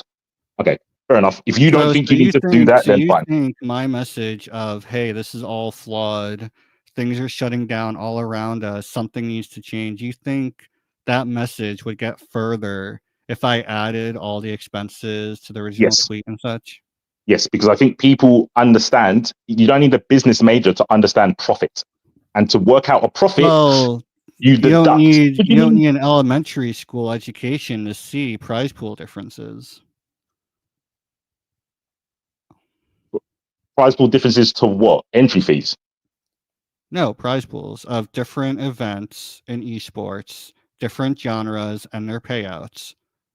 Yes, I mean, you don't need You a can degree, see, but you oh, need okay, no, but these wait, no, guys, Call of hold on, Duty. wait. You need context because the amount of money you get for winning Fatal Fury is different to winning Sam Show, but they're under the same umbrella. They're both SNK. So yes, you need context. No, that's FGC. What pissed people I literally off? just said SNK. What do you mean FGC? SNK make Fatal Fury. That's No, I'm a saying mil and a half. FGC versus FPS games versus other esports. That's what I'm saying. Why are you pitting a niche against a mainstream?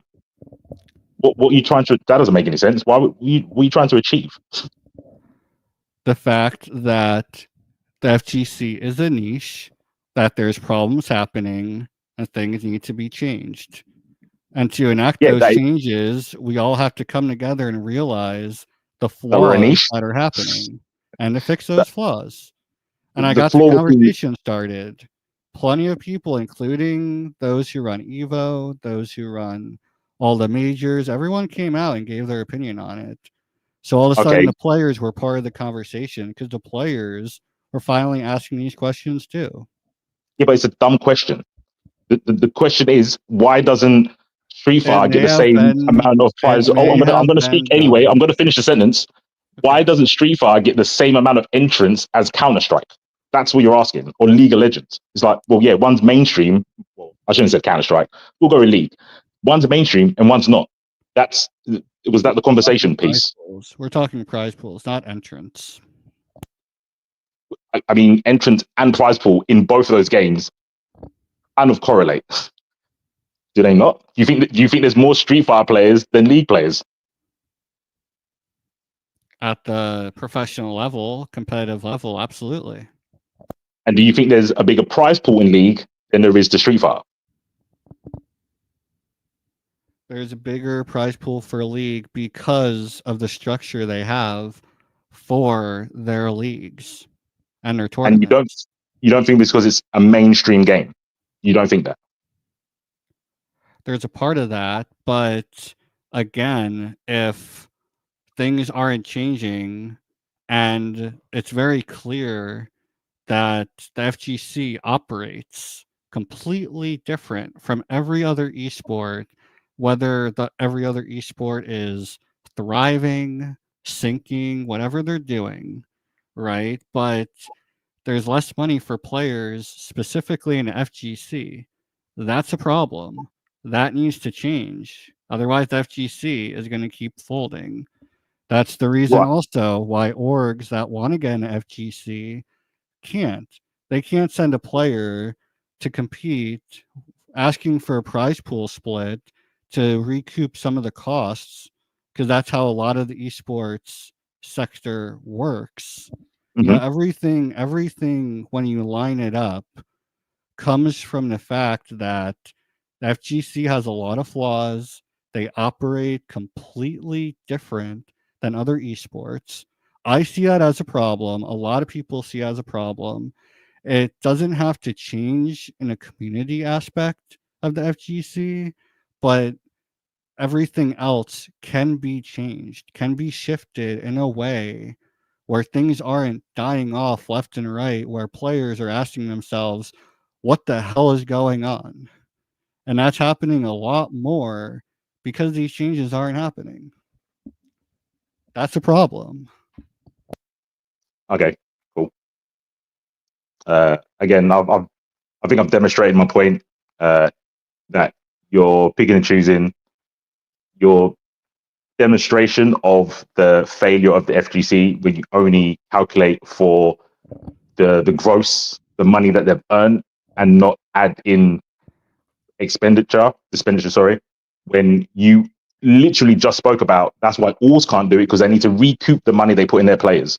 So for the orgs, you take into consideration how much it costs, but for Evo and other tournaments, you don't. So yeah, that was my point. It's slick. That was why I use the word slick. I don't think so. I think all that I'm doing is bringing the conversation to the players so that they finally have a voice.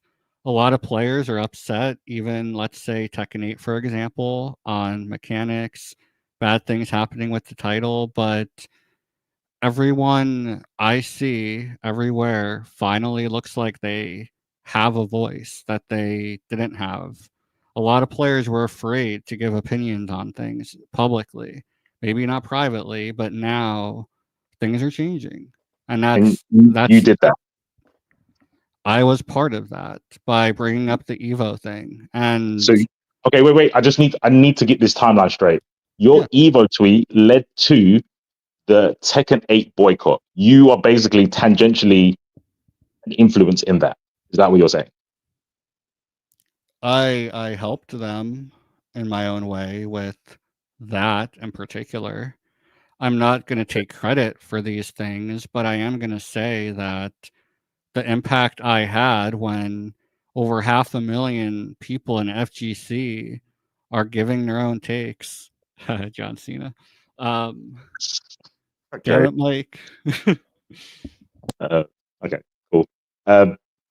I don't know. If there's anything you want to ask me, I think that's delusional. For the record, I think it's insane for you to look at your tweets and think you've influenced the amount of people that boycotted Tekken or spoke I up didn't say that. loudly. I said that the You said he was an timeline influence. of I literally said that.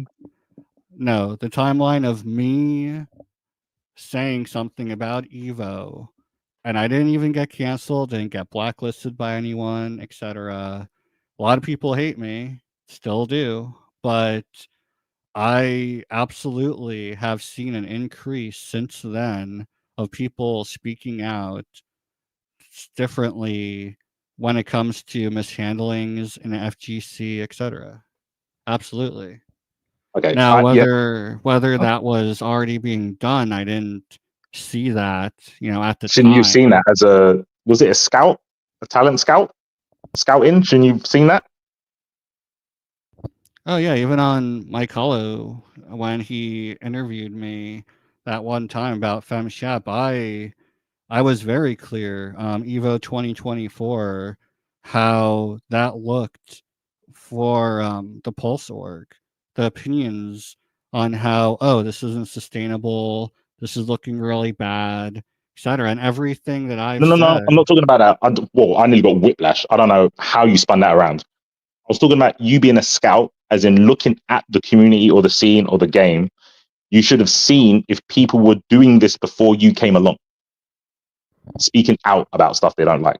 Because I'm pretty sure that's been happening for years. I saw You're a saying, handful, but a lot of players also didn't feel like they could say anything.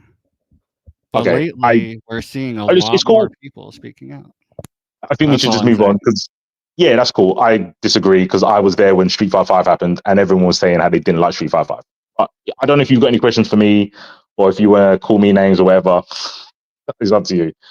I think I've done my thing. I do have one question. C4 IQ, does that mean your IQ is only 4? No, it's a C4 is dynamite, so explosive intelligence. So your brain is exploded. Yep. From this conversation, it's all over. There's brain matter all on my walls. Yep. Damn, see, this is why I try to simplify when I say things. So, even people like yourself could keep up. I think everyone can match your pace. I'm 99% sure. All right, take care, guys. Thank you for having me. Good convo. GG's. Hey, wait, you didn't stay for so I could show you my Dragon Balls. Hey, yo. Pause. Well, that was a good chat. Yeah, sorry, everyone. I forgot that there was a chat. I was literally just talking to him because Mike wasn't talking. I went into like debate mode. My bad. That's cool, man. I was just pulling random shit out of my room. I've like messed up half my shit. I was gonna start getting to my my figurines, but you guys have ended now. Did you cover everything you wanted to cover? The things on the top of my head, but yeah, I've done enough. I think. I don't think I need to do any more. All right, cool. All right, well, awesome. Did you think of anything? Was you not listening? I guess you wasn't listening, which is fine. No, I listened to parts of it, but like DFS voice is a bit. Say less. Say less. The conversation was hard to follow at times. I didn't really understand what was. Yeah, I rest my case, Your Honor. I think he's a snake. I think he is closer to being a grifter than Mike. I think he's more than a grifter than you. I think this. Wait, do you think I'm a grifter? Oh, that was my DFF joke. My bad. It didn't land properly. It was a joke. It's rubbed off on me. Yeah, I think he's here for popularity. I don't think he's real. I don't believe 99% of the stuff he says. He doesn't know how a ladder works. He doesn't understand how profits works. I don't know why he's talking about failing businesses and stuff. I don't believe it. Doug's gaming channel. Thank you for the $5. Hey, Micah, heads up. Art is crying on Twitter because of what you said about him and assumes you will talk to him differently. What did I say? I've been showing off my anime stuff for the last hour. I didn't say nothing. You're talking about the conversation earlier. I didn't say anything that I didn't say in the video before. Why would I talk to him differently? He's being a victim. He's just acting like a victim. I'm asking the same questions or similar questions to what I asked ManaLord. I don't need to attack Arturo. You guys can make up your minds about him yourself. I'm not going to tell you how to think about him, right? I'm not going to tell C4 what to think. He'll talk, and you guys will make up your mind. What Arturo's doing is what people usually do when they can't back up their points. Is he's trying to act like a victim now. He's trying to damage control. He's trying to make out like I'm the boogeyman, and that if he comes on here, I'm going to run him into the ground. Now, maybe that's what he's experienced most of the time when he talks to people. But there's about 800 people watching right now between Twitter and YouTube. You guys heard it here first. If he comes on here and I start attacking him, then I was lying. Now, asking questions is not attacking either. But I know I've not insulted Arturo. I've not sent him any threats. I've not said anything visceral. I just have my opinions on him. He needs to man up and accept that. He's got my opinions on me. He thinks I'm a fake-ass fencer. He thinks that I ride the wave. He thinks I'm a grifter. He thinks I'm disingenuous and I'm not a good person. That's fine. I ain't upset about that. What Twitter? Do you know what? Let's look at the Twitter post, shall we? Shall we have a little bit of a gander? I need to be careful going on Arturo's page, but I'm sure Would you do that? I'll go jump and chat. I'm not needed anymore. All right, bro, no problem. Safe and let me jump on though. Much appreciated. No worries. I'll catch you in a bit. In a bit, peace.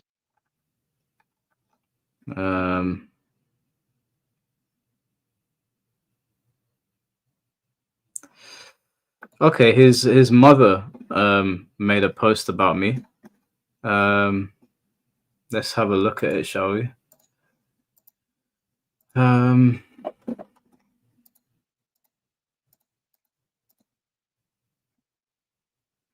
Okay, so yeah, his mom's made a post, which is fine.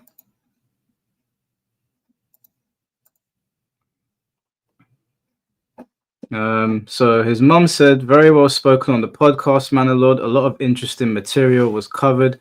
To hater rambunctious, my name's Mike, mom. I just have that there because everyone thinks I'm a hater. I can confirm to you that it is his mother using not only Hax's account, but also his phone to make posts on Twitter and other platforms. Thanks both of you for an excellent conversation." Well, thanks, mom. I appreciate that. Thank you very much.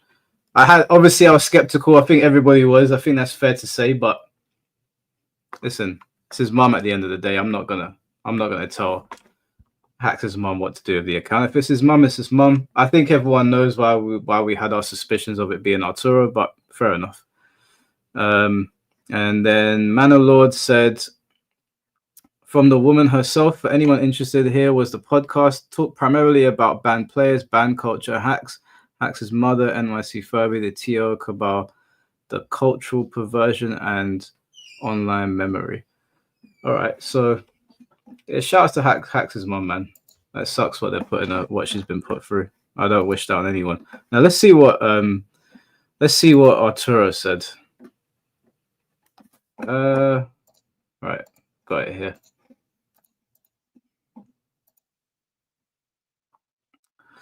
Great job to ManaLord on Mike Hollow's show. Mike Hollow consistently misrepresents my positions. Well, Arturo, if you want to represent your positions and you want people to stop misrepresenting you, then do some talking yourself on here or on somebody's podcast. Go on somebody's podcast and just speak uninterrupted.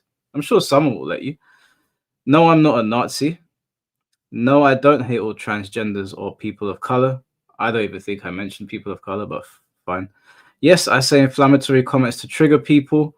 This is what happens when you live a life of cancellation. Everyone tries to wipe you out of existence. You fight back. Still refuse to go on the podcast. The way you would talk to ManaLord is not how you would talk to me. We know the climate is hostile against myself. You are incentivized to misrepresent my positions, not a balanced platform. Do you see what I mean? Do you see what I mean? I've said here that I will let Arturo say his piece. Now, I asked ManaLord questions, and me and ManaLord disagreed on things. I disagreed of who would let into his tournament, but I was respectful of him. And that's how I treat everyone that comes on here, apart from Fate. Other than that, do you see what I mean about victim complex? I'm not going to treat him any differently. I sent Arturo a DM, a voice message. I didn't F and blind at him. This is all nonsense, bro. I'm incentivized. He's going to sue you for defamation. How? I didn't say. I asked questions. I didn't make accusations. I asked questions. I said, look, you're posting Hitler stuff on your timeline. Are you a are you a sympathizer? That's not. I'm not. Can we be grown-ups about this? That is what you posted on there. Now I can't scroll down on this page because we might see something that we don't want to see, but can't sue me for defamation for that. And I'm not being funny, but I don't think you want to go to court with me either. Not over something like that. I'm not going to treat you any differently, I promise. Look, you don't have to come on. You really don't. It's okay. But what I would advise you is, because everybody has a certain view of you, is you should go on someone's podcast, on someone's podcast that is neutral, and you should just say what it is that you want to say. And look, Arturo, if you think I'm getting you on here to get money, I'll demonetize. The streams are demonetized anyway. I only get money through super chats, but I'll disable them. I'll disable it. Arturo can try to prove Mike wrong. It's a win for Arturo. Exactly. I don't think it does my channel any favors. I'll be honest with you, Arturo. If you want me to speak openly about this, most of the time I turn down sponsors because I don't like what they're selling. I've already done like 2 sponsorships, but I've been told multiple times that having somebody like you on is not going to do me any favors monetarily. So this whole incentivized, it is not in my interest to have you on. Yeah, if I want to get sponsorship deals. I just wanted to talk to you, bro. All of this victim bullshit, you trying to spin it, oh, he's incentivized, oh, he's going to treat me differently. That's all horseshit. And you know that. Stop acting like a victim. Now, you don't have to come on my podcast. You don't. You really, really don't. But I would advise you to go on someone's podcast and try to air out what it is that you're hiding or what it is people don't know. I'm kind of scared to scroll down. Okay, no, there's nothing here. Why do you assume Mike will talk different to you? Do you think he'll just jump down your throat on stream? Doesn't seem his MO. There's conversation to be had and things to be cleared up. I think it'd be pretty healthy. And then he said, I'd rather talk about it on my own channels or with Planted Medusa. Well, Planted Medusa is one of your friends, or is somebody that like you get on with. Why don't you go on someone's podcast that doesn't agree with you? You're sitting on Twitter. No offense, acting like a tough guy, goading people to try and cause harm to you, which I don't want to happen to you, by the way, which I did tell somebody yesterday, don't threaten Arturo before you try to spin some narrative. But you won't even have a conversation. You're okay with somebody saying that they'll come and shoot you. You're okay with somebody saying they'll come and beat you up. You encourage it, but you can't talk to me. You scared of a few words. You scared that I might push back on something that you won't be able to answer. Like, be for real, man. You want an echo chamber. That's what you want. You want an echo. And that's what it will be with you and Planted Medusa. Now, no offense to Planted Medusa. I don't like him, but obviously it's going to be an echo chamber. You two see things the same way. Why don't you talk to somebody that can push back, that doesn't see it your way? Look how I spoke to ManaLord. I don't see things his way. I don't. But I can have a conversation and can keep it respectful. That's how men are supposed to behave. So enough of this nonsense. I refuse to give him power to be judge, jury, and executioner here. He's not even from the US. That's true. That's true. I have issues with Mike now. He's not in the trenches. Yes, he would talk differently to me. All right. Do you know what? We're not going to convince him anymore. If he thinks that, listen, even if it was Planted Medusa, I wouldn't talk differently to him either. As a matter of fact, me and Planted Medusa have spoken plenty of times. Even when we didn't see eye to eye, we had a conversation. I'm the same with everyone apart from Fate. I'm the same with everyone. So Arturo is just he's just trying to make himself look like a victim. He thinks I'm gonna attack him. Yes, he's a yeah. But it's okay. Do you know what? It's fine. Scared of someone on screen sounds to me like might hurt your feelings. I think I did hurt his feelings. But do you know what? I didn't say anything different to Arturo than I have to anybody else that I've called out. I saw something that I didn't like. I commented on it and he's gotten very upset about it. He unfollowed me yesterday. I was very upset about that, Arturo. I was very upset about that. I thought, you know what? We don't see eye to eye, but this cool. We won't go. And yet he unfollowed me. I was like, Arturo, what the fuck, man? But you know what? If you think I'm going to talk differently to you, fair enough. I'm not going to, you know, don't ever use the word snowflake to talk about left-leaning people again. Because if you are happy to encourage violence on yourself, but you can't have a conversation with another grown man who has just treated one of your compadres with respect, even though I don't agree with him, then I don't know what to say to you. Keep on spinning the victim bullshit. Okay, I'm just one guy. And as you saw with ManaLord, I asked ManaLord, do you want people to jump in here to ask you questions? ManaLord said, nope. If they can send in your questions and I'll read them out, I said, no problem. I don't dogpile people. I don't need to dogpile people. I can argue on my own. I don't need people to run defense for me. So if you're worried about people jumping in here to like get a piece of you, that's not going to happen either. Don't need people to do that for me. I'm confident in my positions. I don't think you are. We'll leave it at that, though. Shouts to Hax's mum. You know, I I hope, aside from all of this, what happened to Hacks was terrible, and I'm so sorry that you had to go through something like that. And I hope that you hang in there. And regardless of who you want to associate with, your son's life was more important than any of this bullshit going on. And even if you associate with people that I don't like Arturo, who I don't agree with, I hope you're okay. I really do, because I've seen how my mom is. Like I've seen how she is when like one of my younger brothers are not doing too well, and how like concerned she is. Like one of my brothers is not doing too well right now, and she's all over the place. So I can't even imagine how you must feel. So me and some of the people that you mess with, we're not going to see eye to eye.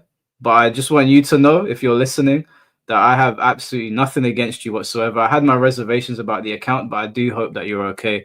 And I'm sorry about what happened to your son. Other than that, guys, I think we're done here. I think we are done here. Let me take off these damn glasses. Right. That's it. Guys, thanks for tuning into the podcast. It's midnight. I got work tomorrow. Leave Arturo alone, guys. Leave him alone. Don't send him any messages. Don't try to goad him into any. If he doesn't want to do it, it's fine. Let him do his thing. We spoke to ManaLord. I'll speak to Mech. Mech's happy to speak to me, even though me and Mech had a falling out a long time ago, but I've DM'd Mech a few times. Even if we don't agree, I will not bring people on here and disrespect them. And if I do feel like being disrespectful, I will tell them beforehand, I don't like you, and I'm going to start on you, and we start. You'll hear it from me straight away. So, guys, take care of yourselves. I'll see you all very soon. I might stream some DOA tomorrow. Oh, actually, no, Evo Japan's tomorrow, so I'll be doing that most likely, I think. Anyways, guys, take care of yourselves. Have a good day, and peace.